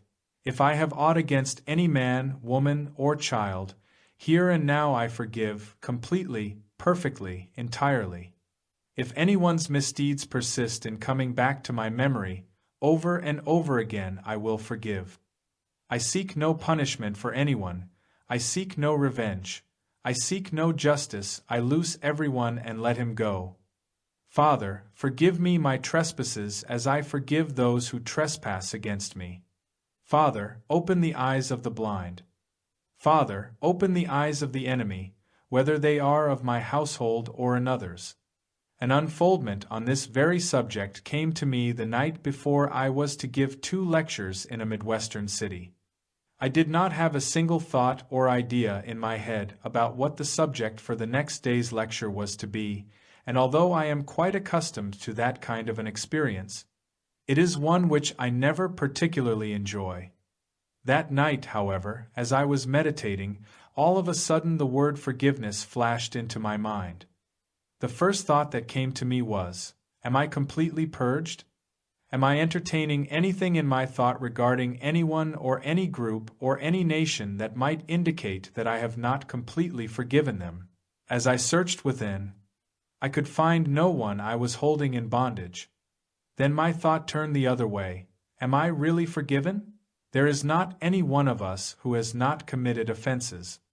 We may not have considered a particular offense of much significance in our human life, but in the spiritual life things that heretofore have seemed of minor importance take on major significance. and so I wondered if I had been completely forgiven and purged of any offenses of which I might have been guilty. There is a secret about forgiveness. There is not anything or anybody that can forgive us.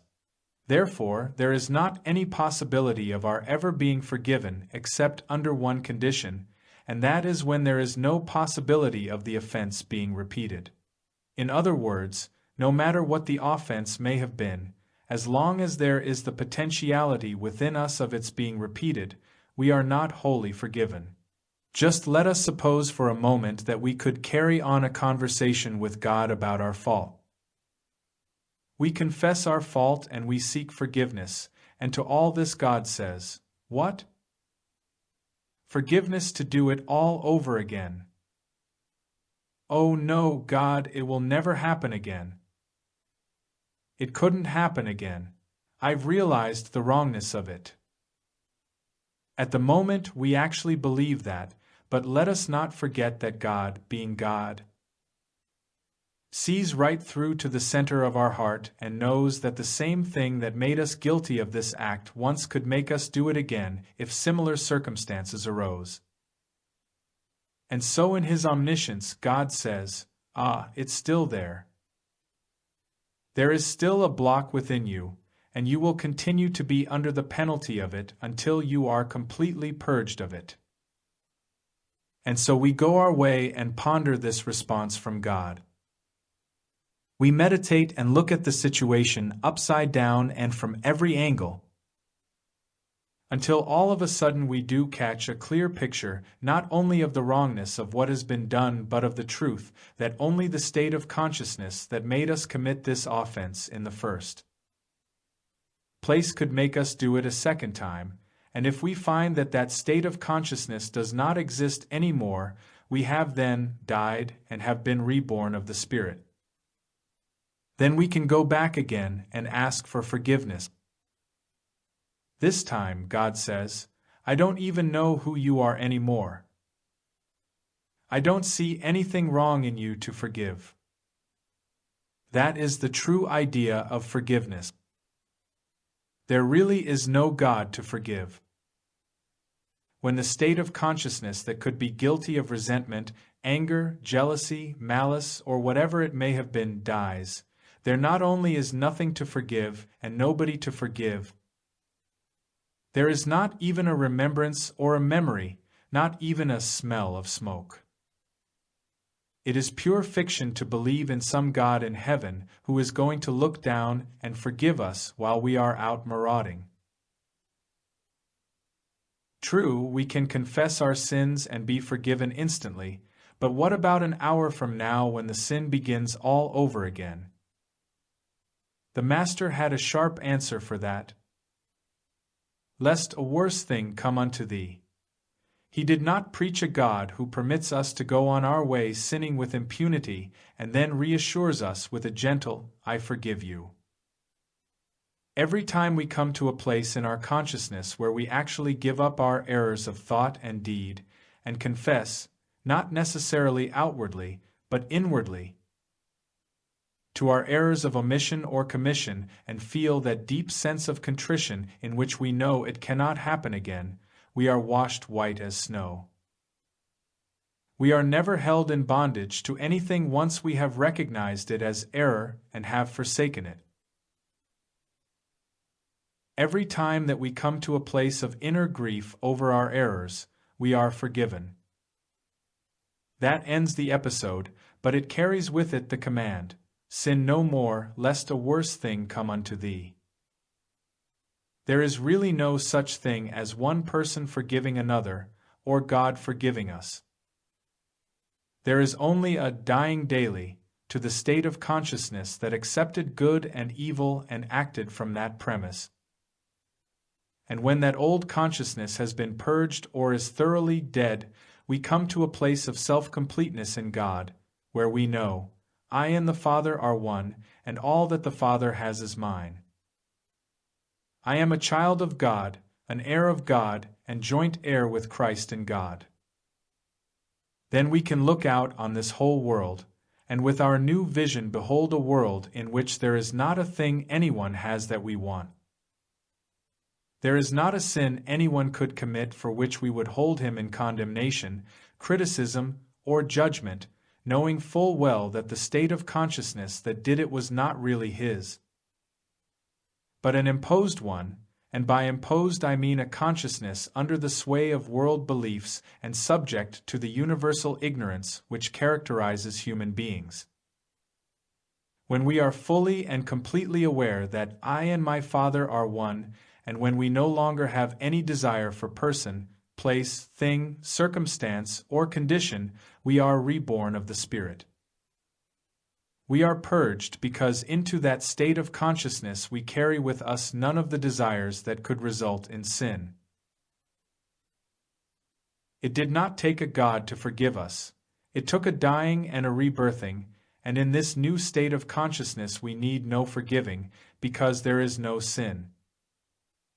When we come to the state of consciousness that realizes our self-completeness in God, so that we truthfully can live in the full and complete realization of fulfillment, without a trace of desire or need, there is no block between us and the inner source of our being, and consequently no block of condemnation, criticism, or judgment, no unfulfilled desire, no greed, lust, or anger. There is only the realization that we are at peace with the Father and with all mankind. And so as I continued in meditation, another question came to my mind. Have I died to all that is human? If I have, forgiveness is complete, and if I have not, there must be a continual dying until I have realized my self-completeness in God. I may not be able to praise myself and declare that I am pure, but this much I can do. I can turn and with an open heart forgive every offense that has ever been aimed at me or mine, at me personally, at my family, community, nation, and the world, and entertain a complete and full sense of forgiveness. With that realization, I settled down into peace and quiet, and a few moments later had to jump out of bed to make a note, and within the next couple of hours I was up 4 different times, making the notes that became 2 lectures that came out of a heart and mind at peace.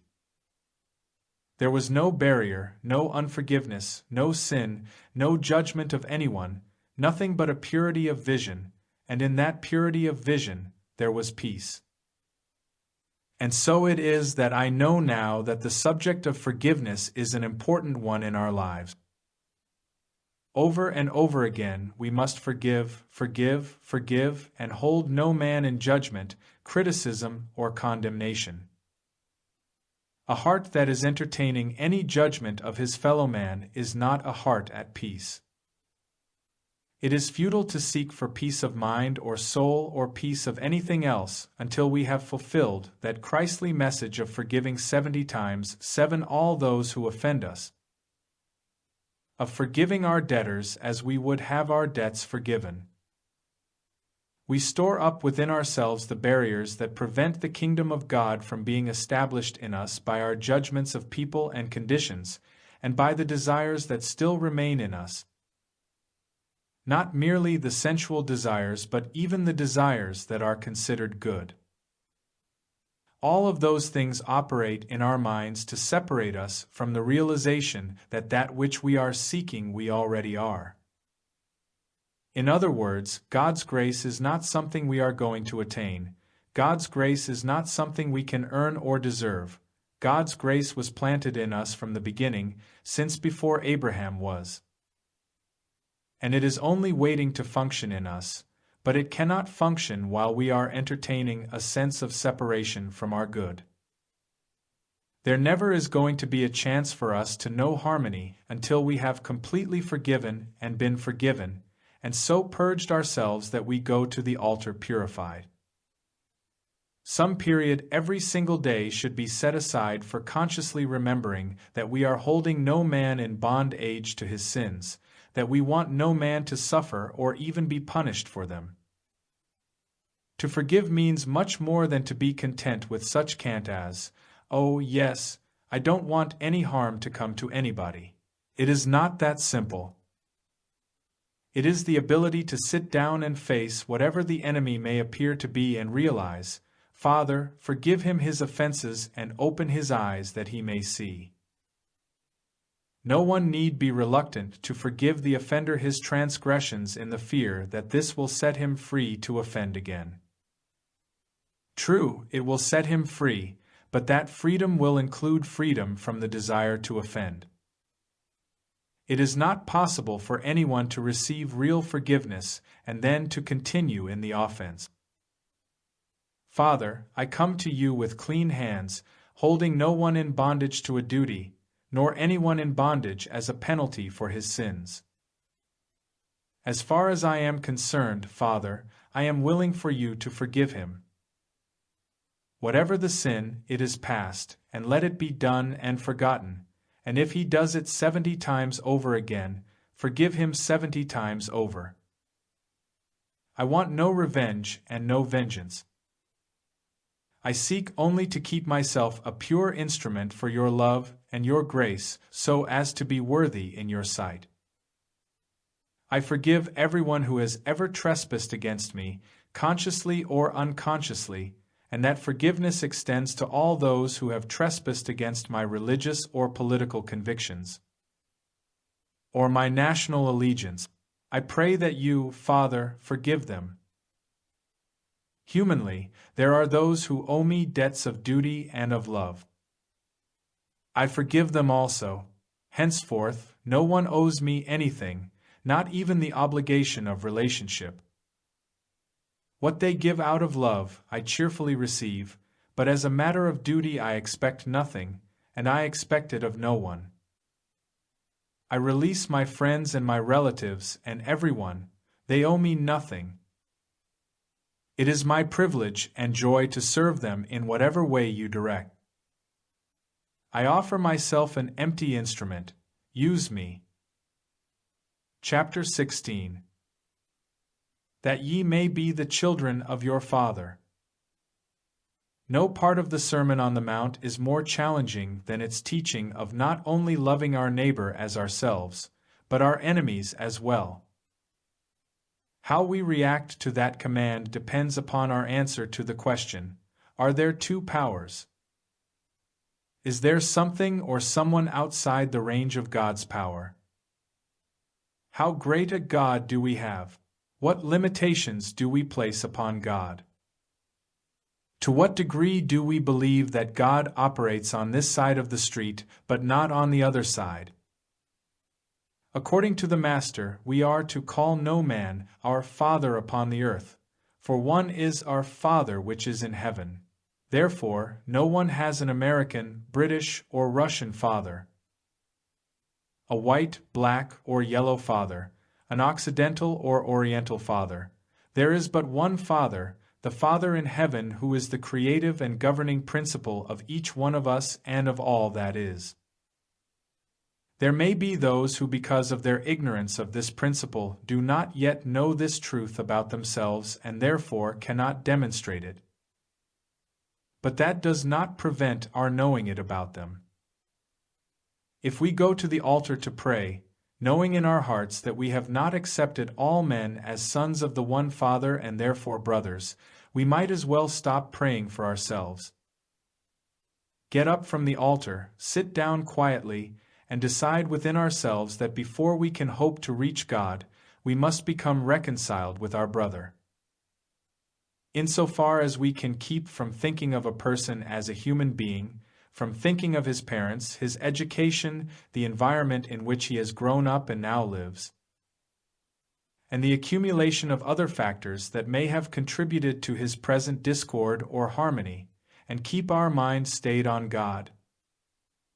Realizing that everything that is emanates from God and everybody that is lives and moves and has his being in God, in that degree can we love our neighbor even though he be an enemy. Let us acknowledge not only that there are sinners, whose offenses are as great as our own, but that there are sinners far worse than we are at this moment, some of whom seem almost beyond human regeneration, much less spiritual redemption. But as far as we are concerned, God is the only Father, the soul and spirit of man. To be spiritually whole, harmonious, and complete, and enjoy the kingdom of God on earth, it is necessary that, in addition to our knowing the truth for ourselves and those within our orbit, we go further afield and know the truth universally, so that we do not judge some people as separate and apart from God or as unworthy to be the sons of God, and thereby set up a divided household. This is not a world made up of separate people and things. Instead, it is like the fingers that rise up from the palm of the hand, which are apparently separate, but nevertheless an integral part of the hand. Whatever takes place in the palm flows up into the fingers. Or it may be likened to the Hawaiian Islands. From the air, they appear to be 6 or 7 islands, each one separate and apart from the other, but if we were able to go down deep enough in the water, we would find that the Hawaiian Islands are really one piece of land, just one island with 6 or 7 upward projections, all one and united in that oneness.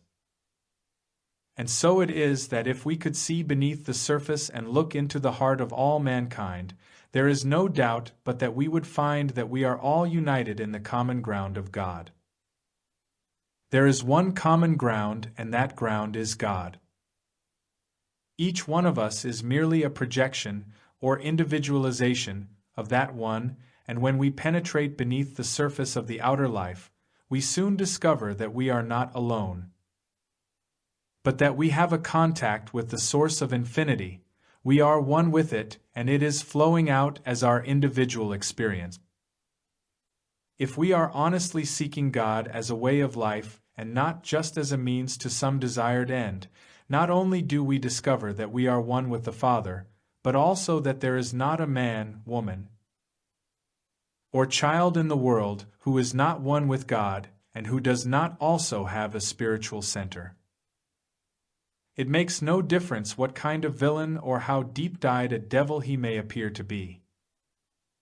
In every person there is a spiritual spark, the common ground of union with God. It is easy to know this truth about ourselves. It is pleasant and satisfying to think thus about our friends and family. But it is far more important for our own spiritual growth to be able to go beyond seeing only the true identity of those we love and admire and begin to realize that this is also true of those we like least. Regardless of his origin or station in life, God is the creative principle of every man, and all that the Father has and is his. God constitutes individual being, and when we are in the presence of those who understand that, we are at peace and can live, work, and be joyous in that atmosphere. As we inwardly release everyone from human obligations, holding him only in this united relationship of love, each one feels his freedom. And in that freedom giving becomes a joy because it is not expected or demanded of him or held to be an obligation. Until a person has had such an experience, he cannot know what love there is between people who have tasted God, nor can he even begin to comprehend how free such a relationship is. On the human level, love of family is for the most part not real love at all, but merely self-love, the desire to possess. Only when the Spirit of God touches one can he feel spiritual love, and then that love is not limited merely to his own family, but extends to his neighbor and enemy far and near. Human love usually is a completely personal and selfish love, with time, money, and effort for its own, but rarely for others. When the Spirit of God touches one, however, love of a universal nature springs up, which is a love without an object, unless the whole world can be considered its object. Surprisingly enough, this universal love deepens and strengthens the love a person feels for his immediate family. It is a love so complete that each member of the family has a feeling of belonging and yet is separate in the sense that each one is a unit with God. Can human families live that way? Very, very seldom. They live in a constant fear of, and for one another, a longing and a desire to see and be in close proximity to one another. That does not exist in spiritual love, and yet in that spiritual love, there is always the joy of tabernacling together. There is but one principle of life, whether for our own family or others, but knowing that God is the soul of all being does not mean that God is the parent of mortals. It means that all mortals, whether good or bad, eventually must die to the belief of mortality and awaken to the realization of their true identity.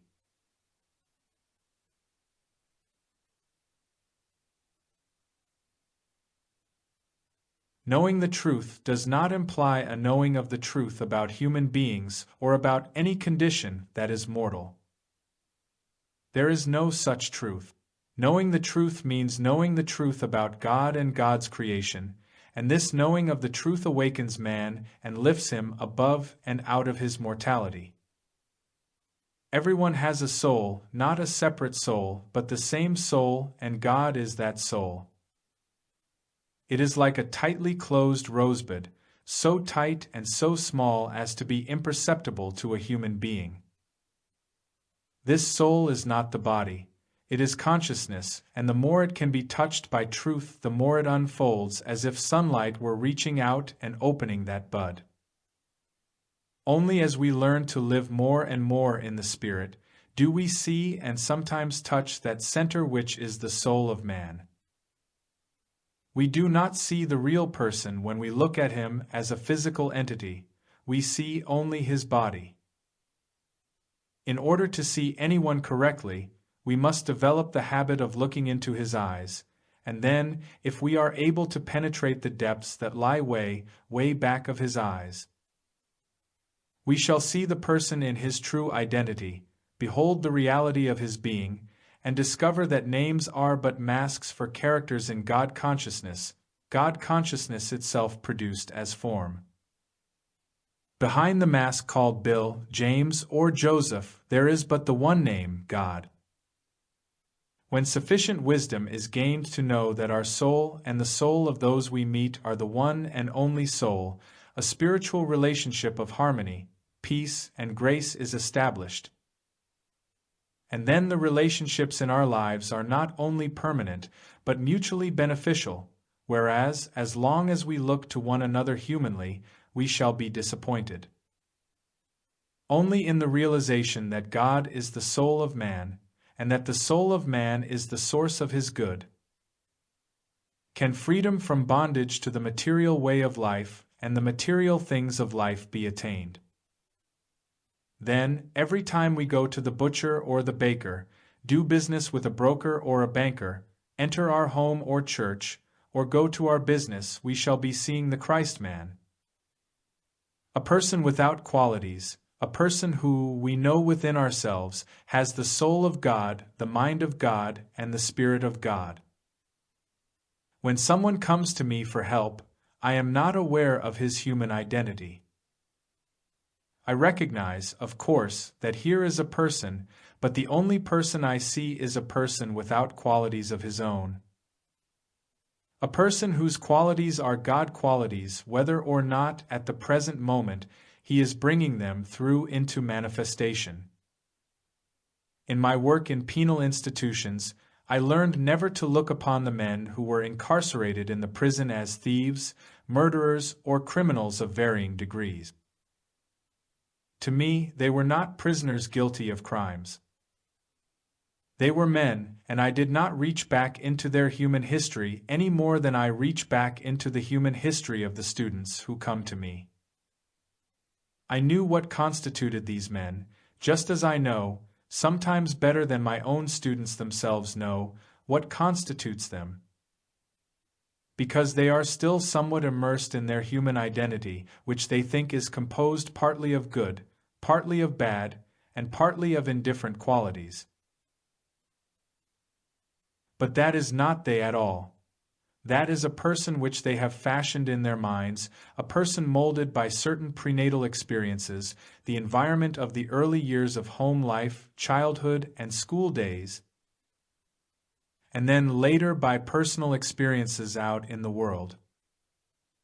All these influences have formed not a person, but a caricature of the person. It is much like believing that Laurence Olivier is Hamlet when he has merely identified himself with the character by placing the Dane's costume upon his body and makeup on his face. With all these embellishments, he is still Laurence Olivier, but if a spectator were very young and attending the theater for the first time, he might believe that this man who was dressed as Hamlet actually was Hamlet, whereas an adult would know that when the final curtain was brought down, all the makeup would come off and Sir Lawrence would again be in evidence. And so with us, we all have human traits, some good, some bad, some indifferent, some we admire in each other, and some we dislike. But that is not you or I. That is the mask that we have built up since birth. That is our presentation of ourselves to the world. That is the part we are playing for one reason or another. But if we could lay that aside, if there were such a thing as a curtain call and we could go to our dressing room and remove all the makeup, we would see ourselves as possessing only the qualities of God with no qualities of our own. No good qualities for which we should expect praise, and no evil qualities for which we are to be condemned. As human beings, we are not spiritual and we are not perfect, despite what we may have been taught in metaphysics. As human beings, we are none of those things. We are people.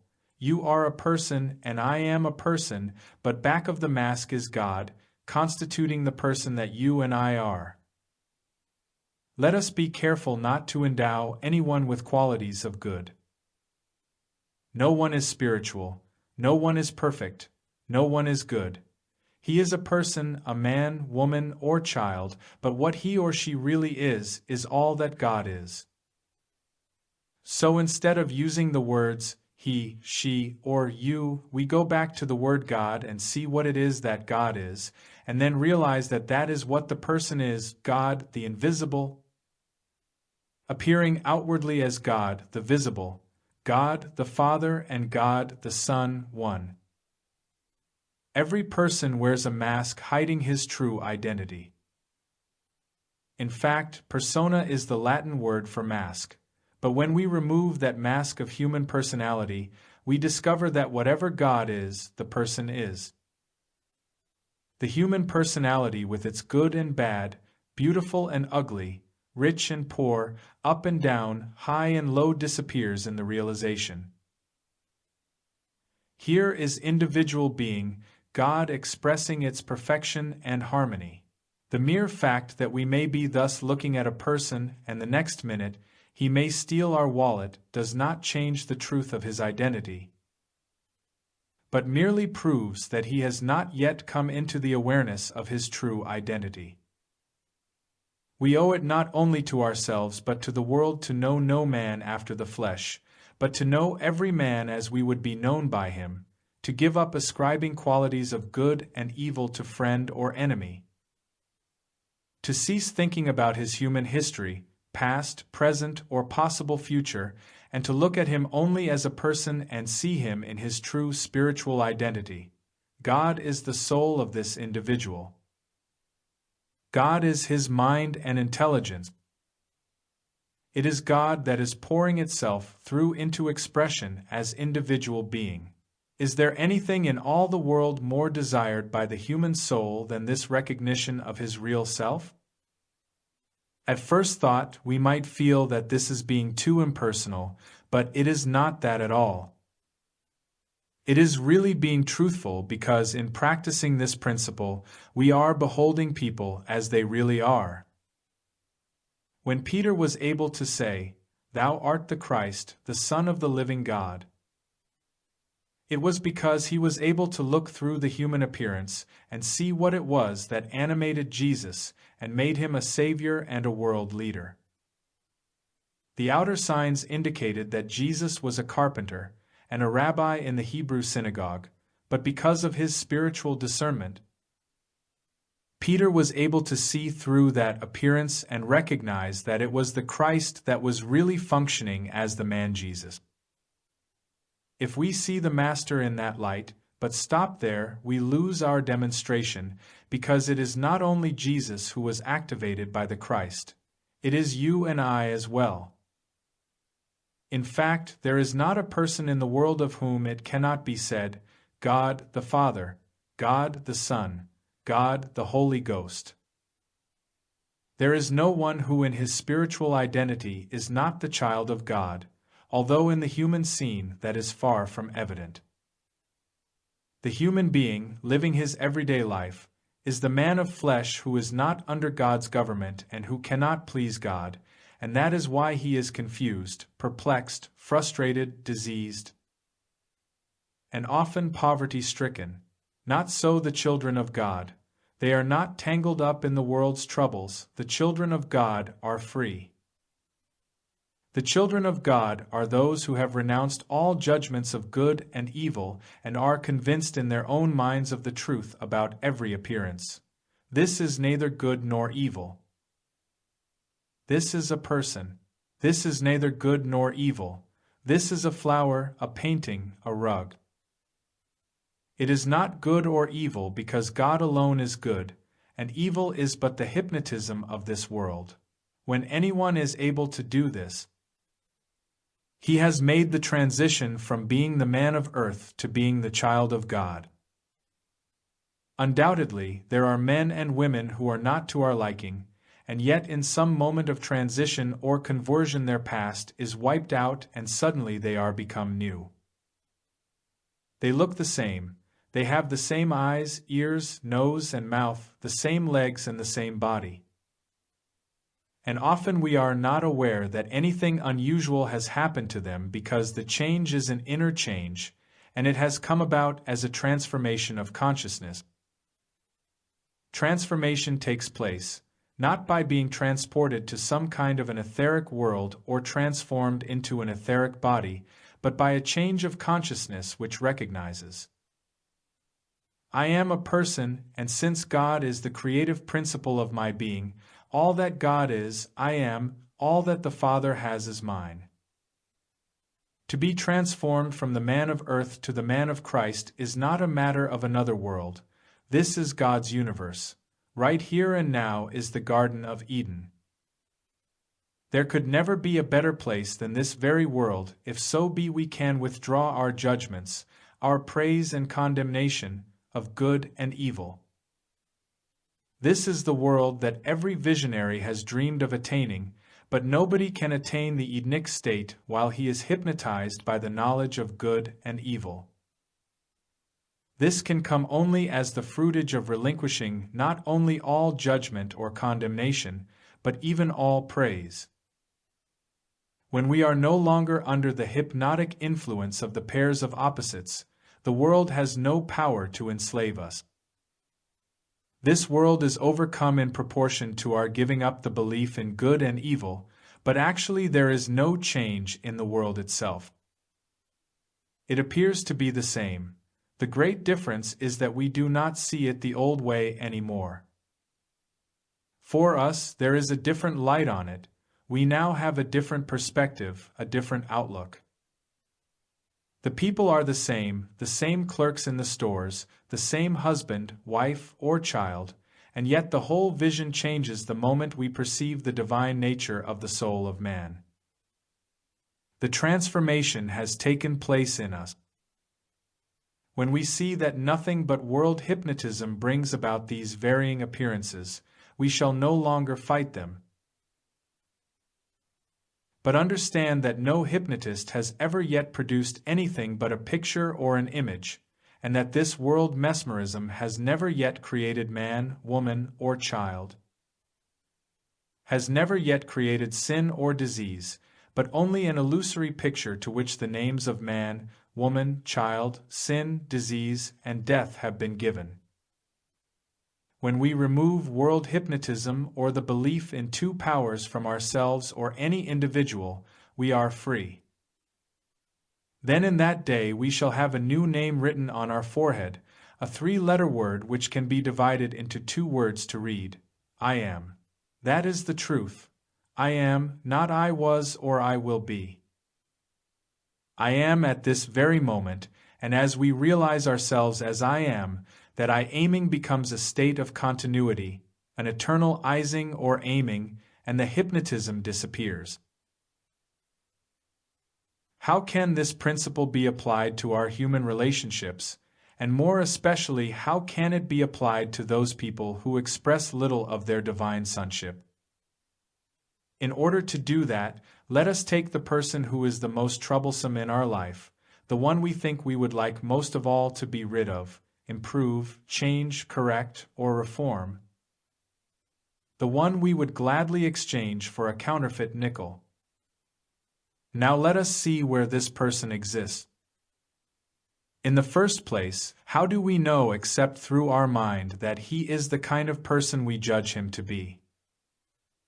Is the person we are seeing an actual person, or does what we have in our mind represent our concept of that person, that is, our opinion or thought about him?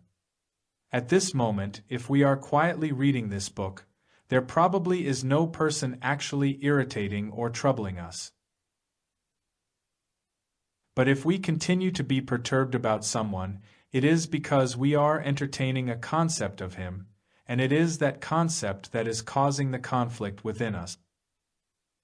If we are disturbed about a person, we may be quite certain that our concept of him is entirely wrong because in his true identity, he is God itself individually expressing on earth. The very Christ of God against whom we are bearing false witness. Therefore, we are the sinner, not he, because we are bearing false witness against him by entertaining an incorrect picture of God's own image and likeness. An image so far removed from what the person actually is that if we drew a picture of him as we see him and showed it to him, he would never recognize himself. Probably the same thing is true of most of the people of this world who know us. If they would write down what they think about us, we would never recognize it as a description of ourselves. If they love us, it is a picture that is far too good and we know it, and if they dislike us, it is a picture that is far too bad, and we know that too. But now we are making exactly the same mistake. The person in whose favor we are prejudiced we think about as being far too good. He does not deserve it humanly. And the other one against whom we are bearing false witness does not deserve that either. Let us forget the good that we believe about some and the evil that we believe about others and see what the spiritual truth is. This we can do by taking the one person who seems to be the most objectionable to us. The first thing we discover about him is that we have been mistaken about his parentage because God is his father. Whatever heritage there is of God, and the only qualities any person can inherit are the qualities God bestows upon his image and likeness, which include life, love, truth, justice, mercy, integrity, generosity, and benevolence. God's own qualities are his gifts to his children. God constitutes individual being, and therefore God's grace is upon this person. God imbues him with his own qualities. He lives and moves and has his being in God's household as a member of the family of God. That is his true individuality and his true being. This truth about God's creation dissolves whatever human concept we may have been entertaining about any person, because, as we know the truth, the false mental concept which we have built in our thought and which is turning on us and rending us is being dissolved. When next we set eyes upon this troublesome one, love will begin to flow out from us to him because we shall more nearly see him as he is, and when we behold him as he is, we shall be satisfied with his likeness. The human personality, the human body, the human pocketbook, and the human woes and virtues all these must be forgotten, and those with spiritual perception must look beyond and above these. Realizing, this is a person, and the reality of his being is God. Such a realization can awaken him to his true identity and dispel the entire illusion of sense which is binding him. The truth we are knowing is not about a human being but about God, for God is appearing as this individual. Our mind has played tricks on us. We have accepted concepts and believed in them, but now we can see that these concepts are nothing but mental images. The picture in our mind in actuality never was that person. It was a mental concept which we had built, and we disliked the concept that we ourselves had created. When we know that this image in our mind is not truth, is not substance or reality, we can begin to accept God as the creative principle of life. And we shall understand why we have been told not only to love our neighbor as ourselves, but our enemy as well. In our heart we can say to this person, I know thee who thou art, the Son of God, the Christ. My Father within me has revealed this to me. Chapter 17. Your Father knoweth. There is a way of living, not by might nor by power, but by the grace of God. However, when we decide what it is we want and how we want it, when we seek to educate God and tell Him how He should operate, we set ourselves up as possessing greater wisdom and intelligence than God, and thereby block the flow of God's grace. If we understand the nature of God, we will never remind God of anything that concerns us or our affairs. And we shall never be tempted to usurp the prerogatives of the all-knowing intelligence and love which knoweth that we have need of all these things. Is asking God for things an indication that we understand God to be intelligence and love, or do not such requests imply that we believe God is withholding something from us? Can we really be concerned about food, clothing, or anything in this world when we have the direct assurance that our Heavenly Father knows that we have need of all these things? Did not Jesus instruct us to take no thought for our life, for what we should eat, of what we should drink, not yet for our body, what we should put on? Why do we seek for bread, wine, or water, for clothing, companionship, money, or capital, when the promise is that in His presence there is fullness of life, and that it is His good pleasure for us to share His riches? Because of the infinity of God, all that is already omnipresent. It is impossible for God to give or send us anything. God does not provide an apple or an automobile. God is the apple. God is the automobile. God appears as. There is no such thing as God, and it is for that reason that the only demonstration there is for us to make is the demonstration of God's presence. In demonstrating God's presence, we demonstrate life eternal, an infinity of supply, brotherhood, peace, joy, protection, and safety. In His presence there is fullness of life, nothing is absent. When we have God's presence, we have God appearing as good, as clothing, as housing. But there is one requirement: to have His presence, not meaningless affirmations or the mouthings of the deep truths of Scripture, but His presence. Where God is, fulfillment is, and through the realization of omnipresence, all things already exist. God is forever functioning to maintain and sustain the infinite and eternal nature of this universe, appearing as. God appears as the daily manna. I am the bread of life. Not I will have or should have or will demonstrate it, but I am it, and this I within appears on our table as daily bread. It appears outwardly as transportation or clothing. In the beginning, before time began, God gave Himself to us, and in that giving, infinity was bestowed upon us.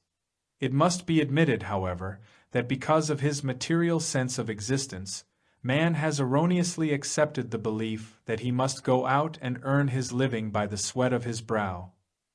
He must draw it to himself, labor for it, and compete with others. In other words, he is a materialist, a person who wants to get something, who wants to add to himself, achieve, or acquire. On the contrary, The person devoted to the spiritual way of life has little or no interest in accumulating things, whether those things are fame or fortune, because he knows that all that the Father has is already his.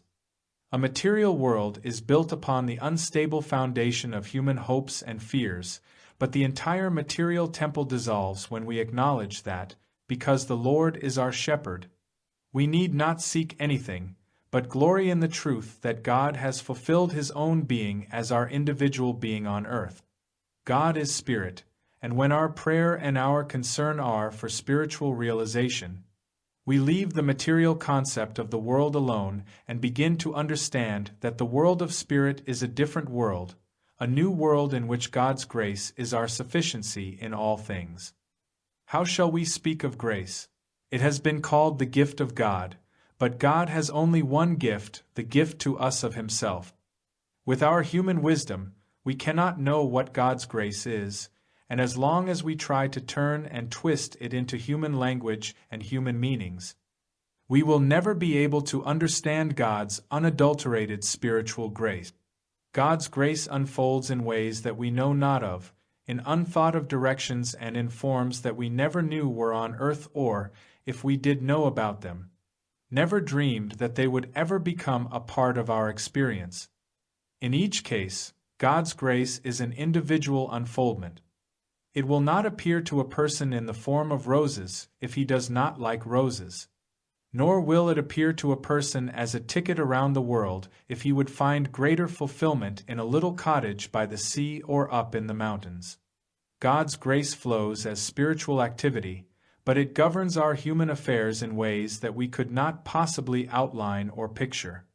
As we ponder this subject of grace, there develops within us a sense of independence of the thoughts and things of this world. We begin to feel that if there were not a person in our life to bring anything to us, nevertheless, by morning everything needful would be provided, and this through the contemplation of God's grace. If we attain the consciousness of God, we discover that there is nothing but God, God appearing as flowers, God appearing as the food on our table, God appearing as the clothing on our backs, God appearing as harmonious relationships, God appearing as the perfect functioning of our minds and bodies. Fighting and battling do not bring this to pass. All that is necessary to bring this into experience is for us to put up the sword, to stand still and see the salvation of the Lord. There is no higher goal attainable on earth than an inner communication with this presence that never leaves us nor forsakes us. It does not send us food, clothing, or housing. It is food, clothing, and housing. It does not lead us to a fortress or a high tower. It literally is the fortress and high tower. There is no sending of anything, there is no giving of anything, except the giving of itself. When the realization of the omnipresence of God is attained, there is freedom from worry, fear, lack, and limitation. If a need appears, we retire within and tabernacle with this presence, and in due time, it will appear outwardly as the very form necessary to our experience. As we come to this place in consciousness where we are able to relinquish human might and power, human opinion and judgment, a divine grace, invisible, yet perfectly tangible to the person experiencing it, takes over. We cannot see this transcendental spirit, hear it, taste it, touch it, or smell it, yet it is here and it is now, we feel it and we know it. When we let go of our human rights or human will or desires, even the good desires, and absolutely resign ourselves to God's will, it rushes in as if there were a vacuum, and when it takes over, we can feel its every movement coursing throughout our body, right through the muscles and veins down to the nails. We are one with the rhythm of the universe, and all is well. All that the Father has is now flowing through us out into this world as a divine grace, bringing to us all that is ours and bringing us to all those to whom we belong. So we learn that we need take no thought for the things of this world. We need not fight either aggressively or protectively. We can stand still and think no thoughts, just be receptive and let God's thoughts flow to us and permeate our being. And then our work will be accomplished. But I must remind you that Spirit is never working for us. It is working in and through us as we yield and surrender ourselves, even our thoughts, so that God can take over. Those who have attained even a slight measure of Christhood or spiritual realization are in the world, but not of it. They know very little of the sin, disease, tortures, lack, and limitations of human life and are untouched by its tragedies in a personal way. They are aware that these things exist, and because of their God contact they can help others, they can feed the multitudes, heal and comfort them. But they themselves do not require supply or comforting or any of the things the human race finds so necessary. They have surrendered personal might and personal desires and have accepted the love of God, the grace of God, and the government of God as the all and only in their lives. Chapter 18. Ye are the light. Ye are the light of the world. A city that is set on a hill cannot be hid. Neither do men light a candle, and put it under a bushel, but on a candlestick, and it giveth light unto all that are in the house. Let your light so shine before men, that they may see your good works, and glorify your Father which is in heaven. Matthew 5:14-16. We become the light of the world in proportion to our degree of illumination. Some students attain that illumination quickly, and some wait for the great experience to descend upon them. When it comes, however, it comes suddenly, although the preparation leading up to it may have taken many, many years of studying and meditating, during which time we seem to have made little or no progress. From the first moment, however, that we seriously turned to the attainment of realization, our progress has been rapid even though, to outward appearances, imperceptible. It is like removing a mountain. From the first shovelful of dirt that is carried away, progress is being made in leveling the entire mountain. But a mountain is made up of countless shovelfuls of earth and stone, and not until many of these have been removed is it apparent that any noticeable progress has been made. So it is that when we are aware of the density of human selfhood, we know that we are moving a mountain of ignorance, and although a beginning is made with our first serious meditation, progress will not be too evident for a long, long time. Then all of a sudden it seems to burst upon us like a flash of light. When we have been touched by the Spirit, it is evident in the light shining forth from our eyes and the glow on our face. Outwardly our life changes. Our human relationships change. Our nature changes. Our health changes. And sometimes even our physical form changes, but only because such changes are the outer manifestation of an inner glory, an inner light, which has been attained by contact with the Father within and which has once again established us in Eden. Our purpose is to be the transparency through which the light, not we, but the light, performs its mighty works. To be the instrument through which the divine can manifest and express itself on earth as it does in heaven. We are never the doer, we are never the actor, we are always the vacuum through which Spirit flows. Let us never for a moment believe that by our spiritual endowments we will ever attain personal or spiritual power. There is no room in spiritual living for egotism or for the exercise of personal power. God does not give His power to another. God does not give His glory to another. The power, the glory, and the dominion always remain in God, and we are but instruments, humble servants or transparencies, through which that light may shine. God can find entrance to the world only through consciousness. There was just as much God in the world before the time of Moses, but it had no effect upon the Hebrew people until Moses opened his consciousness, received the light, and then was led by God, after which the liberation of the Hebrews was achieved. It was not that there was no God in Egypt, God was there, but there was no consciousness to receive and release God into the world until Moses had his illumination. There had to be a Moses before the Hebrews could be freed. There was just as much God on earth before the time of Jesus, but it was only when a Jesus appeared and God consciousness could flow through him that the blessings took place, not only for that time but for all time. Had there been no Jesus in the ship at sea, the storm would not have been stilled. True, in time it would have worn itself out, but it would not have stopped so quickly. It was stilled because of the presence of Jesus Christ. What was it in Jesus Christ that stilled the waves? Were the waves stilled because he had power over them, or because he knew the truth which makes men free and could therefore stand still and let the omnipresence and power of God perform its function? There had to be a Jesus before the power of non-resistance could be made evident. There must always be someone through whom the spiritual light can shine and who can stand still and bear witness to the presence and power of God as the only presence and the only power. Throughout all ages, the illumination of a Moses, an Isaiah, a Jesus, John, or Paul has resulted in the revelation of harmony to all those able and willing to receive it spiritually. Looking back and thinking of their developed spiritual consciousness, we would expect perhaps that the influence of these illumined souls would have permeated the whole world and brought harmony and peace to it. Yet, as we all know, even while these great lights were walking this earth, the greater part of the world was experiencing untold disasters. That is because no matter how high a degree of spiritual consciousness a person attains, he can bless and help only those who will bring themselves into the orbit of his consciousness. As he becomes a living witness to the Word made flesh, he makes no attempt to exert power.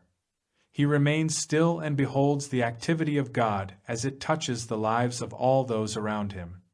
If there is a disaster about us, it will go on until it exhausts itself unless one among us knows this truth.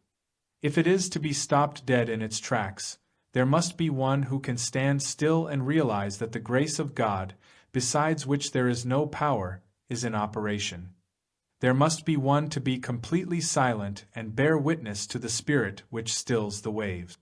It is true that 1,000 may fall at our left hand and 10,000 at our right. There is not much that we can do about that at this present moment except to prove in our individual experience that because of our conscious oneness with God none of these things can come nigh our dwelling place. The spiritual word cannot penetrate the human mind.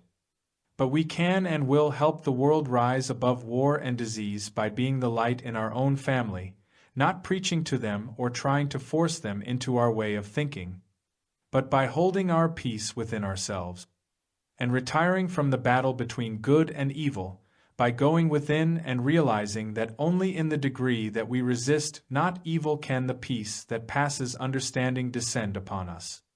If necessary, let us sit in a chair all day and all night, until the Spirit of the Lord is upon us and dwells in us. Then after this principle of resist not has been demonstrated in our family, even to some small extent, because it can never be demonstrated beyond their ability to accept it and live up to it, and we know that we are capable of rising above the battle and resting in God, our consciousness of God's presence makes itself felt by bringing some measure of harmony to our community. To us, it is given to understand how to rise above the battle between good and evil, to know how to still the storm, whether at sea or on land, whether a burning fire, an incoming tidal wave, or infection and contagion ravaging the land. To us, it is given to know how to say, "Thus far and no farther," and then to stand still, to retire within ourselves from the noise of the battle, without refuting, denying, or fighting, without ever wielding the sword. It is given to us to know that he who lives by the sword shall die by the sword, and therefore we have put up our sword and will never again take out either a physical or a mental sword, not even a spiritual sword. In reality, there is no power for us to oppose physically, mentally, or spiritually, so we need no sword. It has been given to us to know that we live and move and have our being in God, in whom is no darkness at all, in whom is no warfare. It is given to us to know that the sovereign, divine remedy for all the ills of the world is to resist not evil. Throughout all ages the world has been blessed with mystics who have made enduring contributions to the spiritual vision of the world. But just as the teaching found in this book cannot be understood by the masses, so the masses have not had the wisdom to heed these mystics or their teachings. No spiritual teaching can ever be understood, believed, or accepted by the unillumined mind, which can only grasp what can be seen, heard, tasted, touched, or smelled. The unillumined mind cannot comprehend the spiritual presence or know power, because before spiritual wisdom can be understood, the soul faculties must be opened, and spiritual discernment aroused or awakened. All human beings are asleep in the belief of material and mental powers, asleep to the reality of spiritual being, to the transcendental and mystical presence and power which men call God. The scriptures of every faith have revealed that there is a transcendental presence which, when embraced, encompasses our being and reaches our heart center, setting us apart from the world. Then the germs that lay low the world with grip and flew do not come nigh our dwelling place, and even if momentarily they do, they are quickly removed. Alcoholism, drug addiction, and juvenile delinquency do not mar the peace and serenity of our household, and if they should touch it, they are quickly dispelled because we have learned how to hide ourselves in the secret place of the Most High and live in an atmosphere of love instead of hate, injustice, and inequality. So it is that every spiritual healing is the result of one individual sitting in the silence, quietly, peacefully waiting, and then the Spirit comes through the consciousness of that one. The voice thunders in the silence, and the earth melts. We become that one in proportion as we learn to be nothing, to be still, and to let that light act in us and through us and as us. Someday when this world comes to the place of solving its problems by meditation instead of by arms, by the sword, the Spirit will so illumine every situation that there will be no need for the knife or the pistol. God does not impart His glory to another. Therefore, let us not attempt to be spiritually powerful, but be spiritually humble and let God's grace perform its functions through us and as us. God functions through individual consciousness, and that becomes our consciousness when we have learned to be still enough to hear the thunder of the silence. A human being reading or speaking words of truth is not yet the transcendental consciousness. And yet when that consciousness has been attained, it is the human being who is the instrument through which it operates. Man born of woman is immortal, a human being almost completely separated from God and not under God's care or grace. But once this human being has attained the transcendental consciousness, he becomes that very Christ, and thereafter cannot be separated from it. He is one with it and He is it. In many orthodox religious teachings, Jesus is set apart as the Christ in the sense of His being Christ consciousness separate and apart from any other individual, as if He of His born humanhood were it. On the other hand, metaphysics tries to separate Christ from Jesus as if they were two. But Jesus is the Christ.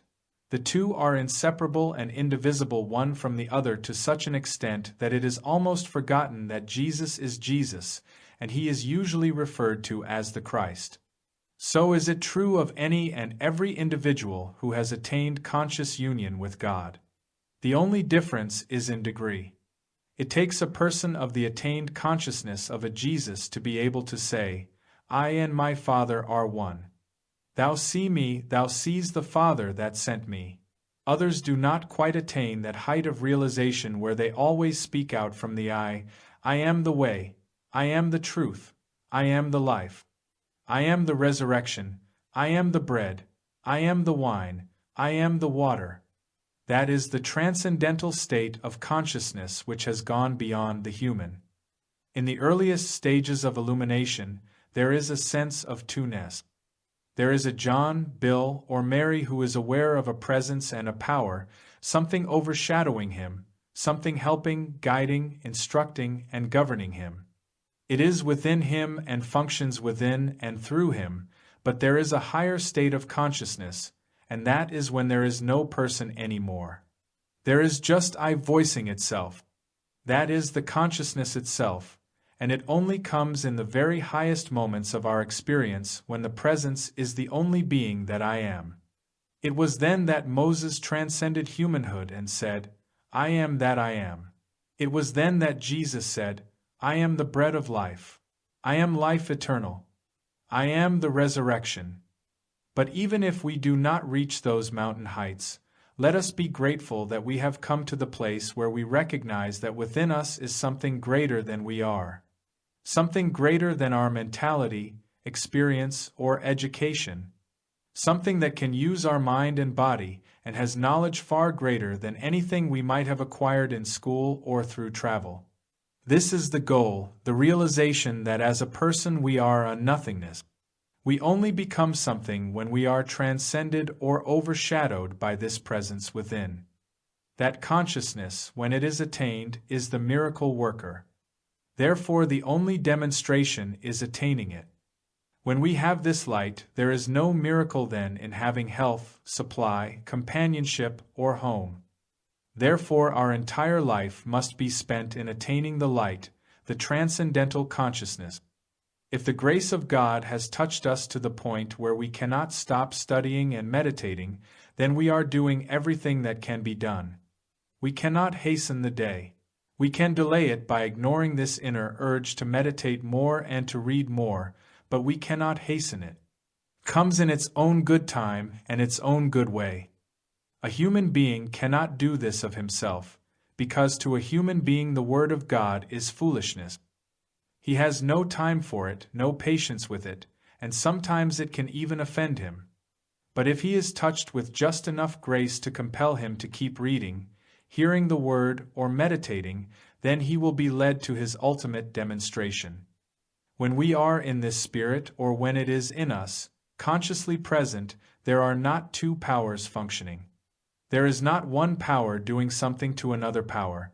There is no power of God destroying evil, making evil people good, or overcoming lack with abundance.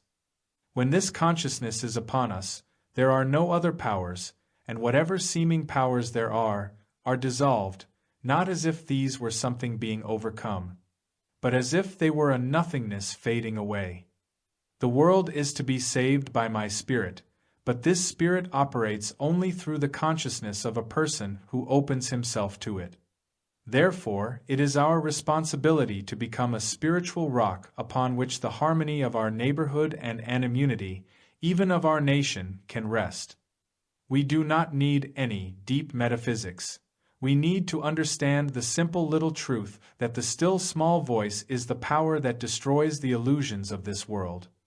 That understanding does not consist of our having a power to do something to error. It consists of the truth that no power is needed to destroy error because error has within itself the elements of self-destruction. We bear witness to that as we stand and look at the unfruitful tree and watch as it withers. We do not wither it, its own barrenness withers it.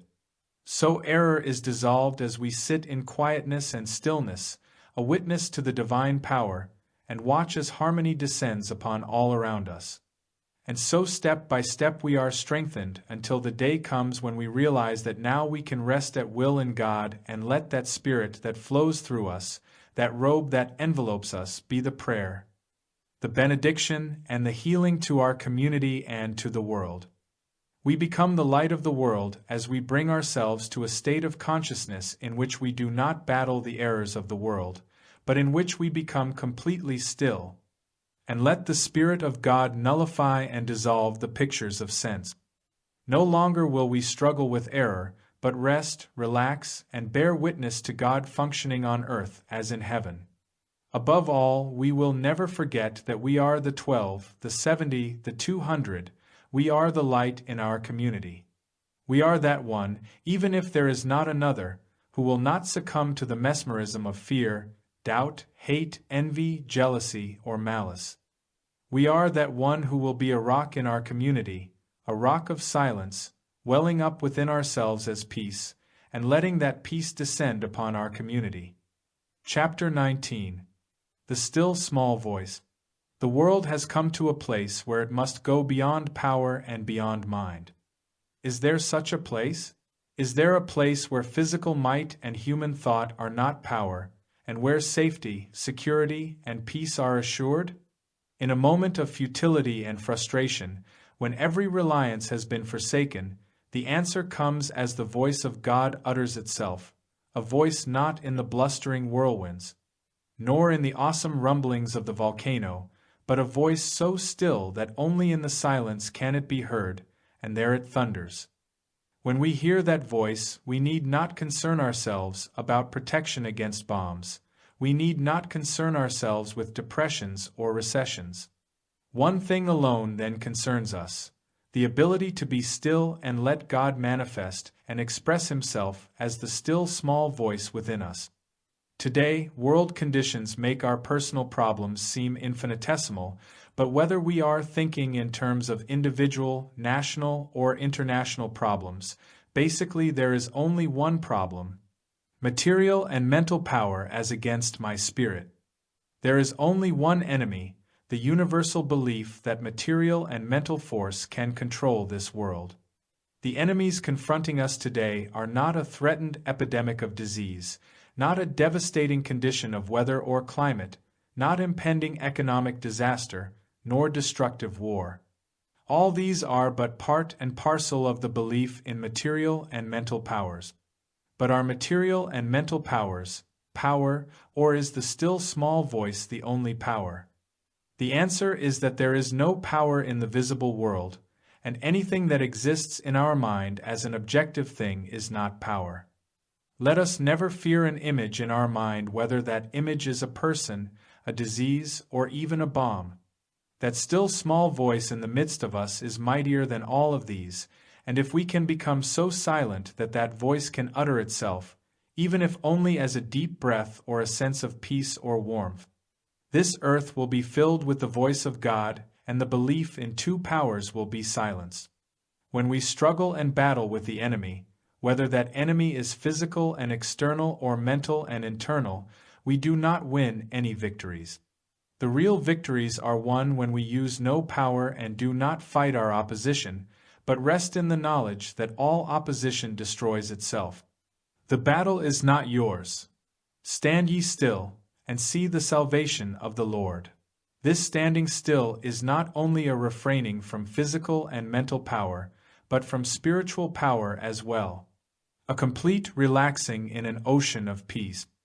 I do not know the process, and neither can you, but we can and will witness the fruitage of that stillness and quietness, because in the silence a miracle takes place.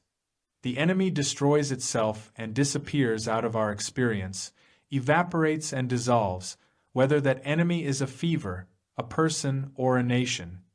We need not fight or struggle with it or with him. We need only be still. We are aligned with a power that is not a power. We are achieving victory without force. We do not even use spiritual force, but our stillness permits spiritual force to use us. Ours is a refraining from power in a silence which thunders, I am God, therefore you be still and rest, for I will be with you unto the end of the world. You rest, relax, and be silent. When we have rested, when we have become still, and when we have permitted the Spirit to permeate mind and body, a something greater than ourselves goes before us and prepares the way for us. The enmity and opposition dissolve, and we stand within ourselves and marvel, a mighty work.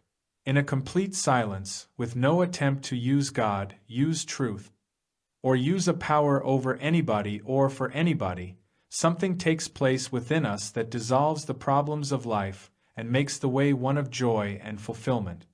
The only effective and potent weapon against the powers that would destroy the world both physically and mentally is the silence which comes of the conviction that there is a something that created this universe and is responsible for maintaining it unto eternity.